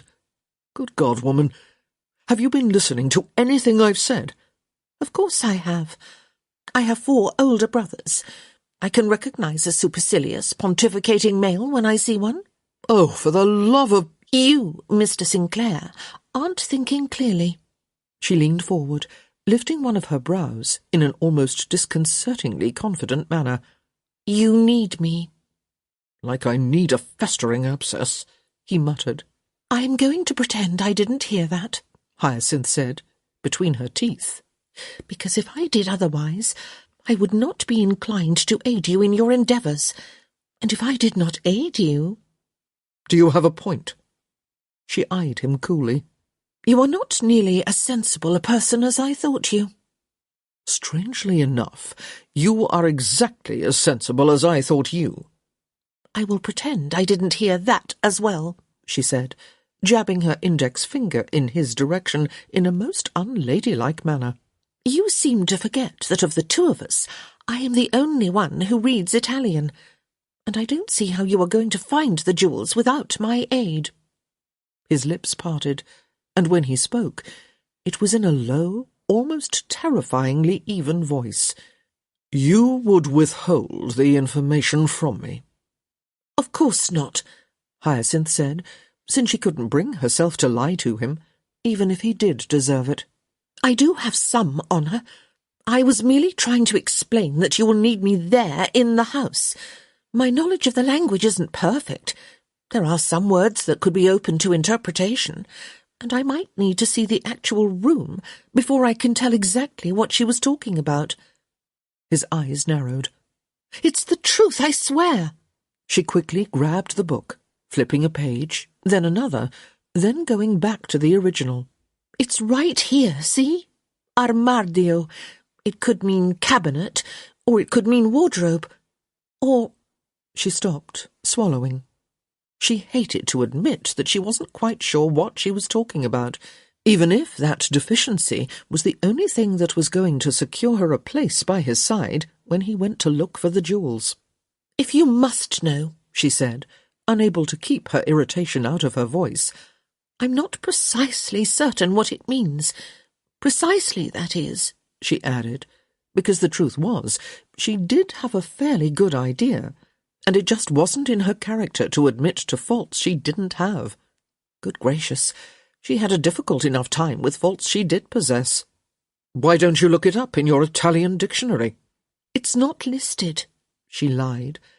It wasn't really such an egregious fib. The dictionary had listed several possible translations, certainly enough for Hyacinth to truthfully claim an imprecise understanding. She waited for him to speak, probably not as long as she should have done, but it seemed like an eternity, and she just couldn't keep quiet. I could, if you wish, write to my former governess and ask for a more exact definition, but she's not the most reliable of correspondents. Meaning? Meaning I haven't written to her in 3 years, Hyacinth admitted, although I'm quite certain she would come to my aid now. It's just that I have no idea how busy she is, or when she might find the time to reply. The last I'd heard, she'd given birth to twins. Why does this not surprise me? It's true, and heaven only knows how long it will take her to respond. Twins are an uncommon amount of work, or so I'm told, and... Her voice lost some of its volume as it became apparent he wasn't listening to her. She stole a glance at his face, and finished anyway, mostly because she'd already thought of the words, and there wasn't much point in not saying them. Well, I don't think she has the means for a baby nurse, she said, but her voice had trailed off by the end of it. Gareth held silent for what seemed an interminably long time, before finally saying, If what you say is correct, and the jewels are still hidden, and that is no certainty given that she hid them... His eyes floated briefly up as he did the math. Over 60 years ago, then surely they will remain in place until we can get an accurate translation from your governess. You could wait, Hyacinth asked, feeling her entire head move forward and down with disbelief. You could actually wait? Why not? Because they're there. Because... She cut herself off, unable to do anything other than stare at him as if he were mad. She knew that people's minds did not work the same way, and she'd long since learned that hardly anyone's mind worked the way hers did. But she couldn't imagine that anyone could wait when faced with this. Good heavens! If it were up to her, they'd be scaling the wall of Clare House that night. Think about this, Hyacinth said, leaning forward. If he finds those jewels between now and whenever you find the time to go look for them, you are never going to forgive yourself. He said nothing, but she could tell that she'd finally got through to him. Not to mention, she continued, that I would never forgive you were that to happen. She stole a glance at him. He seemed unmoved by that particular argument. Hyacinth waited quietly while he thought about what to do. The silence was horrible. While she'd been going on about the diary, she'd been able to forget that he'd kissed her, that she'd enjoyed it, and that he apparently hadn't. She'd thought that their next meeting would be awkward and uncomfortable, but with a goal and a mission, she'd felt restored to her usual self, and even if he didn't take her along to find the diamonds, she supposed she still owed Isabella thanks for that. But all the same, she rather thought she'd die if he left her behind. Either that, or kill him. She gripped her hands together, hiding them in the folds of her skirt. It was a nervous gesture, and the mere fact that she was doing it set her even more on edge. She hated that she was nervous, hated that he made her nervous, hated that she had to sit there and not say a word while he pondered her options. But contrary to popular belief, she did occasionally know when to keep her mouth shut, and it was clear that there was nothing more she could say that would sway him one way or the other. Except maybe... No, even she wasn't crazy enough to threaten to go by herself. "What were you going to say?" Gareth asked. "I beg your pardon?" He leaned forward, his blue eyes sharp and unwavering. "What were you going to say?" "What makes you think I was going to say something?" "I could see it in your face." She cocked her head to the side. "You know me that well?" "Frightening though it may seem, apparently I do." She watched as he sat back in his seat. He reminded her of her brothers as he shifted in the too small chair. They were forever complaining that her mother's sitting room was decorated for tiny females, but that was where the resemblance ended. None of her brothers had ever possessed the daring to wear his hair back in such a rakish queue, and none of them ever looked at her with that blue-eyed intensity that made her forget her own name. He seemed to be searching her face for something. Or maybe he was just trying to stare her down, waiting for her to crack under the pressure. Hyacinth caught her lower lip between her teeth. She wasn't strong enough to maintain the perfect picture of composure, but she did manage to keep her back straight and her chin high, and perhaps most importantly, her mouth shut as he pondered his options. A full minute went by. Very well, it was probably no more than 10 seconds, but it felt like a minute. And then finally, because she could stand it no longer, she said, but very softly, "You need me." His gaze fell to the carpet for a moment, before turning back to her face. "If I take you—" "Oh, thank you!" she exclaimed, just barely resisting the urge to jump to her feet. "I said if I take you," he said, his voice uncommonly stern. Hyacinth silenced herself immediately, looking at him with an appropriately dutiful expression. "If I take you," he repeated, his eyes boring into hers. "I expect you to follow my orders." "Of course." "We will proceed as I see fit." She hesitated. "Hyacinth?" "Of course," she said quickly, since she had a feeling that if she didn't, he would call it off right then and there. "But if I have a good idea—" "Hyacinth?" "As pertains to the fact that I understand Italian and you don't," she added quickly. The look he gave her was as exhausted as it was austere. "You don't have to do what I ask," she finally said. "Just listen." "Very well," he said with a sigh. "We will go Monday night." Hyacinth's eyes widened with surprise. After all the fuss he'd made, she hadn't expected him to elect to go so soon. But she wasn't about to complain. "Monday night," she agreed. She could hardly wait. Chapter 9. Monday night. Our hero, who has spent much of his life in reckless abandon, is discovering the rather odd sensation of being the more sensible member of a duo.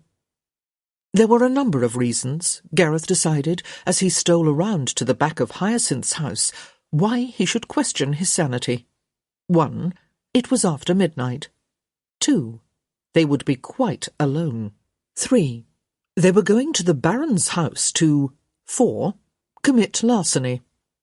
As far as bad ideas went, this stole the prize. But no, somehow she had talked him into it, and so here he was, against all better judgment, ready to lead a proper young miss out of her house, into the night, and quite possibly into danger. Not to mention that if anyone caught wind of this, the Bridgertons would have him standing up before a priest before he could catch his breath, and they'd be shackled to each other for life. He shivered. The thought of Hyacinth Bridgerton as his lifelong companion.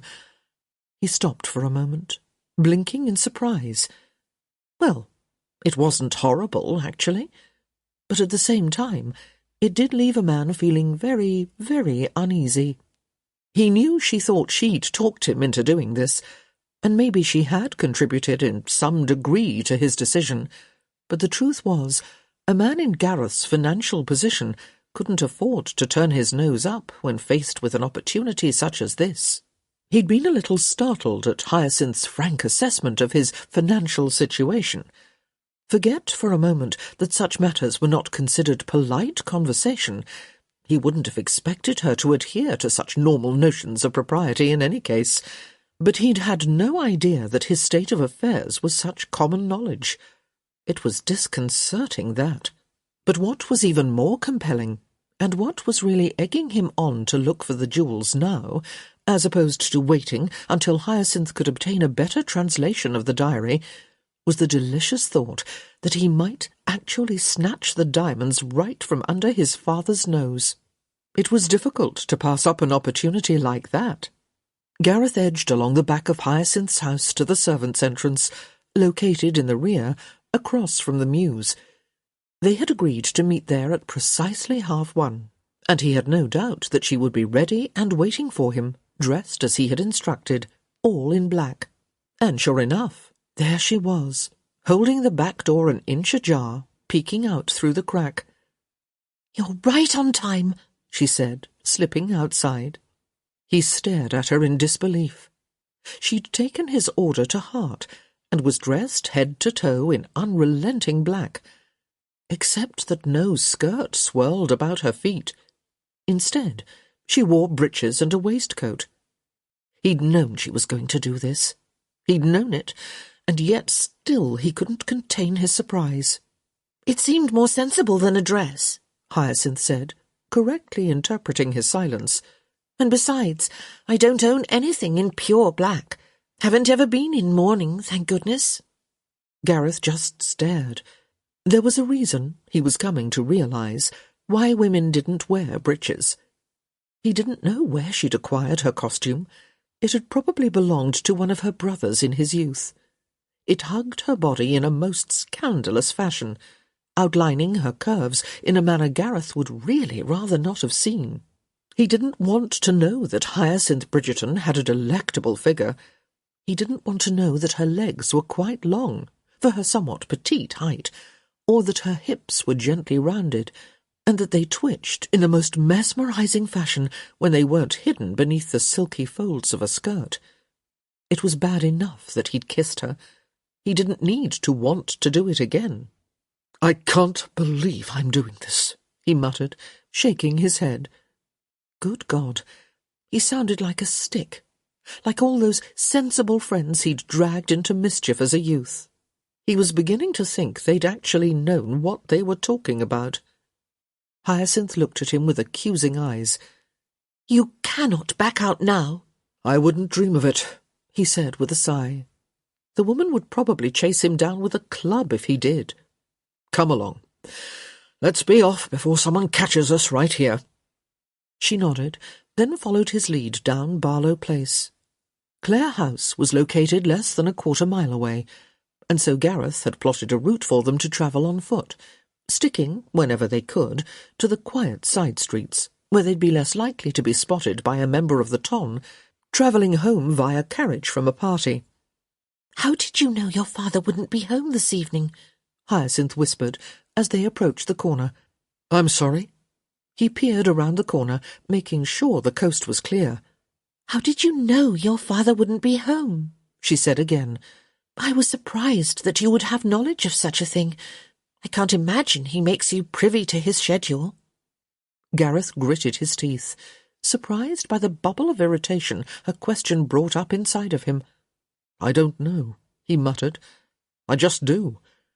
It was damned annoying, actually, that he was always so aware of his father's movements, but at least he could take some satisfaction in knowing that the Baron was similarly afflicted. "Oh," Hyacinth said. And it was all she said, which was nice. Out of character, but nice. Gareth motioned for her to follow as they made their way the short distance up Hay Hill, and then finally they were on Dover Street, which led to the alleyway behind Clare House. "When was the last time you were here?" Hyacinth whispered as they crept up to the back wall. "On the inside?" he asked brusquely. 10 years. But if we're lucky, that window—" he pointed to a ground-floor aperture, only a little out of their reach— "will still have a broken latch." She nodded appreciatively. "I was wondering how we were going to get in." They both held silent for a moment, looking up at the window. "Higher than you remembered?" asked Hyacinth. But then, of course, she didn't wait for an answer before adding, "It's a good thing you brought me along. You can boost me up." Gareth looked from her to the window and back. It somehow seemed wrong to send her into the house first. He hadn't considered this, though, when planning his entry. "I'm not going to boost you up," Hyacinth said impatiently. "So unless you've a crate hidden away somewhere, or perhaps a small ladder—" "Just go," Gareth practically growled, making a step for her with his hands. He had done this before, plenty of times, but it was a far different thing with Hyacinth Bridgerton brushing alongside his body than one of his school chums. "Can you reach?" he asked, hoisting her up. "Mm-hmm," was the reply. Gareth looked up, right at her bottom. He decided to enjoy the view as long as she had no idea she was providing it. "I just need to get my fingers under the edge," she whispered. "Go right ahead," he said, smiling for the first time all night. She twisted immediately around. "Why do you suddenly sound so equable?" she asked suspiciously. "Just appreciating your usefulness." She pursed her lips together. "Do you know, I don't think I trust you." "Absolutely you shouldn't," he agreed. He watched as she jiggled the window, then slid it up and open. "Did it?" she said, sounding triumphant even through her whisper. He gave her an appreciative nod. She was fairly insufferable, but it seemed only fair to give credit where credit was due. "I'm going to push you up," he said. "You should be able to—" But she was already in. Gareth couldn't help but stand back in admiration. Hyacinth Bridgerton was clearly a born athlete. Either that or a cat burglar. Her face appeared in the open window. "I don't think anyone heard," she whispered. "Can you get up by yourself?" He nodded. "As long as the window is already open, it's no trouble." He'd done this before, several times, when he'd been a schoolboy, home on holiday. The exterior wall was made of stone, and there were a few rough spots, with outcroppings just long enough to wedge his foot. Add that to the one knobby bit he could grasp with his hand, he was inside in under 20 seconds. "I'm impressed," Hyacinth said, peering back out the window. "You're impressed by strange things," he said, brushing himself off. "Anyone can bring flowers," she said with a shrug. "Are you saying all a man needs to do to win your heart is scale a building?" She looked back out the window. "Well, he'd have to do a bit more than this. 2 stories at the very least." He shook his head, but he couldn't help but smile. "You said that the diary mentioned a room decorated in shades of green?" She nodded. "I wasn't entirely certain of the meaning. It could have been a drawing room, or maybe a study. But she did mention a small, round window." "The Baroness's office," he decided. "It's on the 2nd floor, right off the bedroom." "Of course," she was whispering, but her excitement still rang through. "That would make perfect sense, especially if she wanted to keep it from her husband. She wrote that he never visited her rooms. "We'll go up the main stairs," Gareth said quietly. "We'll be less likely to be heard. The back ones are too close to the servants' quarters." She nodded her agreement, and together they crept through the house. It was quiet, just as Gareth would have expected. The Baron lived alone, and when he was out, the servants retired early. Except one. Gareth stopped short, needing a moment to reassess. The butler would be awake. He never went to bed when Lord Sinclair was still expected back, and might require assistance. "This way," Gareth mouthed to Hyacinth, doubling back to take a different route. They would still take the main stairs, but they would go the long way around to get there. Hyacinth followed his lead, and a minute later they were creeping up the stairs. Gareth pulled her to the side. The steps had always creaked in the centre, and he rather doubted his father possessed the funds to have them repaired. Once in the upstairs hall, he led Hyacinth to the Baroness's office. It was a funny little room, rectangular, with one window and 3 doors, one to the hall, one to the Baroness's bedroom, and the last to a small dressing-room that was more frequently used for storage, since there was a much more comfortable dressing area directly off the bedchamber. Gareth motioned Hyacinth inside, then stepped in behind her, closing the door carefully, his hand tight on the doorknob as it turned. It shut without a click. He let out a breath. "Tell me exactly what she wrote," he whispered, pulling back the drapes to allow in a bit of moonlight. "She said it was in the armadio," Hyacinth whispered back, "which is probably a cabinet, or maybe a set of drawers, or—" Her eyes fell on a tall but narrow curio cabinet. It was triangular in shape, tucked into one of the rear corners. The wood was a dark, rich hue, and it stood on 3 spindly legs, leaving about 2 feet of space under its base. "This is it," Hyacinth whispered excitedly. "It has to be." She was across the room before Gareth even had a chance to move, and by the time he joined her, she had one of the drawers open and was searching through. "Empty," she said, frowning. She knelt and pulled open the bottom drawer. Also empty. She looked up at Gareth and said, "Do you think someone removed her belongings after she passed away?" "I have no idea," he said. He gave the cabinet door a gentle tug and pulled it open. Also empty. Hyacinth stood, planting her hands on her hips as she regarded the cabinet. "I can't imagine what else."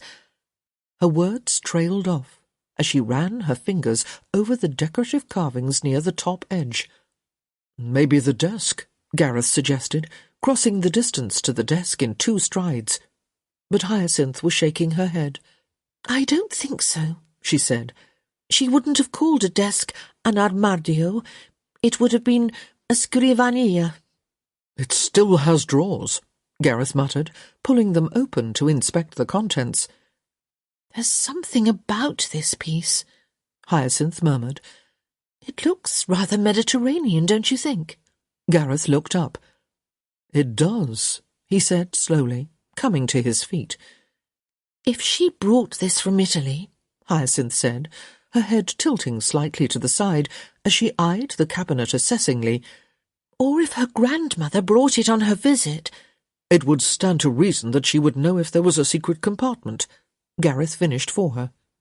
"And," Hyacinth said, her eyes alight with excitement, "her husband wouldn't."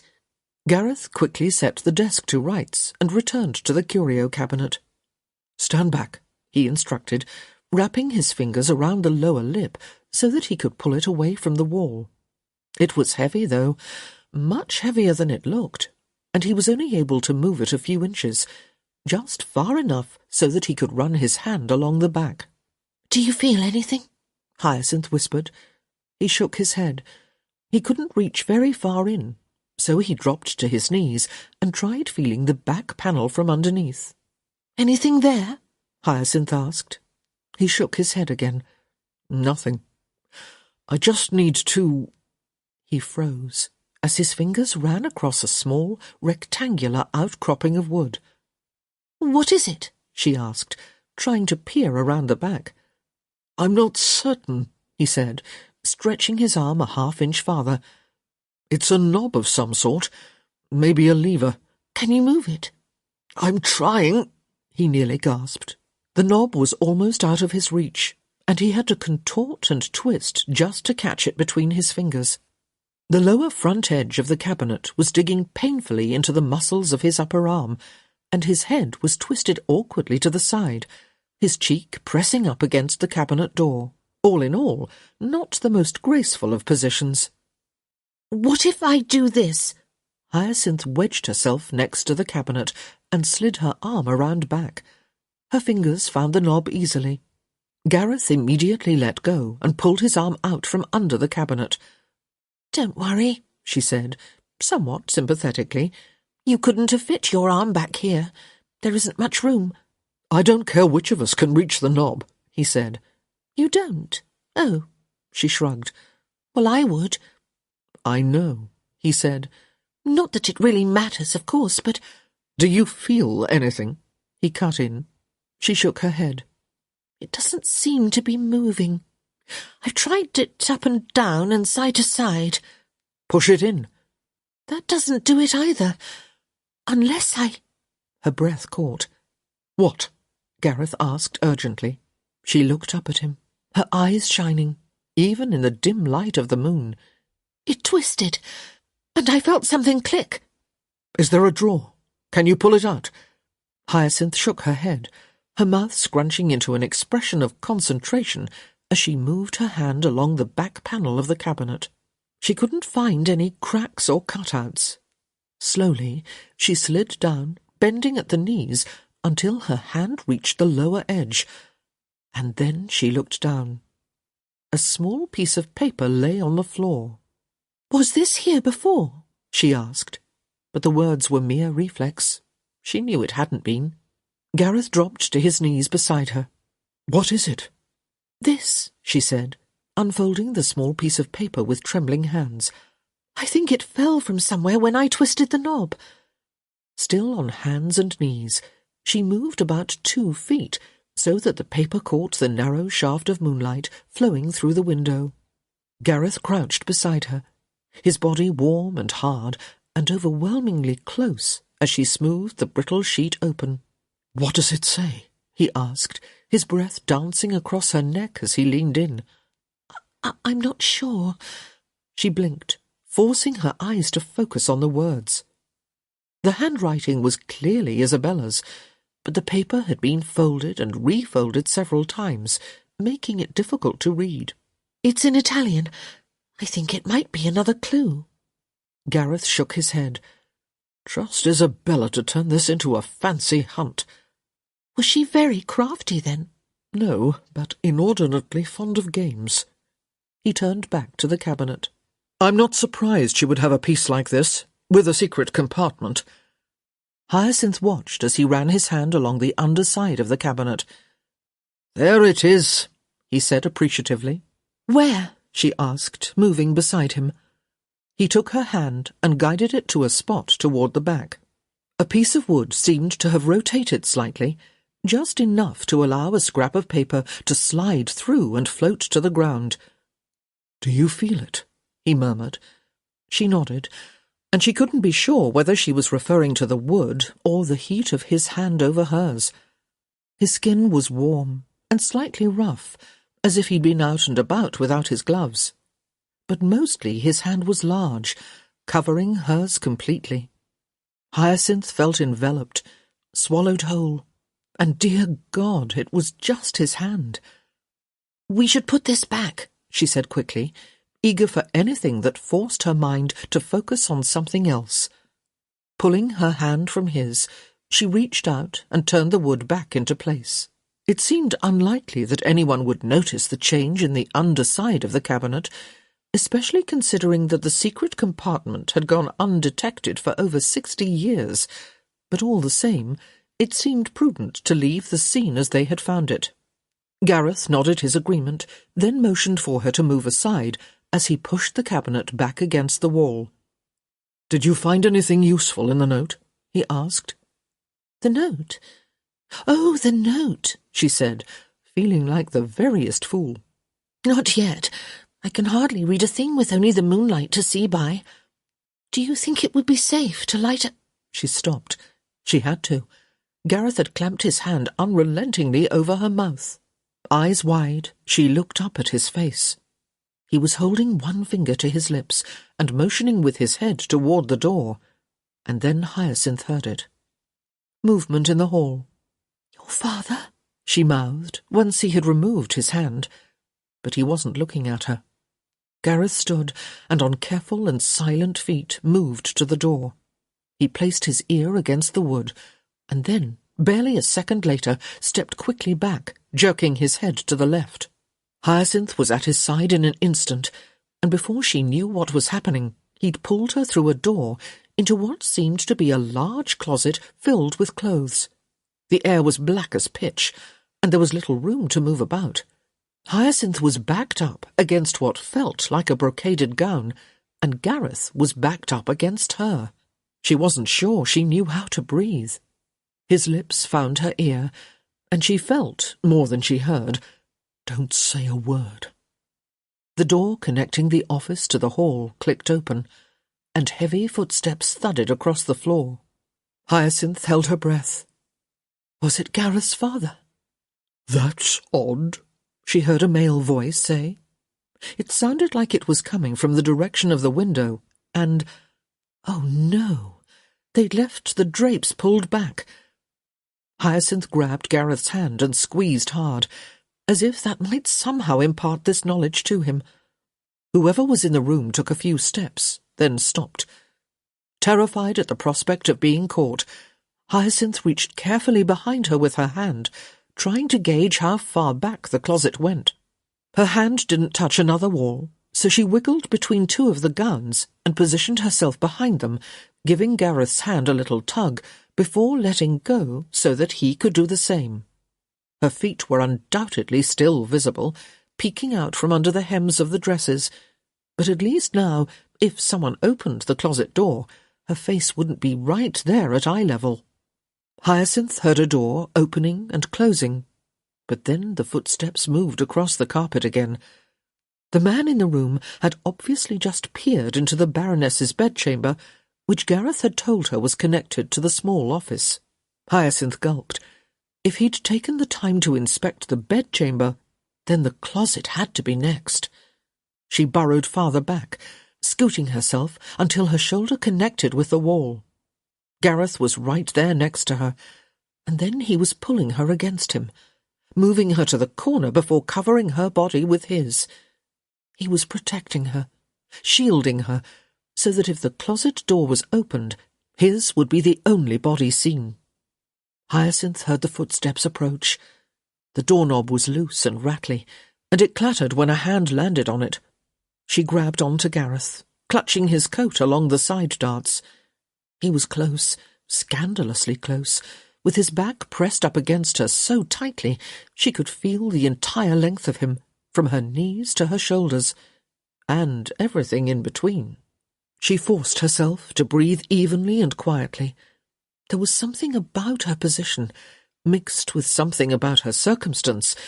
It was a combination of fear and awareness, and the hot proximity of his body. She felt strange, queer, almost as if she was somehow suspended in time, ready to lift off her toes and float away. She had the strangest urge to press closer, to tip her hips forward and cradle him. She was in a closet, a stranger's closet in the dead of night, and yet, even as she froze with terror, she couldn't help but feel something else, something more powerful than fright. It was excitement, a thrill, something heady and new that set her heart racing and her blood pounding and something else as well, something she wasn't quite ready to analyze or name. Hyacinth caught her lip between her teeth. The doorknob turned, her lips parted, the door opened, and then, amazingly, it closed again. Hyacinth felt herself sag against the back wall, felt Gareth sag against her. She wasn't sure how it was they hadn't been detected. Probably Gareth had been better shielded by the clothing than she'd thought. Or maybe the light was too dim. Or the man hadn't thought to look down for feet peeking out from behind the gowns. Or maybe he'd had bad eyesight. Or maybe they were just damned lucky. They waited in silence until it was clear that the man had left the Baroness's office, and then they waited for a good 5 minutes more, just to be sure. But finally, Gareth moved away from her, pushing through the clothes to the closet door. Hyacinth waited in back until she heard his whispered, "Let's go." She followed him in silence, creeping through the house until they reached the window with the broken latch. Gareth leapt down ahead of her, then held out his hands so that she could balance against the wall and pull the window shut before hopping down to the ground. "Follow me," Gareth said, taking her hand and pulling her behind him as he ran through the streets of Mayfair. Hyacinth tripped along behind him, and with each step, a sliver of the fear that had gripped her back in the closet was replaced by excitement, exhilaration. By the time they reached Hay Hill, Hyacinth felt as if she was almost ready to bubble over with laughter, and finally she had to dig in her heels and say, "Stop! I can't breathe." Gareth stopped, but he turned with stern eyes. "I need to get you home," he said. I know. His eyes widened. "Are you laughing?" "No. Yes. I mean—" She smiled helplessly. "I might." "You're a madwoman." She nodded, still grinning like a fool. "I think so." He turned on her, hands on hips. "Have you no sense? We could have been caught back there. That was my father's butler, and trust me, he has never been in possession of a sense of humour. If he had discovered us, my father would have thrown us in jail, and your brother would have hauled us straight to a church." "I know," Hyacinth said, trying to appear suitably solemn. She failed, miserably. Finally, she gave up and said, "But wasn't it fun?" For a moment she didn't think he would respond. For a moment it seemed all he was capable of was a dull, stupefied stare. But then she heard his voice, low and disbelieving. "Fun?" She nodded. "A little bit, at least." She pressed her lips together, working hard to turn them down at the corners. Anything to keep from bursting out with laughter. "You're mad," he said, looking stern and shocked and, God help her, sweet all at the same time. "You are stark, raving mad," he said. "Everyone told me, but I didn't quite believe." "Someone told you I was mad," Hyacinth cut in. "Eccentric." "Oh." She pursed her lips together. "Well, that's true, I suppose." "Far too much work for any sane man to take on." "Is that what they say?" she asked, starting to feel slightly less than complimented. "All that and more," he confirmed. Hyacinth thought about that for a moment, then just shrugged. "Well, they haven't a lick of sense, any one of them." "Good God," Gareth muttered. "You sound precisely like my grandmother." "So you've mentioned," Hyacinth said, and then she couldn't resist. She just had to ask. "But tell me," she said, leaning in just a bit. "Truthfully, weren't you just a tiny bit excited? Once the fear of discovery had worn off, and you knew we would be undetected. Wasn't it?" she asked, her words coming out on a sigh. "Just a little bit wonderful?" He looked down at her, and maybe it was the moonlight, or maybe just her wishful imagination, but she thought she saw something flash in his eyes, something soft, something just a little bit indulgent. "A little bit," he said, "but just a little bit." Hyacinth smiled. "I knew you weren't a stick." He looked down at her with what had to be palpable irritation. No one had ever accused him of being stodgy before. "A stick," he said disgustedly. "In the mud?" "I knew what you meant." "Then why did you ask?"